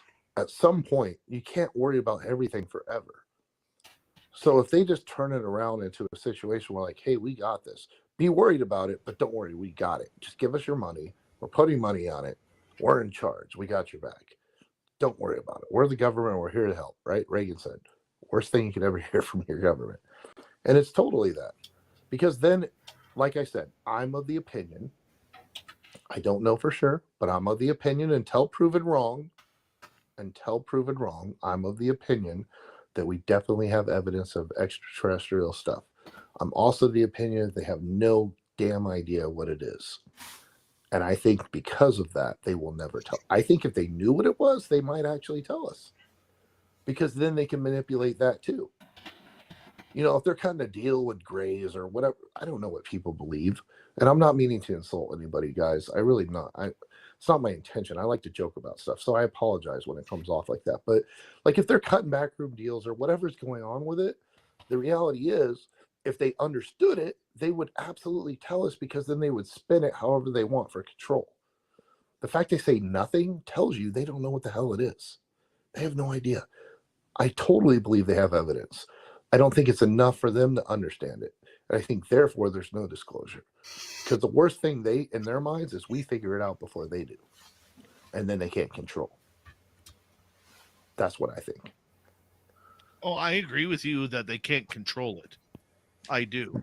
I think that is I think that's 100%. So like, but you get what I'm saying, because we've heard stories of the government's working with them and they're doing, I don't believe that, Dave. I don't. If you have evidence, I'm willing to look at it, but I don't believe it. I believe they know, but I don't think they know that much. I think they just might have something. They might have photos. They might have videos. They might even have a craft. Who knows? But I think they have no idea what the hell they're dealing with or how to figure it out. And that's why they don't tell us anything.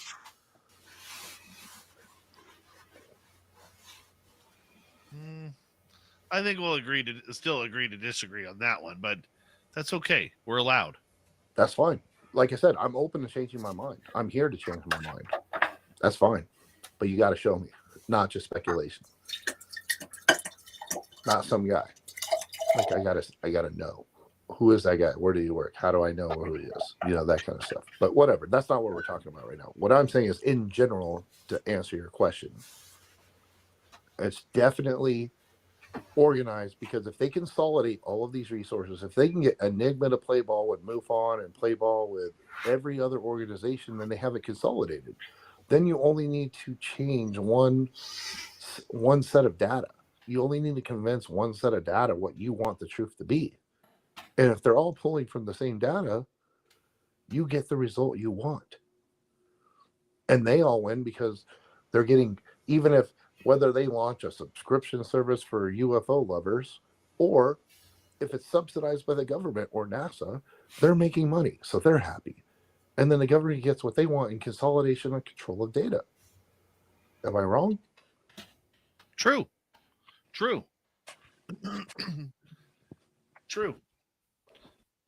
I think that's the worst thing that can happen to anything. It doesn't even matter about UFOs. It could be anything, right? Like we could be talking about, I don't know, pick a controversial subject. and any controversial subject. And if you consolidate the resources and the data input and the study for it, you control the outcome of those studies, which controls the dollars that go to legislate those studies in that phenomenon.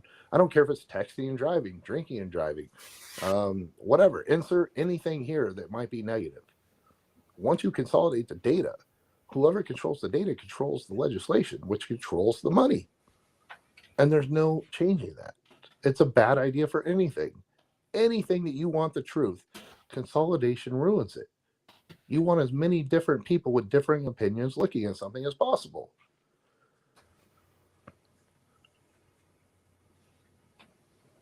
No, and I get that, but historically speaking, though, until they can clear up a lot of this of this entire thing by just announcing what they already have. That's not going to happen though until they understand it, and they're not ever going to understand it. Maybe not ever, but maybe not in our lifetime. Maybe not.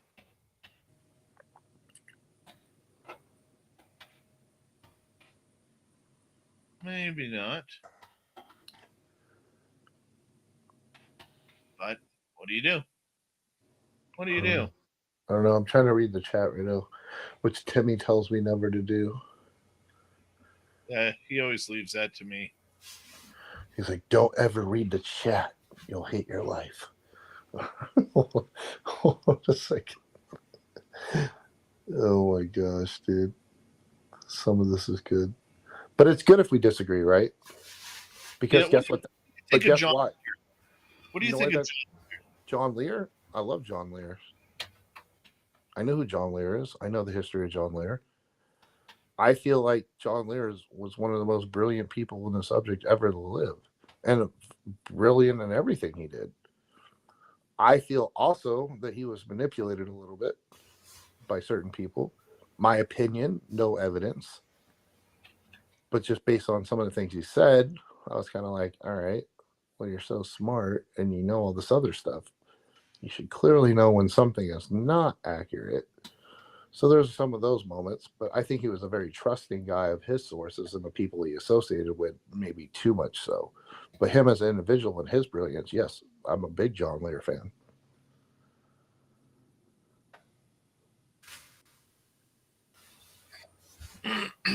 So do you think, okay, so when he got together with Bob Lazar, do you think that was a setup? Yeah, that's where I kind of get into the weirdness of it, because you know me, like, you know my history with that. So that's where I kind of go sideways with it, because I'm like, come on, dude. Like, but we can't go into that for my own reasons, but just know there's a reason, chat, that I have my opinions that I have. And Dave will tell you they're very valid. Doesn't mean they're 100% accurate. Just means my reasons are more valid than most for having issue with it. Yes. So I'll leave. I just like to leave that at that.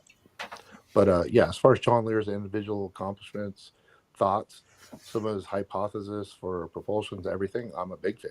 Huge. I just feel like some intentional plants or misinformation that he took as gospel, maybe misled a little bit. Doesn't take away from him at all. It could happen to anybody, but that's my opinion. Look at this comment. You insolent government mustard freaks want to know the science of UFOs? You haven't the reply space to speak on this subject. That is probably the best comment I've seen all damn night. That's a great one.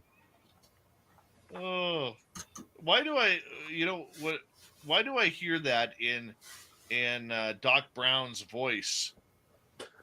88 miles per hour. You got to go back to the future, Marty. Marty!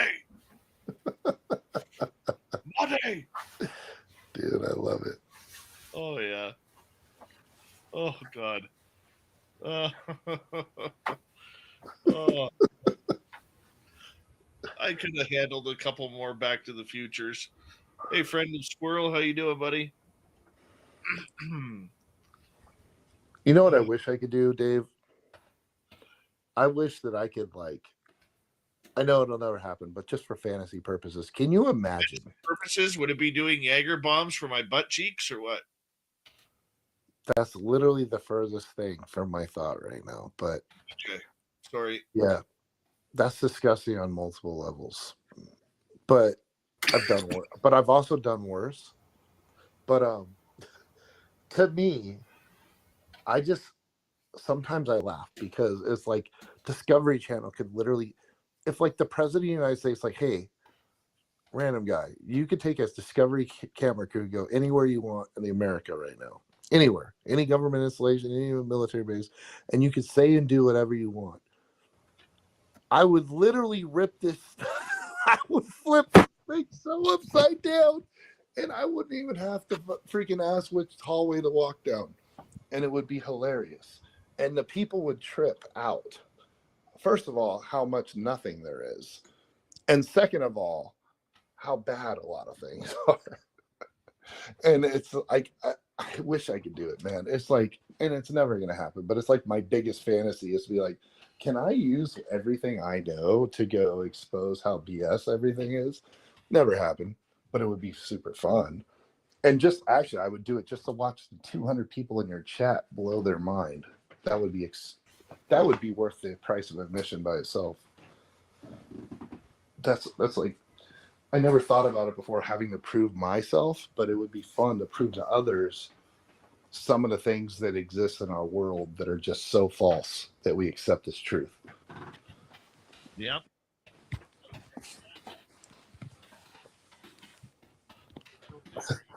Timmy's in there hating on us. Then get on the damn stream, Timmy. Get on the stream, Timmy. Get on the stream, Timmy.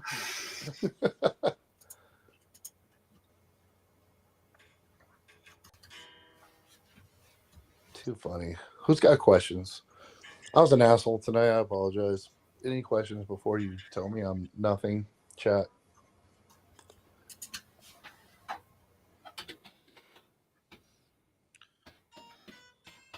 Uh-oh. We're going to get a tune. Huh? Are you going to play a tune? I haven't picked up a guitar in so long. Just play Oasis Wonderwall. The chicks dig it at every party I've ever done it. Instantly, dude. Random guy, what happens if they launch a nuke? Then it's U.S. versus Russia and China. Do we destroy? Yes, we win. Their country then? We win. The problem is, here's the thing about nukes. They could sneak a hyper. They're not going to get an ICBM on us, I promise you. So like the old days of like the silo opening, that's not happening. All right. It might happen, but they're not getting it. It's not going to hit us. I promise. We're taking it out. The bigger threat is hypersonic. China's got a bunch of stuff in cargo ships now where they could literally launch a mid-range nuke to like Long Beach, LA, San Francisco, New York, New Jersey, Miami, stuff like that. That's the bigger threat. So there will be collateral coastal damage if we went to full nuclear war. But the reality is that's not the bigger problem. The bigger problem for us is who's going to work tomorrow. You know what I mean? The electric grid's going to get shut off. They'll EMPS. We'll lose our electricity. That's 100% happening. Gas stations will shut down. 100% happening. Stock market will stop. 100% happening. You're not drawing your funds. You're not drawing annuities. You're not drawing your Social Security. That's happening. And this will be a protracted war if it's multiple countries, mostly 90 days to 6 months. So you're looking at 6 months of needing living funds, living existence, living food, toilet paper, all that stuff. That being said, they have no shot in hell. It's just going to be miserable for us. And chances are we will lose more people to civil unrest, militias, and stupidity than an actual war with Russia or China would actually lead us to have. Because it'll be a war that's over by air power and infrastructure. We'd both attack each other's infrastructure, which clearly we have the advantage. Russia and China end up with no power, water, medicine, any way to take care of themselves in any capacity. We kill all their boats. All they're going to have left is submarines. And then we just go sub hunting. That's why it takes 6 months instead of 1. And that's the end of the war. But it's ugly and it's nasty. That's how it goes. There you go. Apparently I'm not allowed to play my guitar because it's out of tune. Thanks, Joe. Everybody in America, just make sure you keep your house ready. Keep your families ready. We're not going to, unless you're on the coast, your likelihood of being killed in an actual war is lower than being killed by a drunk driver. It's really those kind of odds. It's not going to happen. If they get here, might as well kiss it all goodbye anyways, because we did something very wrong. All right, let's go to Pete Person. Would you say you're confident all the UFO tech and alien bodies aren't with Lockheed? Would you have any inkling about it? If so, So I'll say this about that I can't say. I've been in Lockheed buildings, a lot of them. I'm confident. I won't say 100%. I'm confident they don't have them. Just based on the amount of people that I've met from Lockheed, the amount of buildings I've been in that Lockheed owns that the government does not, I'm going to say no. Because Lockheed, Northrop, and these, well, I won't mention the other ones because they're probably not as well known or not known what they do. They actually build stuff for us based on MIT and other like the brilliant people in the world for the United States on our team come up with these ideas and then they manufacture it. They're not really in the business of reverse engineering. Like even when we capture Russian stuff or Chinese stuff, we don't have Lockheed and Northrop reverse engineer it for the most part. Yeah, maybe some singular engineers or employees if they can't figure something out, but that's like a whole different area. So if it was like a UFO or reverse engineering, it doesn't strike me as that's what the most likely scenario would be.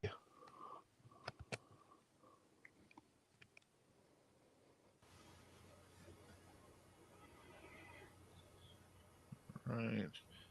Gizmo, what do you think about the Bledsoe story? I don't think Random Guy heard that one. No, I don't. Maybe I heard it, but I don't know it by that. I don't know. I apologize. Kamloops Dave wants to know, is Canada a target? Will the NATO shield help up here? Yeah, we got you. We got you, Canada. Don't worry. We don't need their help. We got it ourselves. Nobody beats us. Well, the only reason Canada's even on the map is because of the fact that you guys have good resources. So they wouldn't even bother fighting you. They would just fight us, and if they win, they would take your stuff. Because we could take your stuff. And so it's like, you guys are like the cool kids in class. Like nobody hates Canada. Like I've never met someone who's like, fuck that Canadian guy, like ever in my life. Maybe Justin Bieber. But like you get what I'm saying. Like for the most part, people are cool with Canadians. And Canadian people are not assholes that are hated by the whole world. So like it's just your resources though. If we could take your gas and your oil, then yeah, they're gonna do that. Just a reminder to you, you're 0-2. Yeah. I'm personally not 0-2. Just as a reminder to you. On the scoreboard, I'm just reminding you. I've never fought in a war that I lost. So just so you know. You're still 0-2 against us. Deb's asking, what would be my final meal? Well, if I saw what was in my fridge right now, I'd probably have a nice charcuterie board. Charcuterie, jeez. Dave Walters, I'm safer up here, buddy. I'm safer up here. They take out Vancouver, and it causes a bunch of tidal waves. I got oceanfront view coming up here, buddy. Oceanfront view. An aurora on the water. Uh-huh.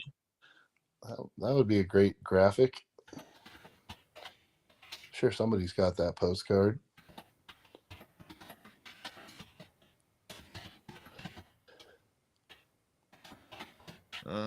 Fiddly, do you think there are so many UFOs here because of the Ukraine war? No, there's no more than ever. You're just hearing about more because more people are paying attention, and most of the time they don't look at what they're looking at in the sky. I think more people are looking at the sky now than probably since when? Since the Phoenix Lights, maybe. It might have been 26 years since people looked at the sky as much as right now. Which, by the way, that blew my mind. That was my senior year. I remember when it happened. I'm old, man. Mm-hmm. I was surprised the footage wasn't in black and white. Anthony wants to know, are there any alien consequences if we go to war? What happens to human sovereignty? Nothing. That's a question for our Keith Andrews. If they wanted us, they could get us. He wants that woo. If they wanted us, they could get us.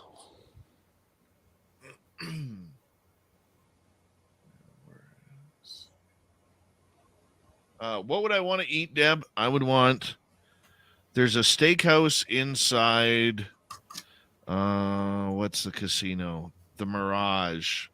Is it the Mirage or Treasure Island? They both suck, Mirage. so I could probably find you at both of them. And I had the best steak and lobster and garlic mashed potatoes ever there, and I would want that meal again. Good mashed potato. It's weird because isn't it weird how something like potatoes can be so good? I love it. I love mashed potatoes. Like they can be so bad, but also so amazing just based on how they're prepared. It's crazy. Potato is like the most divergent food ever made. Hi, little Johnny Davies. We did, Joe. We did. I know you're old enough to remember 1812, but you lost there too.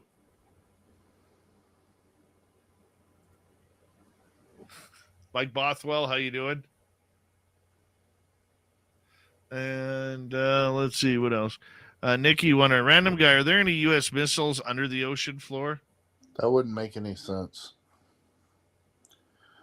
Oceans have a lot of issues with stuff like that. Like we already have data cables that run across the ocean.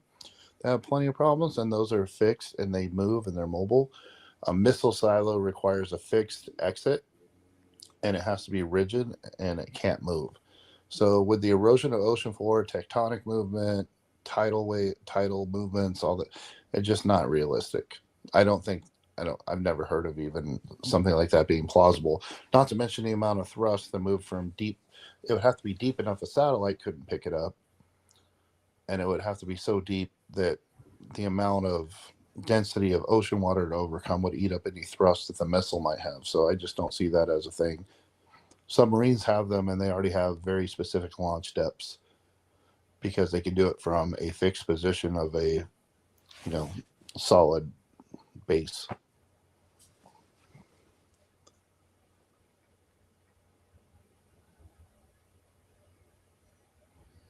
All right, let's see what else we got here.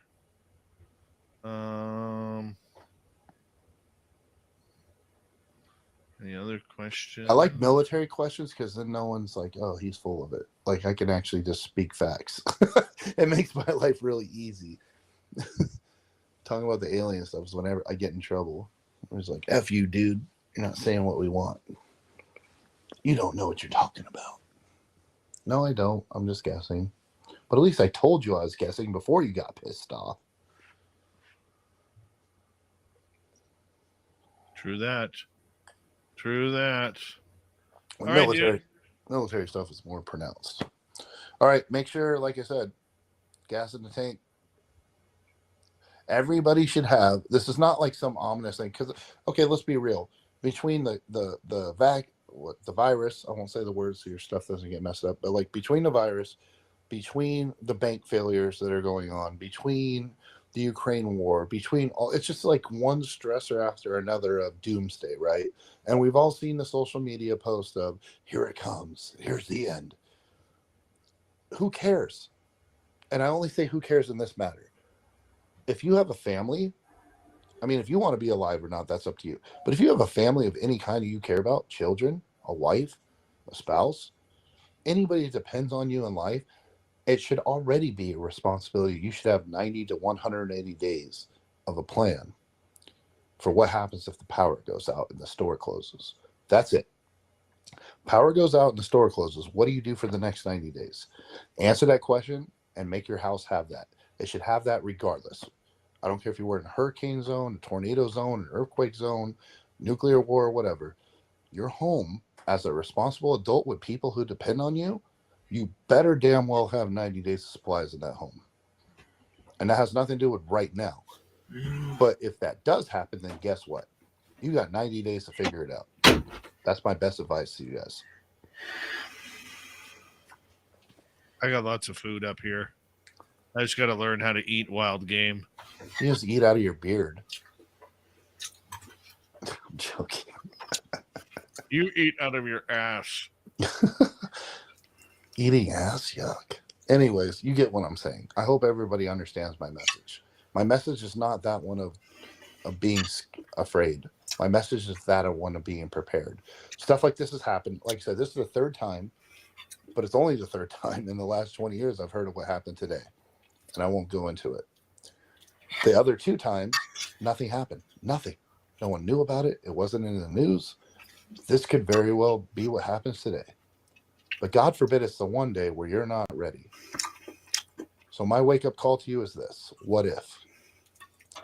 If you have anybody you care about in your home, it's not that difficult. And I don't care if you're broke. Buy canned goods. Buy candles. Right? Make it happen. Protect yourself. Protect your family. If I tell you guys nothing else, that's it. Love it.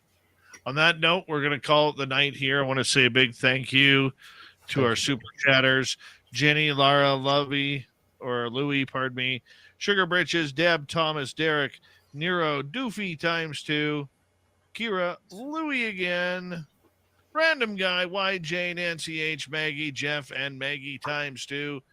Remember, tomorrow night on the show, Merle is back. Get ready to Merle it up. I want to see some hardcore Merling tomorrow night for Ghosts of the Great White North. And we may have a video of a skinwalker, people. I'm just going to tell you right now, we may have a video of a skinwalker to show you. Yeah, that's how serious tomorrow's going to be. We'll see you all tomorrow night, everyone. Take care.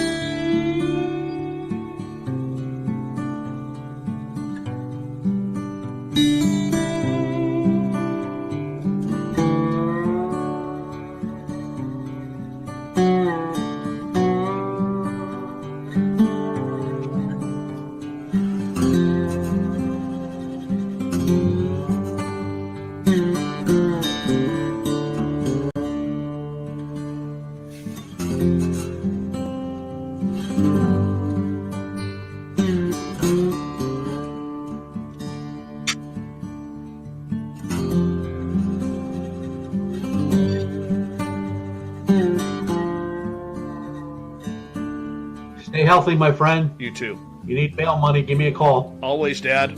Take care. You too.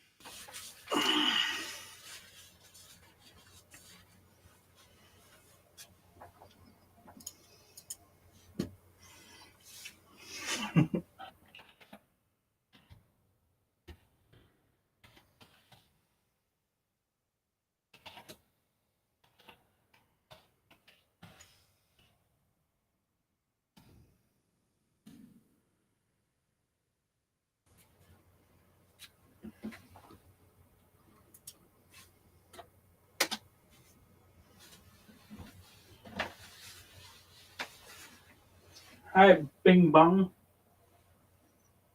Hi, Big Bong. Oh, that's my baby. I love you.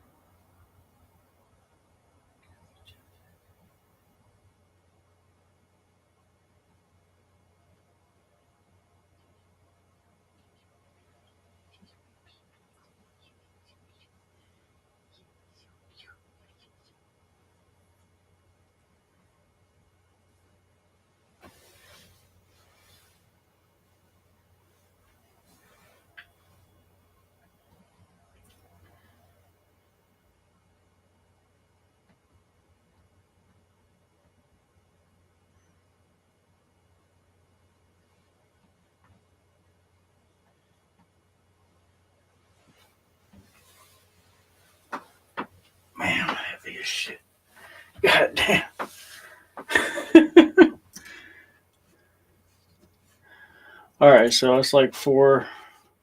It's probably like 4:07 by now, damn. Let's see. Oh, it says 4:03.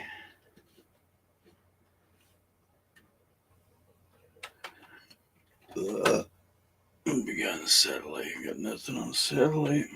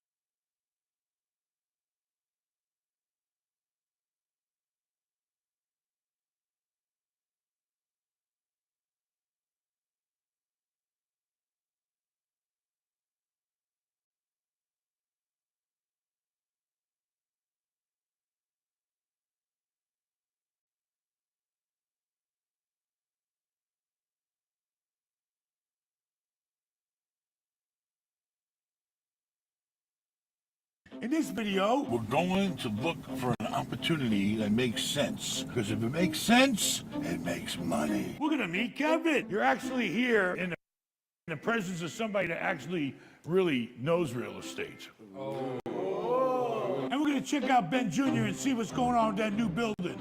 Only been problem is I lost a tenant. That's depressing. We'll see. We're on a roller coaster, so buckle up, baby. Just don't get in a car with him when he's driving. Oh my God. Daddy! I thought the Boy Scouts went bankrupt. Now you got a whole fucking entourage. How are you? How are you? Man, How are you? What do you do? I'm a researcher for Kevin. You're a researcher, Yeah, huh? equity, real Why don't you estate. research and find out what planet he came from? Tristan. What do you do? Research. Also research, You yeah. do research. He does day, you do night. Yeah, I can imagine. Chinese massage parlor. Come on in. What are you? Who are you? I carry shit. I hope you're not carrying COVID. I don't want you in here. Oh shit. This Got guy. another one. Where the hell did you come from? What are you like? Somewhere in between normal and midget? Yeah, 2/3 the height, 2/3 the price. Is that it? Anybody else? Any other wackos out there here with Kevin? And somebody's stealing my wife's ride. Here comes another wacko. Who are you? What do you do for Kevin? You deliver his packages. Oh, thank you very much. All right, FedEx doesn't have a haircut rule anymore, no. What the hell is going on around here? Now I gotta put up with this shit? Got hotels getting ready to be sold, and then I gotta come and look at a guy like this. Where are you from, San Francisco? What gave it away? The pink shorts. Sacramento. Oh my God. That's worse than San Francisco. And I hope there's only coffee in that fucking cup. And vodka. Oh, fuck. You're actually here in the presence of somebody that actually really knows real estate. Hey, how's that flip going? That $12 million man? Not good, you motherfucker. And even though I took your fucking, today's your lucky day. Oh. You're gonna buy a $12 million house for only $99999. I'll tell you what, $9 million right now, cash. That's a steal. What a cheapskate. How you guys been? Lousy. Why? Because you, Mr. Brilliant, when you came here, how long ago was that? If you would have said, Ben, if you don't listen to me about anything, please fix your fucking rate. But you didn't. And now I got to pay $6 million a year more in interest on $200+ million. If I would have been happy at 3, even though I was at 2. Now it's 6+%. That's $12 million a year in interest. I need $500 grand a month out of my pocket every month to give to the bank. But you got tenants. Can't raise the fucking rents, they're in leases. And then what? I got, high cost of living here, high maintenance wife, big fancy house. So, hey, my life ain't so fucking great right now. You're out there buying planes and got a fucking entourage, and guys like me are fucking starving. I already lost 10 fucking pounds. When's it gonna end, Ben? I don't know. We'll see. We're on a roller coaster, so buckle up, baby. Just don't get in a car with him when he's driving. Want water? Nope. It's coming off the tap. I stopped the bottle of water from coming. I told my wife, no more of that Fuji bullshit. PG Fuji. From now on, drink off the fucking tap. Here, I gave her a fucking filter. Run the water through this fucking screen and you can drink it from there. Darn Tampa, Hillsborough County.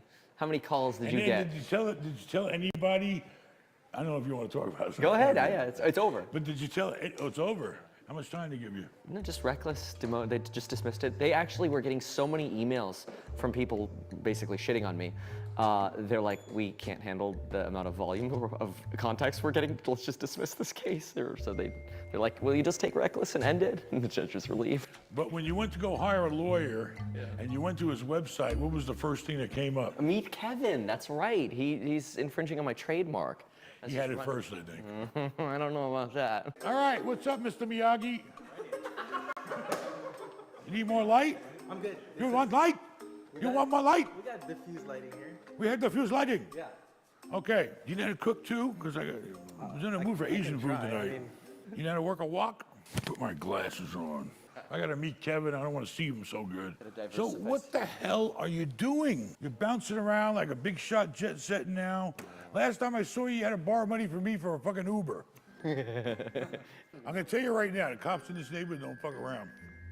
They will lock your ass up. You probably shouldn't even go out in public. Thank you. Nice to meet you. I lied. It wasn't that nice. Nice to meet you. Nice to meet you. Nice to meet you. I'll bow to you. Sayonara. Look at Carla hiding down there. Carla, come out. Carla's hiding in the garage because you got her so drunk the last time, she don't ever want to see you again. Carla, come say hello to Kevin. Oh, you said hi to him, yeah. Before we check in on Ben Jr. and his progress on the building, let's take a look at our sponsor, Masterworks. It's 2023, and everybody's trying to find a way to diversify their investments. And they want to dodge the volatility of the stock market, or all the maintenance and haggling in real estate. Look, I've said it before. It's all about trying to generate income with appreciating assets. And let me tell you, you can still do deals without a shitload of legwork. I'm doing it myself with Masterworks. These are multi-million-dollar hard assets that appreciated an average of 29% last year. 29%! That's smokestocks in real estate. Because, like real estate, these assets aren't subject to the same shocks as other markets. I've invested in Auf der Straße schreiben, writing on the street, by Albert Olin offering so far. It's easy. You pick the painting you want, the dollar amount, and that's it. These are SEC qualified investments. And in their last 3 exits, Masterworks delivered 10, 13, and 35% net returns. That's 3 blockbuster exits just in the time that I partnered with them. No wonder Masterworks offerings sell out in hours, if not minutes. But you can get special access to skip the list at the link in the description. Thank you, Masterworks, for sponsoring this video.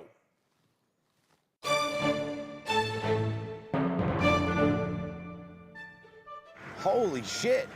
Progress has been made. I mean, this is amazing. Here, let's go this way. Try not to get hit. Look at the balance on that guy.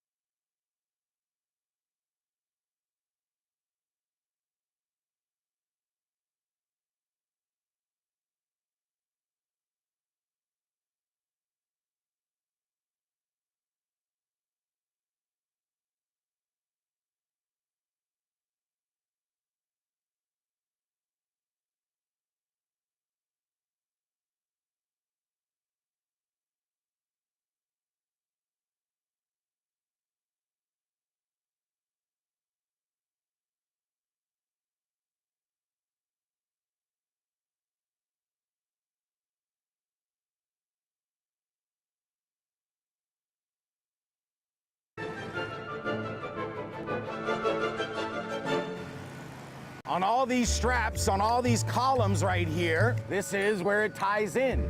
This is now they're welding that into here and creating a roof structure. Main supports, we got our beams right here. This little main rafter goes in, and then we string off of that into those little supports that they put in. And they're welding all this stuff together to make it real nice and tight and secure. This is prime site location in Tampa right here. Okay, look at the stuff they're building around me. It's nice. Can't build some piece of crap. We unfortunately have lost a tenant. Why? Because I fucked up. You're supposed to get a lease signed before you start doing construction. Rule number 1 now, for me, get the lease signed. Thank God I got a lease signed on this section.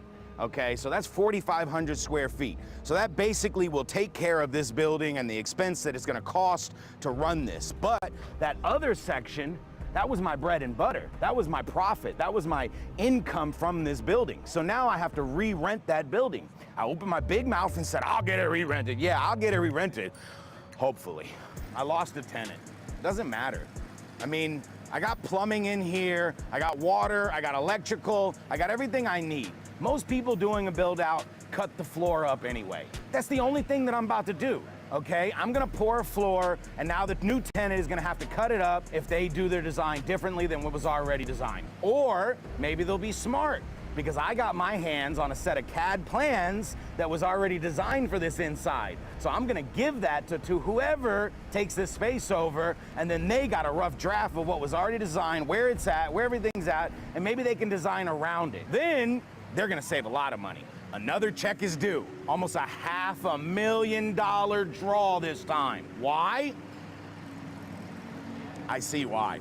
Paying for all of this, the real way that you have to pay for construction is based on completion. So they submit a report to the architect to tell them that they're this much complete. They've done this, they've done X, they've done Y, they did the foundation, they did the brickwork, they did the ceiling, they did this. And so based on that, you pay them. Or based on materials on site. So all these materials are on site, so I have to pay for them, because they got to pay their vendors. Okay, they only have so long, so it's based on completion. We give out the final check when we get what's called a COO, a Certificate of Occupancy. That means the city came out here, checked all the work that was done, and issued that this building is safe to be occupied. Once it's safe to be occupied, then the contractor's job is done. And so I write him the final check. Only been problem is I lost a tenant. That's depressing. to say the least. We're going out looking for a deal, and there ain't many out there. People don't want to get into their goddamn head that the price has got to come down. How much are asking? I don't know. One of the pieces don't even have an asking price on it. You know, the cap rates look like they were looking like close to 7. So, you know, if there's 7, who knows? Maybe they'll take an 8. And if I'm only paying the bank 6, I still got a 2% spread. Or maybe I won't pay the bank at all, and I'll just deplete all my cash and use that. I don't know. But I still got a small piece of the 1031 I got to finish. Anything else you want? I knew you were going to say, how much you got to spend? How much left you got to spend? 10 million! If I don't spend it, I got to give the government $2 million in tax at least, maybe more. You want to write a check for $2 million for phone wall? I don't think so. And the IRS don't take sausage. We get a lot of consult with Ben's saying, hey, how do I start? I want to get in real estate. Well, this is how you do it. But now, I'm going to kill 2 birds with 1 stone. And this bird here, I told them not that long ago, listen, if you're going to hang around me and you want to make money, you're going to have to get into real estate, all right? At least selling it, because then you'll get commissions. And then you can write offers for me and kick me back some of that commission. Hey, you never know. Anyway, we're here looking at a property, but we're also training Matt. I told Matt, you gotta have a high school diploma to get a real estate license. So what did Matt do? He took a course, he got his GED. I didn't think he passed, but he did. And then after that, he had to go out and take principles of real estate course. So that'll make you eligible to take the real estate exam. He signed up at a real estate school. I paid for it too, didn't I? Yes, you did. You owe me that money. Yes, I did. So basically, he went, he took the course, he banged it out. How many weeks did it take you? Weekends. 3 weekends. 3 weekends, he knocked the course out online, zoomed it in, and he passed the first time around. I couldn't believe it. Now, he has to study for the test. I don't mind investing in people when they can invest in themselves. Now, he showed me that he's gonna invest in himself. He came through. I couldn't pass those courses. I know I couldn't. Now it's time for him to start learning real estate. Why? Because he can make me money. Look at Paulie. Paulie started out as my driver too. Paulie's worth a lot of money in his world. But am I going to stick him over there looking at houses like housewives do or house husbands? No, I'm going to put him in commercial real estate. Why? Because that's where he can make me money at. So I'm going to teach him from the ground up how to make money in real estate and how to look for a deal, how to understand the deal. So I sent you an email on this property. The cap rate attracted us right off the bat. It's in our neighborhood. That's why we're here, right? Yep. That's what you look for. Look for deals in our area where the cap rate is not exactly where we want it to be at, but we can maybe drive it up there. What cap rate you're looking for? 7+, baby, 7+. We haven't done the research on the brand yet. It's a newer brand to me, but hey, location, location, location. We're in a great area right now. I know where we're at. I love it out here. By a busy freeway, people go on their phone, nearest Mexican food. They're gonna come right here. And look at all the stores. When those people are done shopping those stores, they're hungry. They wanna eat. Or if they're smart, they'll go and eat first and then go shopping, because then you walk off the food you ate. That's what Carla does. So it's got some really good brands around it. B, it's a nice building. It's an out parcel. It's got its own space. 3, it's a good brand from what I found out so far, but I'm gonna dig a little deeper. Now, what do we got? 6.5 cap. Term, 15 years on it, baby. Rent commencement. Oh, so we got 15 years from the rent commencement. So 18 now. 18 was how many years ago? 5 years ago. We got 10 years. We just lost 5 fucking years that quick. And it's Mexican, Tex-Mex. Carla loves, she's Mexican. 4 5-year options, you know what that means? When it comes up, they can add another 5-year set of lease. 4 5-year options. So they can stay 10 years guaranteed, and then they got 20 years worth of options they can exercise. It's 8,000 square feet almost. I couldn't build and buy the land for that price. That don't sound right, that's too cheap. But it has to do with the rent. It's all about your NOI, net operating income, what you're left with in your pocket, in pure rent. That I really like to hear, because I think that if they did leave, I think I could rent it out for a lot more. I think real estate here is probably worth maybe another $10 a square foot. So a lot of good things here. You got to look at all the bits and pieces and figure out the good, the bad, and the ugly. Do they have a drive-through here? Let's walk and see. They would have burritos you could drive through, get a big fat super burrito, the grande burrito. That's just another entrance, yeah? All right, no drive-through, but I think all restaurants like this should have a drive-through to make more money. But look what's behind it. You know what that's called? Big spaces and big names? A power center. We're gonna drive this whole complex now. Why? It's for sale too. Pretty much everything on that sign but the restaurants. Which restaurant? None of those restaurants are included, but everything else. The Five Below. Aussie Grill don't come with it? No. Woods Garage don't come with it? The Floor and Decor don't come with it either. What? No. Fuck. You just killed that whole power center. You just took the power out of the power center by saying Floor and Decor don't come with it. No. And I already own a Floor and Decor.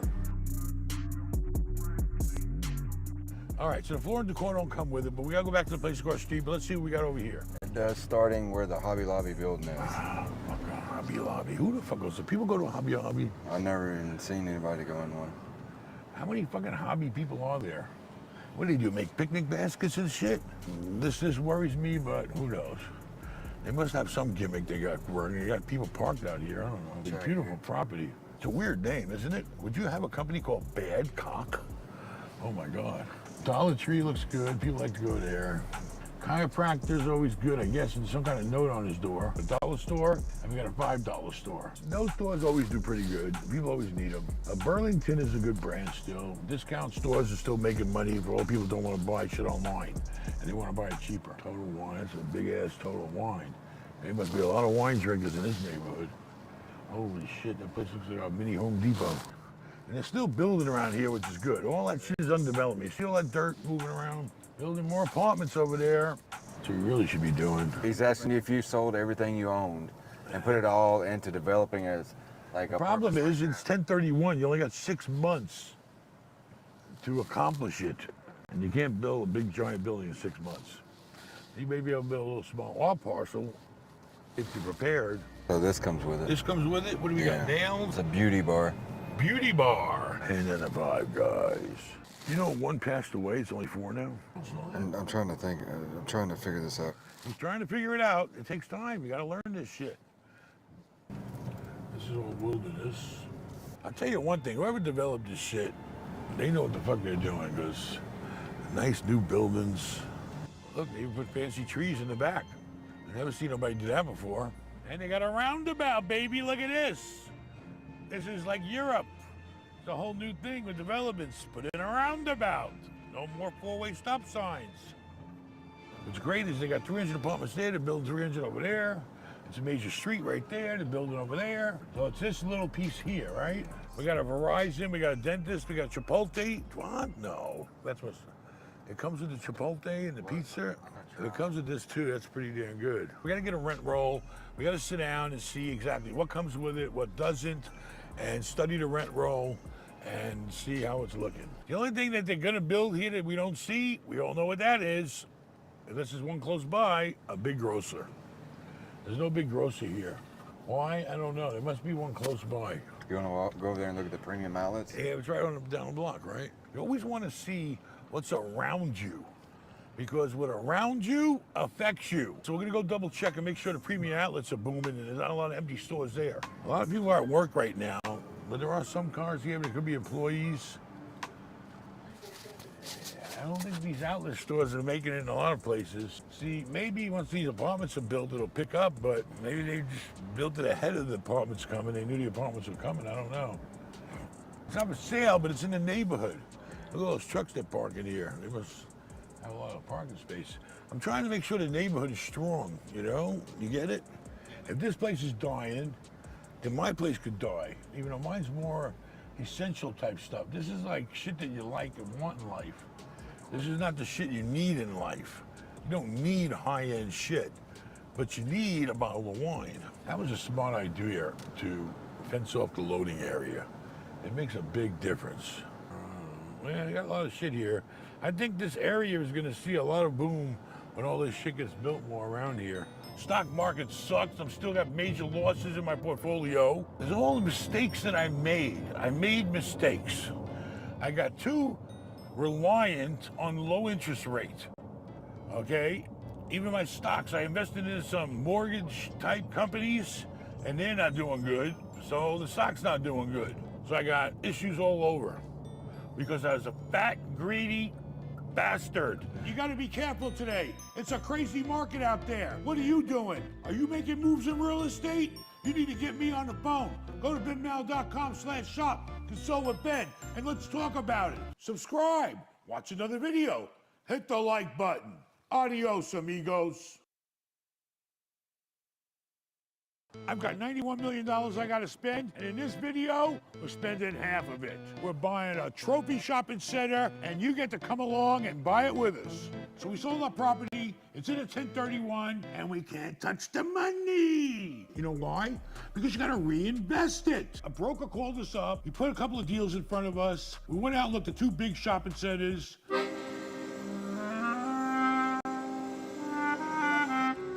Where's little Bennett?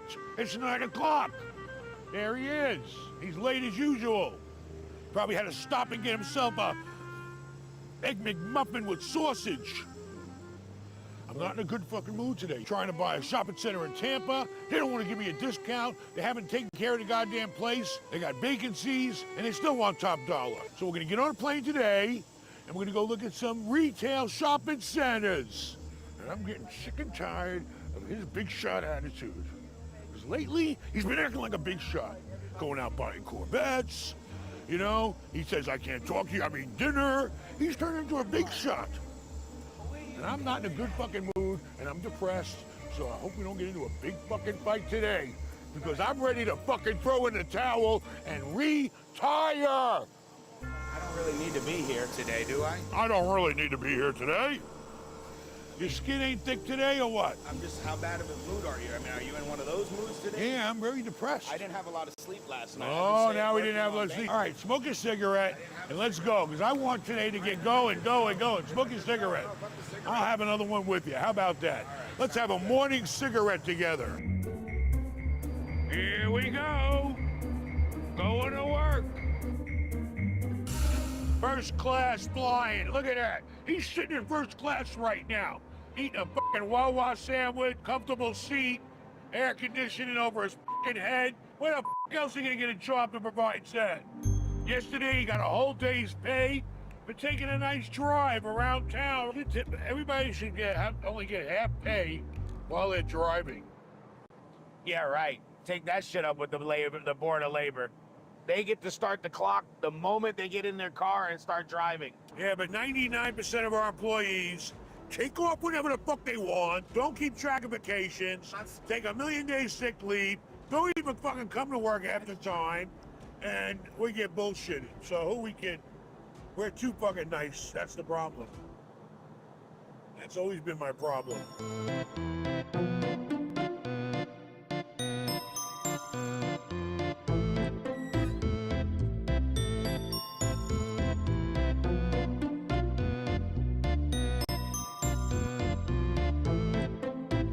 Let's take a walk, get a feel for this place. Come on. How much you're asking for this place? I don't know. I think it's only around $5 million. And there's a reason why. We know where she used to work.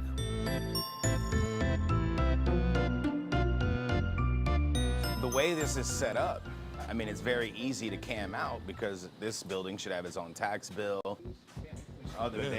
They got too much space. Yeah, it looks rough, too. They used to be a sit down. Diana, it's closed.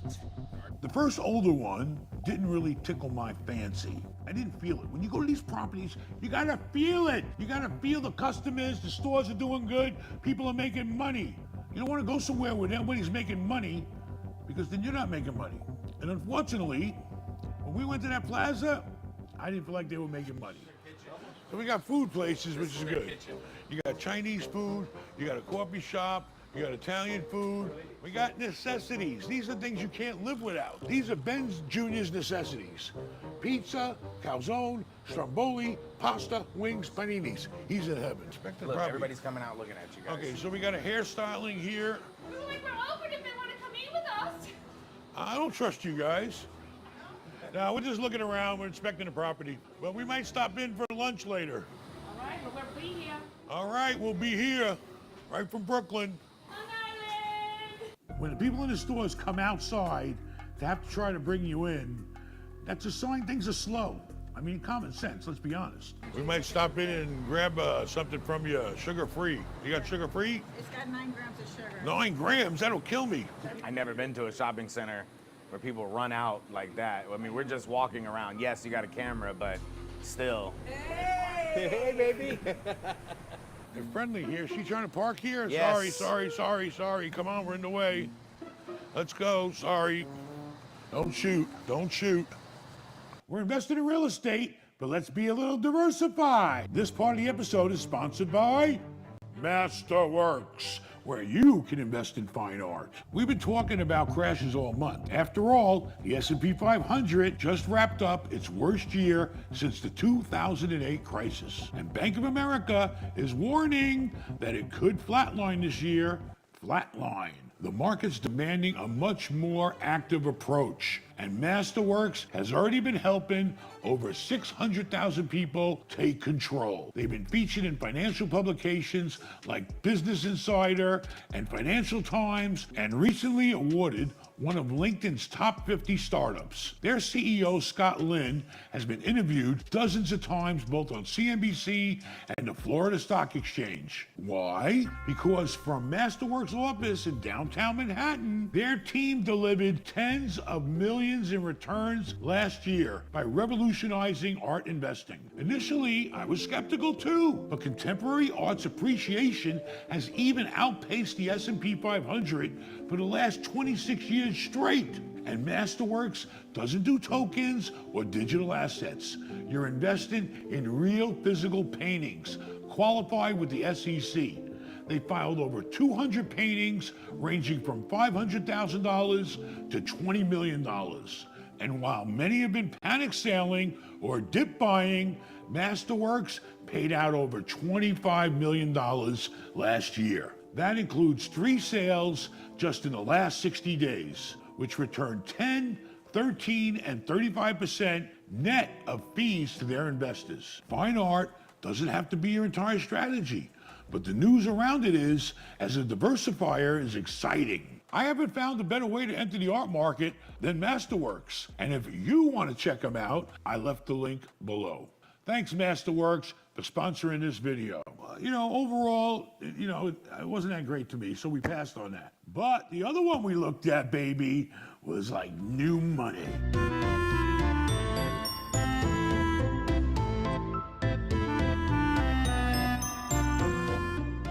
Holy shit. This is it? Yeah. Wow. Oh, this looks like a brand new fucking place. Barber Lounge. This is what you want to buy. Ice Spot. Little Greek. Lash Lounge. That's a Winn-Dixie liquor store right there. The bank comes with it. Is it on the rent roll? What's the name of it? Yeah, that does. Novus. That Fitness. How big is that fucking Fitness? That's yours too. Where's their first watch at? Oh my God, more shit over here. Man, that means all this is common area. Look at this road. You got to maintain this road. Does it come with the Dunkin' Donuts? Yeah. Ale, bar, shit. All that. Why you don't do a fucking drive-through? Drink. Come on. It'd be easy, wouldn't it? I'm not getting coffee. I'm not getting no sugar train. So what the fuck you going to Dunkin' Donuts for? Oh, you don't drink iced coffee no more? I don't know. Need some I mean, water. I thought it was a good idea. Thanks, man. Yeah, I was looking forward to that. Then go to the fucking drive-through. Oh my God. This guy just built this big, giant shopping center in a great growing neighborhood. He built brand new apartments right on site, so you have an immediate customer base for the tenants, and everything just felt good there. Everything was fresh. We don't need to put no money in it. Not even the landscaping. We'd have to do nothing. The guy's selling us a true turnkey project in a growing, thriving area. So I told Ben Jr., write up an LOI. It's sugar. It's like an ongoing thing. It's real. Like, I just got done eating lunch on this fucking desk right here, okay? So my dad said, Junior, write an LOI. 11 things. Where's the property at? How much I'm buying it for? Who's buying it? Who's selling it? When are we gonna go into contract? How much deposit am I gonna put down? How long of a due diligence period am I gonna have? Is there any contingencies or anything that I want that has to do with title, make sure it's clear. Financing contingency, how am I buying it? Am I buying it cash? Do I gotta go get a loan from the bank? Do I need time to do that? And that's fine, you can have that. What date am I gonna close? 45 days from effective date, 30 days from effective date, and then 11, always make it confidential. This is between you and the owner and maybe your broker, okay? You don't need him going out and telling the world that he's got an LOI from you at this price. I put in terms that say that he will not enter into any agreement with anybody else in these 30 days until we have a purchase and sale agreement. And then it's simple. Sign it, make sure there's a place for them to sign it, send it to them, and hopefully get it back with a signature. And if not, at least you get it back with something scratched off, okay? Instead of 50 million, maybe they put 70 million. And then you write it back and you scratch it off again and you put 55 million, okay? And you guys just go back and forth on that one piece of paper. On a hotel we're buying out right now, that LOI was scratched up 8 times. It went back and forth over months. But that is how you do an LOI. Ben Mallet Jr. style, baby. Ben Jr. wrote an LOI on a number that we attempted to buy the property at. Do we think he was gonna accept it? We prayed, but he didn't. He came back with his number. Then we came back with our number. And we played, the game basically to find a meeting point. And when you're up in the big numbers like we were, it means a lot. $1 million is a lot of money. Went back and forth probably about 4 times on the price. Our clock was ticking. We needed a property. We liked the property, and we came to a meeting place with the seller. Then we did our due diligence. We're getting ready to get on a plane, and we're going to look at the single biggest purchase we've ever made. It's the largest shopping center we've ever bought, and we're going to go inspect it and make sure everything's right. AC's not working. Everything else is working, right? We want to verify square footage, verifying occupancy. We want to check on the roof, make sure there's no damage or anything like that. We want to check the fire systems, just make sure they're all clear and not red tagged. How people get hot water, is it common? Just look at everything, really. This property has approximately 33 tenants. So it's a lot of tenants, and it's like a one-stop place to come, where people can come here and pretty much satisfy a lot of their needs. They need a haircut, they need the nails done, they need coffee, they need food, they need cooked food, they need groceries, they gotta go work out after they eat. I mean, it's got all the essentials that you're gonna wanna see in a shopping plaza. Name brand right there, Dunkin' Donuts, even has a drive-through. That's good investment. It's essential. People have to have donuts. This is not one of my favorites, and the reason why is, you guys, you can see, it's vacant because it was a mattress store. How many people got to go out and buy a mattress today? I don't know. But this place is in a hot location, and it should be no problem re-renting this space. This right here will be value add because it's not making any money right now, but it will when it gets rented. Before you buy a property, especially commercial, you have to hire, what do you do? Environmental assessment. Environmental assessment services. We call Matt out, he comes out here, he does all his homework on the property, he researches what used to be here, what's here now, and he evaluates everything that has to do with the environment. What is the gas that's in the ground? What's the gas? There's a gas. Is the rate on? Radon. Okay. Oh boy, we're in trouble. All right, we'll get back to Matt later. Go do your job. Tipsy is a very high-end nail salon. They got a bar. You can't get your nails done on Amazon. And look who's coming out now. He definitely needs a facial. I think it's a great place in a great area in great condition. We gotta sit down, think about the good, the bad, and if there's any ugly. Make sure we understand the deal. When you get into a complicated deal like this, you gotta understand it. You gotta understand the leases. They have what they call exclusive uses, prohibited uses, restricted uses, all these different types of things where if you got a burger joint, you can't rent to another burger joint. We could just open up a juice bar. We can sell boba teas out of here. You got boba? You said we have boba tea here already, right? Yes, in the ice. Yeah, because this would kill it for boba. Okay, so there's all these different interactions with working in between tenants. And you gotta make sure as the landlord that you put that puzzle piece, that other tenant has to be the right fit for this puzzle. You want your tenants to thrive. So that's a big concern we have. And there's some empty space here that needs to be looked at. Can you fit a Tesla through there? This would make a great Tesla showroom. I don't know. That fountain looks pretty pissy to me. That thing should be shooting up higher. What do you want me to look at on the inside of the bank? What do you want me to do and go in there and look at there? Go in the vault. I mean, you want me to scope the place out? I mean, I want you to go in the vault. Okay, so when I walked into the lash place, there was 5 or 6 people getting their lashes done. When I walked into the barber shop, there was like 8 to 9 guys in the chairs. Okay, so there's people here. It's really not that big of a parcel when you look at it. There's a lot of stores, but there's really not a lot of parking. That's why we need to know, what are we entitled to use in that garage? How many spaces? Apartment complex owns the road and the parking garage. Does that mean that we don't get these parking spaces? They have 3 different contracts, okay? There's a cleaning contract for this one. There's a cleaning, maintenance, landscape. That's how it is. It's 3 buildings we're buying. So where's the garbage cans for this building? Where does the property stop and where does the property start? No, your landscaper seems to be doing a great job. He lives right back here. Okay, good. My own father, I'm asking him to smoke. Hey, and don't blame me. Ben didn't tell you we flew in today, the last minute. He did not. I'm sorry. And you drove over here, huh? He forgot. He didn't tell you. I ratted you out. All these years, and I don't even deserve a phone call. Out of all these wells, I have found one. So why are there wells here to begin with? Can you explain that to me? There used to be 2 3,000 gallon diesels. There was a farm. So there was a farm here. It had underground storage tanks. So we're going to need to know whether or not they're in the program, a cleanup program. If they're in a cleanup You're going to be able to find that out, oh, right? yeah. Okay. Yeah. So you're gonna Probably find already out know that. It's just I'm not at the office right now. And Why are they putting 3 more wells in? Because they could not locate the other 2 wells. That's why we brought the environmental guy here. I don't know about wells. But otherwise, it's a good place, a good neighborhood. We like it. It's a good fit for our 1031. Very low management. We're not going to change nothing here. We're just going to keep running it the way they ran it. This guy built the place. That's what he does. He builds them, he gets them filled, he operates them, and then he sells them to people like us. We come in and hopefully get a decent return on our investment, and that's how the game's played. All right. Normally, when we purchase a property and we utilize all our 1031 money into purchasing a new property, at a later date, after we maybe came in, fine-tune things, fix it up a little, stabilize the asset, then we would elect to take a refinance and get some of that money out. But maybe we should wait till we have a purpose for the money.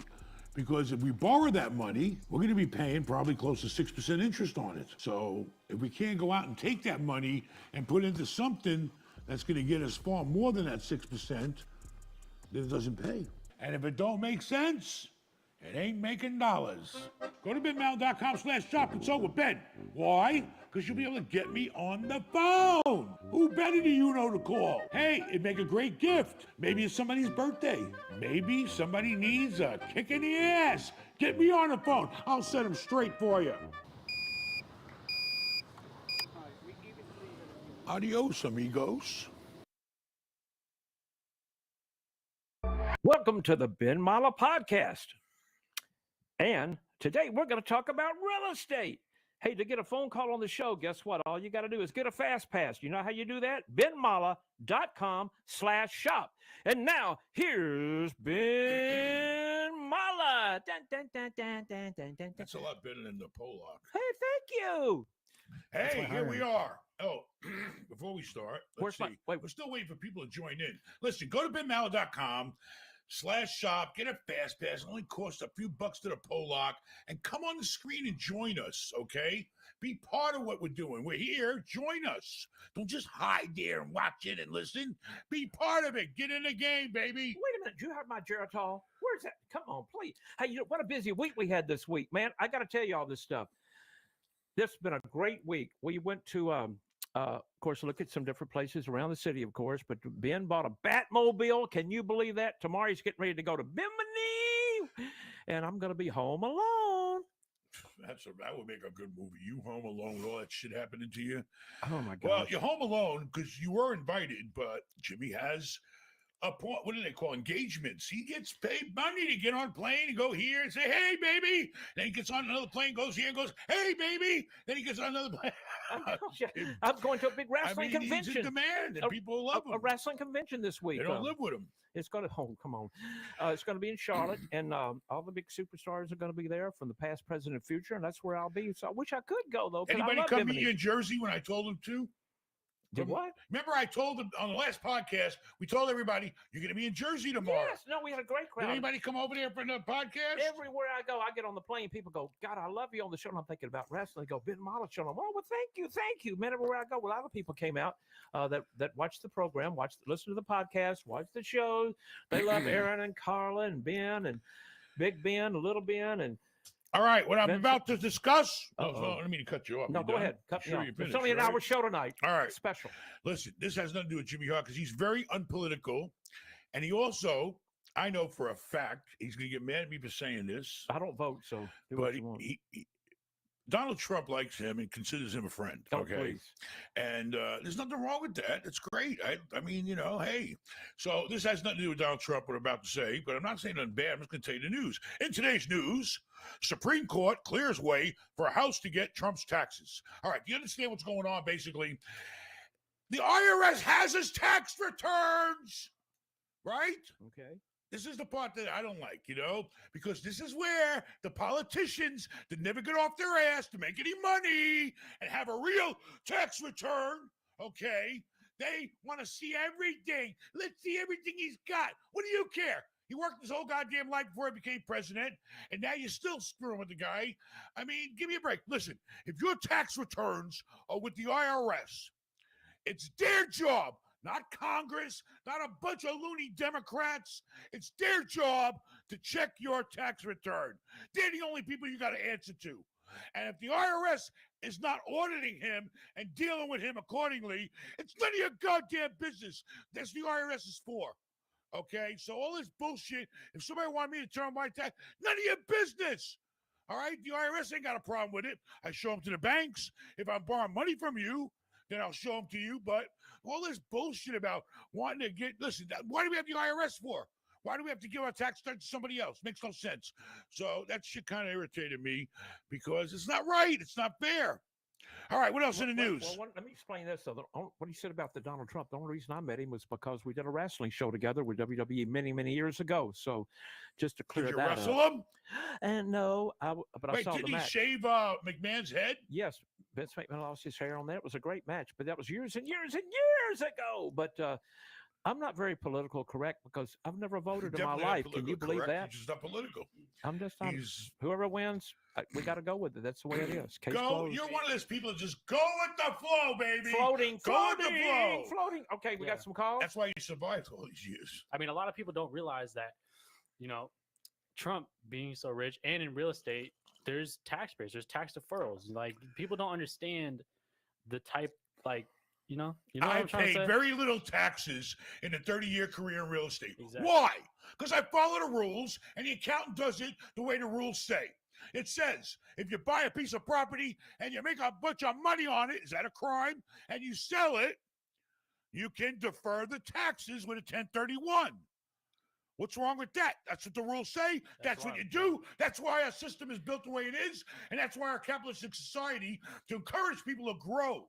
Okay? So, all right, I didn't pay taxes, but I'm still in the game. I'm still pumping up things, making money. That's what you want. Yep.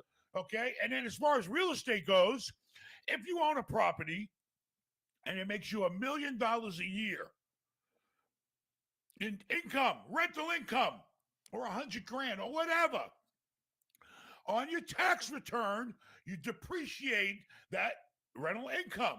I think it's 41 years. You depreciate the price of the property you paid for it or its value. And then whatever that comes out to be per year, you get to deduct off your rental income. Okay? We didn't write the laws. These are the laws. 1031, defer your taxes when you sell, and what did I just say about your rental income? Depreciate your rental income. Simple. All right, it brings you down to not being a big taxpayer, but we're paying sales tax, we're paying transfer tax, we're buying title insurance, we're paying lawyers, we're paying all kinds of. The banks are making money off of us, and we're supplying businesses and property places for people to live. Yeah. So don't give me a break. All right, we pay plenty of goddamn. My property taxes on this house are over $200,000 a year. Yeah. $200,000 a year for this one goddamn little house. That's what the average person doesn't understand too. Hey, and I told you not to buy this house, remember? So give me a break. You know, I pay plenty of taxes. And if the IRS ain't got a problem with his goddamn tax return, then it's none of their business. You should have a right to have some privacy to your life. You know, give me right. You know, we have rights. The IRS looks at your tax return. You don't like it, they audit you. Big deal. I've been audited. I was audited once. And, you know, worked out okay. It was minor. Anyway. Got some calls. All right. What do we got? We got super chats. So guys, whatever questions you want answered on air, we're doing super chat. So send in your super chat and we'll read them. So shout out Daniel Gray. Thank you for the first super chat of the night. What's up, Ben and the crew? Happy Thanksgiving. Thank you very much. What are you Happy doing? Turkey Day to you. I got gobble and gobble. Gobble, gobble. What are you doing for Thanksgiving? We're leaving tomorrow early. Make sure you pack tonight. We're going to Fort Lauderdale. We're going to go have turkey on a boat. Okay, we're going camping. That's our way of going camping. And this time we'll just cook a turkey. I mean, you know, she pulled off a Christmas dinner once on a boat. She can do a Thanksgiving dinner on a boat. And that's the story, Jerry. Plus, we got some real estate to look at. I got a couple of shopping centers I want to look at while I'm down there. I want to bid on. There's a new building that popped up today. It looks like a really nice office building, but I think it's all rented by one school. I want to go look at that. It's a nursing school. All right, I got a whole list of places I'm going to give you that you're going to drive me to like you did the weekend before. You know what he did the weekend before? What? We went down there, and as soon as we get there, you got to get the boat all ready. Okay, then I hand him we went and looked at another boat. He drove us to Miami and back. And then I handed him about 4 or 5 places I wanted to drive all around the different cities to show us. All right. And then when we got back from all that driving, then I made him take the boat out and drive the boat all night. And he went he went like 18 hours with no sleep, driving boats, driving vans, driving cars. It's crazy. But one day he got killed before. But one day he will be the heir to the throne. Yeah, but that air's starting to stink. Let me tell you, him and his brothers. All right. And he has been getting really good grades from what I've been seeing. Now the report card's getting ready to come out before the Christmas break. Everybody's spamming That's going to Hellcat show in the us. chat. He's Hellcat getting in the close to chat. that Hellcat, baby. But I want to see some hella grades. I thought you bought in the Batmobile. Yeah, I'll but it's take only that. 2-seater. Can't give everybody a lift. All right, That's going to you. Shout out Nipple Peyton phone. O'Brien. Thank you for the super chat. Ben, been going through a lot lately. Depressed and not really happy. Do you have any advice? Yes. Don't get married. Stop being depressed. Let me tell you something. If I wasn't married, I'd probably really be depressed, you know, because you always got that one person there for you. You know, when times are rough, you got somebody to share in your misery. All right, listen, I'm depressed. You want to know about depression? I'll tell you about depression. Okay, the interest rate when I was having a party at like 2.5%, okay, and I could have fixed it at 3%. Now I'm paying 5.5% or more. Okay, so I'm paying 3% more on a couple of $100 million. That's $6 million a year. That's $500,000 a month. Don't tell me about depression. I live it every goddamn day. So, and besides that, the stock market sucked, and I'm down there. We all get depressed. What am I going to do? You just got to wait it out and keep doing everything you can do to improve your life. Stay busy doing positive things that'll help you grow in life. Don't waste your time on bullshit and waste your time around idiots. Focus on doing something that will improve your life. And there's only one way I know how to improve my life: with money, baby, making money. That makes me happy because I got more money. I can worry about my bills. You can really control your let's say depressed state, right? Listen, sometimes it's good to be depressed because it's a fucking human emotion. All right. So you want to be fucking depressed, be depressed for a little while, but it can't go on too long. All right. Because, you know, you got to just get on with it and move forward and do what you got to do to figure out what makes you happy in life. Because you ain't going to be here for a very long time. Hey, but thank God you didn't. Some of us, very little. But thank God you didn't buy into that Bitcoin we talked about. Bitcoin. I don't know shit about Bitcoin, FTX, and the money's in fucking Nassau. Who the fuck is going to trust their money in Nassau? Give me a break. I spent a lot of time in Nassau. Great place to visit, but I ain't put my money there. Yeah, man. I will take your money. Come on. Bring it in. Don't worry. It's being good hands. Ah. Hey, anyway. Didn't we have a great time at the college this week, though? Oh, yeah. USF. Tampa. One of the hardest schools to get into, and a medical school, okay, it specializes in cancer, okay, they asked me to come there, all right? That was a true honor because I never even went one day to high school. So I come there to USF Tampa. They thought about 50, 60 kids would show up that registered for this special real estate seminar. 250 showed up. You were even there, Jimmy. Well, it's packed. But you know what I liked about it? I wish I'd have gone to college now because I walk in, Ben invites me over there. I walk in, people are sleeping on the couches, the floor. They're chasing each other around, playing thump them in the whatever. I look around, they're fighting with these plastic swords. They're having a good time. What did I miss? Class. I missed college. You did. But it's never too late. That would be good. You go to college. But first, you got to graduate high school. That's true, too. Well, when you went to school, every grade was in the same room, right? No, when I went to school, I spent 4 years in the 12th grade because I love school so much. Yeah. All right. What else we got? All right, anybody going to call in? Yeah, I'm sure we'll get some callers. Shout out James Tompkins. Thank you for the super chat. So I'm trying to use my VA home loan and tips on how to do that. Oh, sorry. Any tips on how to do that? And where would you suggest to invest in Florida? Currently, I'm in Jacksonville. I just told little Ben to drive past the property in Jacksonville. Jacksonville's got some areas, you can make some money still in that never blossomed. So, but listen, if you're in Jacksonville, Jacksonville has still areas that can go up. Okay. But if you're using a VA loan, try to get a fourplex or a triplex or a duplex. Buy something with that VA loan, no money down, baby. That's going to make you money. Or if you're currently paying rent, live somewhere for free. Because saving money is a home run. Making money. Thank you. All right. So listen, go to a bank or go to somebody that does VA loans. Get all your paperwork in order. Start looking for a deal. Get a real estate agent if you have to. The seller's paying their commission. They're working for you for free. And do it. But start in your area you're familiar with. Jacksonville, baby. There's a lot of growth in Jacksonville. They got a big port there. They got this there. They got that there. And there's still some areas that need some uplifting. Get in them. What else? All right. Shout out Simon. Thank you for the super sticker. Shout out Jeff. Thank you for the super chat. How's the 1031 search going? Anyway, we're about halfway there. All right. We had to replace 91 million. So, yeah, halfway. So you're at what, 45? Me and Ben are tying up a shopping center. It's going to close 45 million, 46 from 91 leaves 45. I bought $1 million, what do you call it? Oil changers over in Tampa. I showed it to you. We drove past the other day. Was it Jeff? Triple that. I ain't got to do shit. It's $1 million. Maybe I'll give it to you for Christmas if you play your cards right. And give me an oil change. Hey, what'd you get for Christmas? I got an oil change. My dad had a 6.5 cap. Hey. Anyway, so I don't know. I'm still out from 91 to 46 to 45, 44 million. I got to get my ass out there and looking for some good shit, man. I need some good shit, man. You got some good shit, Jimmy? I need some good stuff, man. Hey, this past weekend when you went up to Orlando. I'm like a 1031 junkie right now. I'm like a drug addict. Give me a deal. Hey, man, give me a deal. Did you find anything in Orlando this week when you left Sunday to go up there? Orlando. That's how I spent my Sunday. This is my life. You talk about depression? Sunday was kind of rainy. Ain't shit to do. Screw that. Sitting around this goddamn dump all day.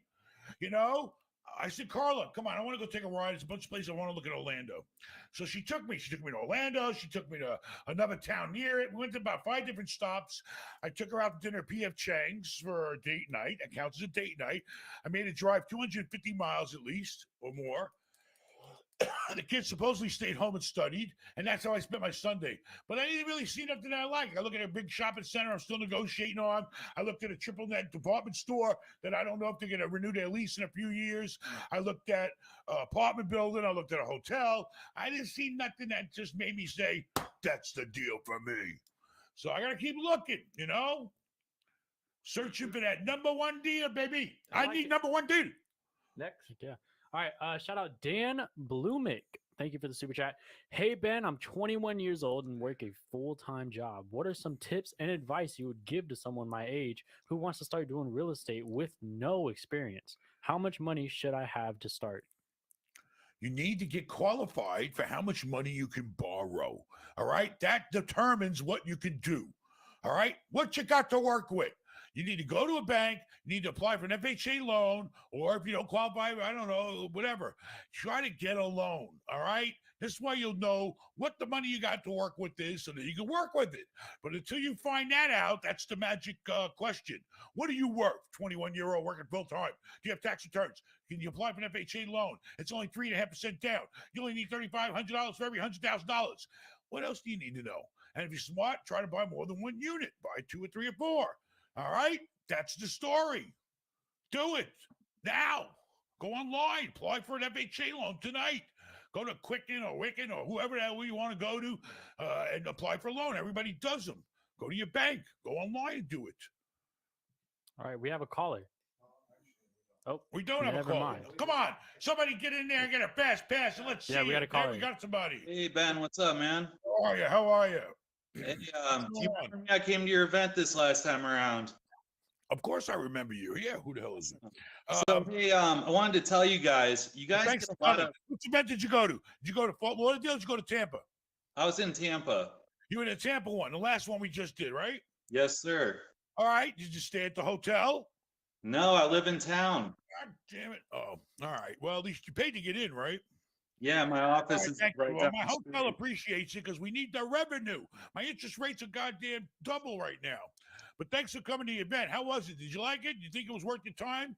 Nah, you guys are boring as fuck. Well, then why'd you come? At least, well, it's better than sitting home with yourself, I guess. You know, I don't want to Yeah, go there. probably. No, I'm just fucking with you guys. No, it's a good event. I mean, a lot of the info to a seasoned investor is a little bit, you know, like we're all sitting there like, okay, I think we know this, but I think if you guys did a little bit more networking, that'd be a lot bigger because, I mean, obviously the goal is for us to all make money and to get to know each other and make deals happen, right? I'm not doing this for money. Does he know that?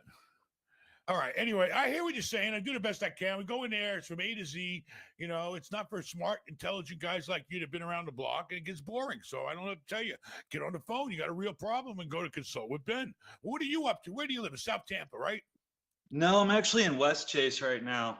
West Chase. I just lost a fucking deal in West Chase. My son's pissed over it. We were going to buy that guy, the first, I forgot what was it called. The first one was there. What?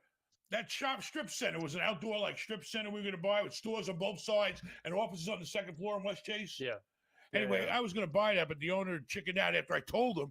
You know the one I'm talking about? It's a strip center with a bunch of little stores, like a little community. No. It's where the first bar opened up. What was it called? Beers, a World of Beers. World of Beers. You know what a World of Beers is? You don't get out much, do you? No, I know what you're talking about. You're talking like right down the street by I was going to buy the whole block of all those stores and shops with the empty offices. I go in there, I tell the guy, and we do all our homework, tell the guy everything we want to do. And then he fucking says, well, fuck it, I'll just do it myself. All right, so what's up? What can we do for you?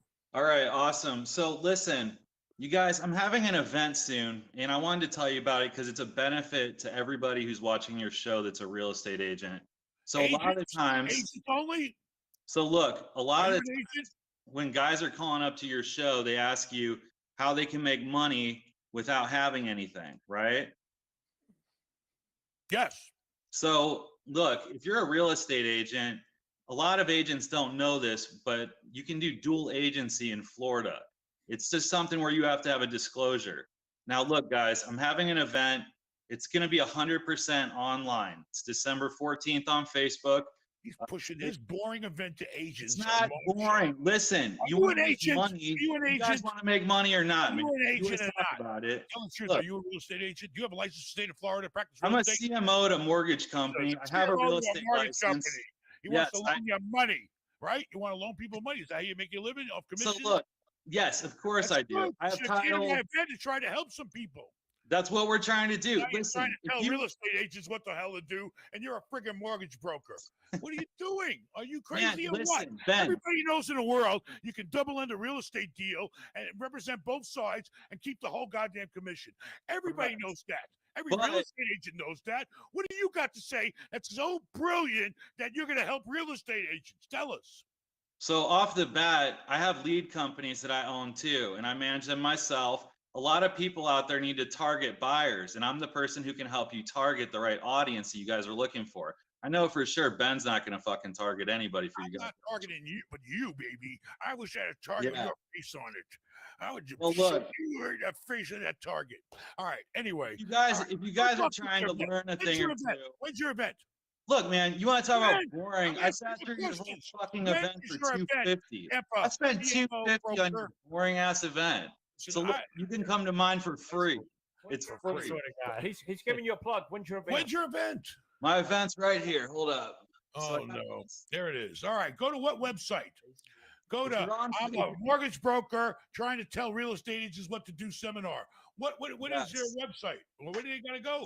So my website's calculatedleads.com. If you guys are looking to get buyers and you want to close deals, I'll help you do that. Now, also, if you guys are trying to check out this program, You're telling other people how much to make money. How much you got? What you got sitting over there in Truist Bank? in Truist Bank. So when I was younger, man, like I was doing a lot of dumb investments with restaurants. So right now I'm back on the come up. I think you should go back to restaurants multiple times. Actually, you like a guy that will work at a restaurant more than a guy in real estate. Okay, I'll be honest. You need a little hat you put on, and you're back there flipping those burgers, baby, cooking up a storm. That's where I see you at, man. Do it. Hey, what day is your event? Jimmy's coming. So the event's on December 14th. It's at 5 o'clock. It's on Facebook Live. Home mortgage. Too cheap to rent a hall. All right. Well, good luck to you. I wish you the best. And I seriously, Denny's is hiring right now. I seen the sign. I was there the other night. Oh my God. You're probably All right, fucking take eating there care. after your show. What the hell are you talking about, man? All right. Peace out. We love you.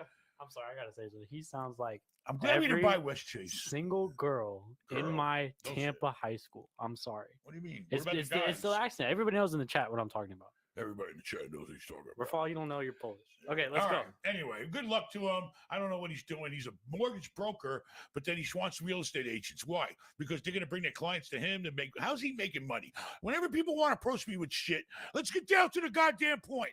How are you making money on this opportunity or this deal you're telling me? That's what I want to know first. How are you making money? Why are you? People ain't spending their time except me. I'm the only dumb idiot spends his time for a few bucks that don't even pay his tuition. You know, but people they're making money on something. Don't believe everybody, but investigate. You never know. Sometimes it could work out for you, you know, because a lot of times what happens is they have information, but they ain't smart enough to put their own information to work, so they just tell other people about it. That's what they do. They write courses, they write books, blah, blah, blah, blah, blah. Do what the hell you do it yourself, you know? So, That doesn't hurt anybody. They can sit at home and listen to it. December the 14th. there you go. Make sure you be there. Set Jimmy's room up to watch it. And Jimmy, you should become a real estate agent. You can represent. Imagine when your celebrity level. Holy shit, you make a killing. That's all smart. the celebrities would love Wait, coming to that's you. smart. All the big shots You're would a come to you. celebrity real Jimmy, estate I need agent? a house. All right, baby, come on down. Let's see what we get you. You look up on a computer. You find some other schmuck to do it for you, and they look it up. All right, show them these houses. This is what they're looking for. All you need is an agent to work for you. You'd make a killing as a real estate agent. A real estate agent to the celebrities. All right. That's what actually else? smart. I'm going to open up Jimmy Hard Real Estate Office. All right, We're Quonte. wasting our time with fucking bars. We need to get you in a real estate office. All right, shout out Quontes Maduro. Thank you for the super chat. Need a realtor in Colorado Springs. I'm your guy. There you go, Colorado Springs. You ever been there? He might be the guy. No, I know a guy listen, I went to Aspen. That's not him. What? That's not him. We met a real estate agent there. Nice kid. He tried to sell me some $10 million house. I said, it's not for me. What's his name? Jason. But we went out to dinner with his mother. We had a good time. He showed us around. He showed us where to go snowmobiling. We made good friends. Oh yeah, that was fun. But, you know, Colorado's fine, but I don't know it very well. All right. All right. Let's see. Shout out Daniel Gray. Thank you for the super chat as well. Ben, when are you going to invite the top G on the Top pod? G. We're not on his level. see. He's top G. You know, we're We'll top see. B. We ain't made it up to G yet. So I don't know. Listen, if somebody wants to meet me, I do, but I ain't got time to run after people. You gotta contact us. We're here We'll doing see. this for you. You want me to start getting guests and all this stuff and devote my life to this shit? It ain't gonna happen. I got a goddamn $45 million portfolio. I gotta hurry up and close, and I ain't got time. So I'm here. If you want to send some guests over here, send them on over. Everybody knows where I live. Yep. Every goddamn word in the world knows where I live. Make sure you contact Rafal first. Just don't send him this weekend. He's gone. I'm gonna be here this weekend. Meet me in Fort Lauderdale. I'll be on my boat. Can you do a podcast in the top foot of my boat, or we need good internet from Vincent's house, We could right? do it. Yeah, we should have done a podcast over Thanksgiving from on a boat. You guys can at Ben Mala What? under their channels and stuff. If you guys All right, would what like else to get we their got? We ain't got a attention. lot of time tonight. All right, shout out Johnny. Thank you for the super chat. Hey, I fix appliances, fridges, ovens, etc., making $350K a year. Damn. With about $100K saved. I'm 25 years old. Should I just continue to save for the next year or jump in real estate? It's expensive where I'm from. Save. All right. Well, I don't know where you're from, but you better do this is right now. Everybody that's listening, I'm just telling you what I think you should do. Get your hands on every goddamn dollar you can. I mean, yeah. Because next year, I think you're going to see some deals. I'm already starting to see it trickle down. Cap rates are moving up. Everybody was, I'll take a 4. I want a 4 cap for my Starbucks. Well, now they're at 5. And I see some going 5.5. And all the cap rates are coming up in the good shit. So that means the other shit's going to really start coming down. And, you need to get your cash ready because a lot of people's loans, eventually, the loans have to come due. Somebody out there, a percentage of people in the billions or more have loans out there that are coming due in 2023. And they're not going to be able to match the loan amount maybe because the price of real estate's down and the interest rate's up. And they're not going to qualify for the same loan that they got now. So I believe we're going to start seeing a bunch of shit hit the fan next year. Stack up on as much cash as you can so you can be ready to make some moves. Line yourself up with financing and keep fixing those goddamn appliances. Because if you're making $350,000 a year, then you better keep doing it. Why you're only saving 100 of it, I don't know. You must have got a lot of girlfriends. Maybe he only has 100K saved right now. He's But starting to make keep saving your 350. money, and start looking for deals within your range of the money you got. Go find out what you can borrow. The key to real estate is having the loan money to do it. And the down payment, but the loan's harder to get than the down payment sometimes. But that's great though, 25. All right, shout out Ezio. Thank you for the super chat. Does Aaron plan to go to college? Short answer, yes. Yes, I want to see him to go to college. Which one? Let me tell you something. I've been talking to some New York guys. These are all the guys. These are young guys. They're in their mid-20s. They all went to college. And let me tell you something. These guys that work for all those big shot companies in New York, they know this shit. Okay? They talk to me like, holy shit, man, this guy knows his shit. I mean, I can keep up with them, but they go into fucking detail. They learn all about projections. They learn this. They learn that. They cross every dot. They dot every I and cross every T. So I know they're all college prep that way in business. And it helps them a lot in this business. So Which college you looking at? Wharton Aaron? Business School, same one Trump went to. I mean, yeah. Honestly, if I can't get in a school like Wharton or any other major like Stanford, any other major business college, then I would just have to go to a college in Florida. I mean, it makes You sense get to be decent closer grades. to the company. You only need decent grades. You got good grades. Realistically, and a good SAT score. All you need is some money, baby. And we'll get you in the right school. Just give me the grades and a high SAT score to work with. That's all I need from you. And I'll take care of the other half. I mean, realistically, after I go to college for business, I'm going to jump right into the business.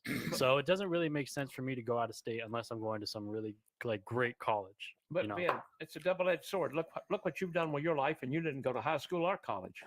Listen, they're not going to go through what I went through. Now they got to take advantage of starting off on a different level. All right. Well, my hope is that his brothers are going to get old eventually. He's going to have to know the real estate business. That's a fact. And I want him to understand wealth management. All right. Because, yeah, it's nice to make money, but then what the hell are you doing it? And you got to be smart and you got to invest it here in the right place. And you got to worry about your credit lines. And it's all this money management that you have to do. And that's where I want him to be educated. Okay. And maybe make some money in the stock market. He's a gambler. But, I mean, money management will make you money if you know how to manage it. Especially if you have it to manage. All right. What else? All right. Here's a good one. Wait, If anything I happens just to saw it. Jimmy, you got to take care of him. Here's a good one. If Shout I out. go before Jimmy does, you got to take care of Jimmy. You swear to do Of that. You promise to do Yes, that. I promise, of All course. right, it's on Thank you. video now. All right, here's a good question. Super chat. Shout out Spoiled Jams. Thank you for the super chat. Question for Aaron. What is the cap rate for a duplex netting $250K a year if the purchase price is $4 million? All right, this is easy. All right. You take the net operating income, which is that $250K a year, right? Put that in your calculator, $250,000, and you divide it by the purchase price, which is $4 million. Damn. That gives you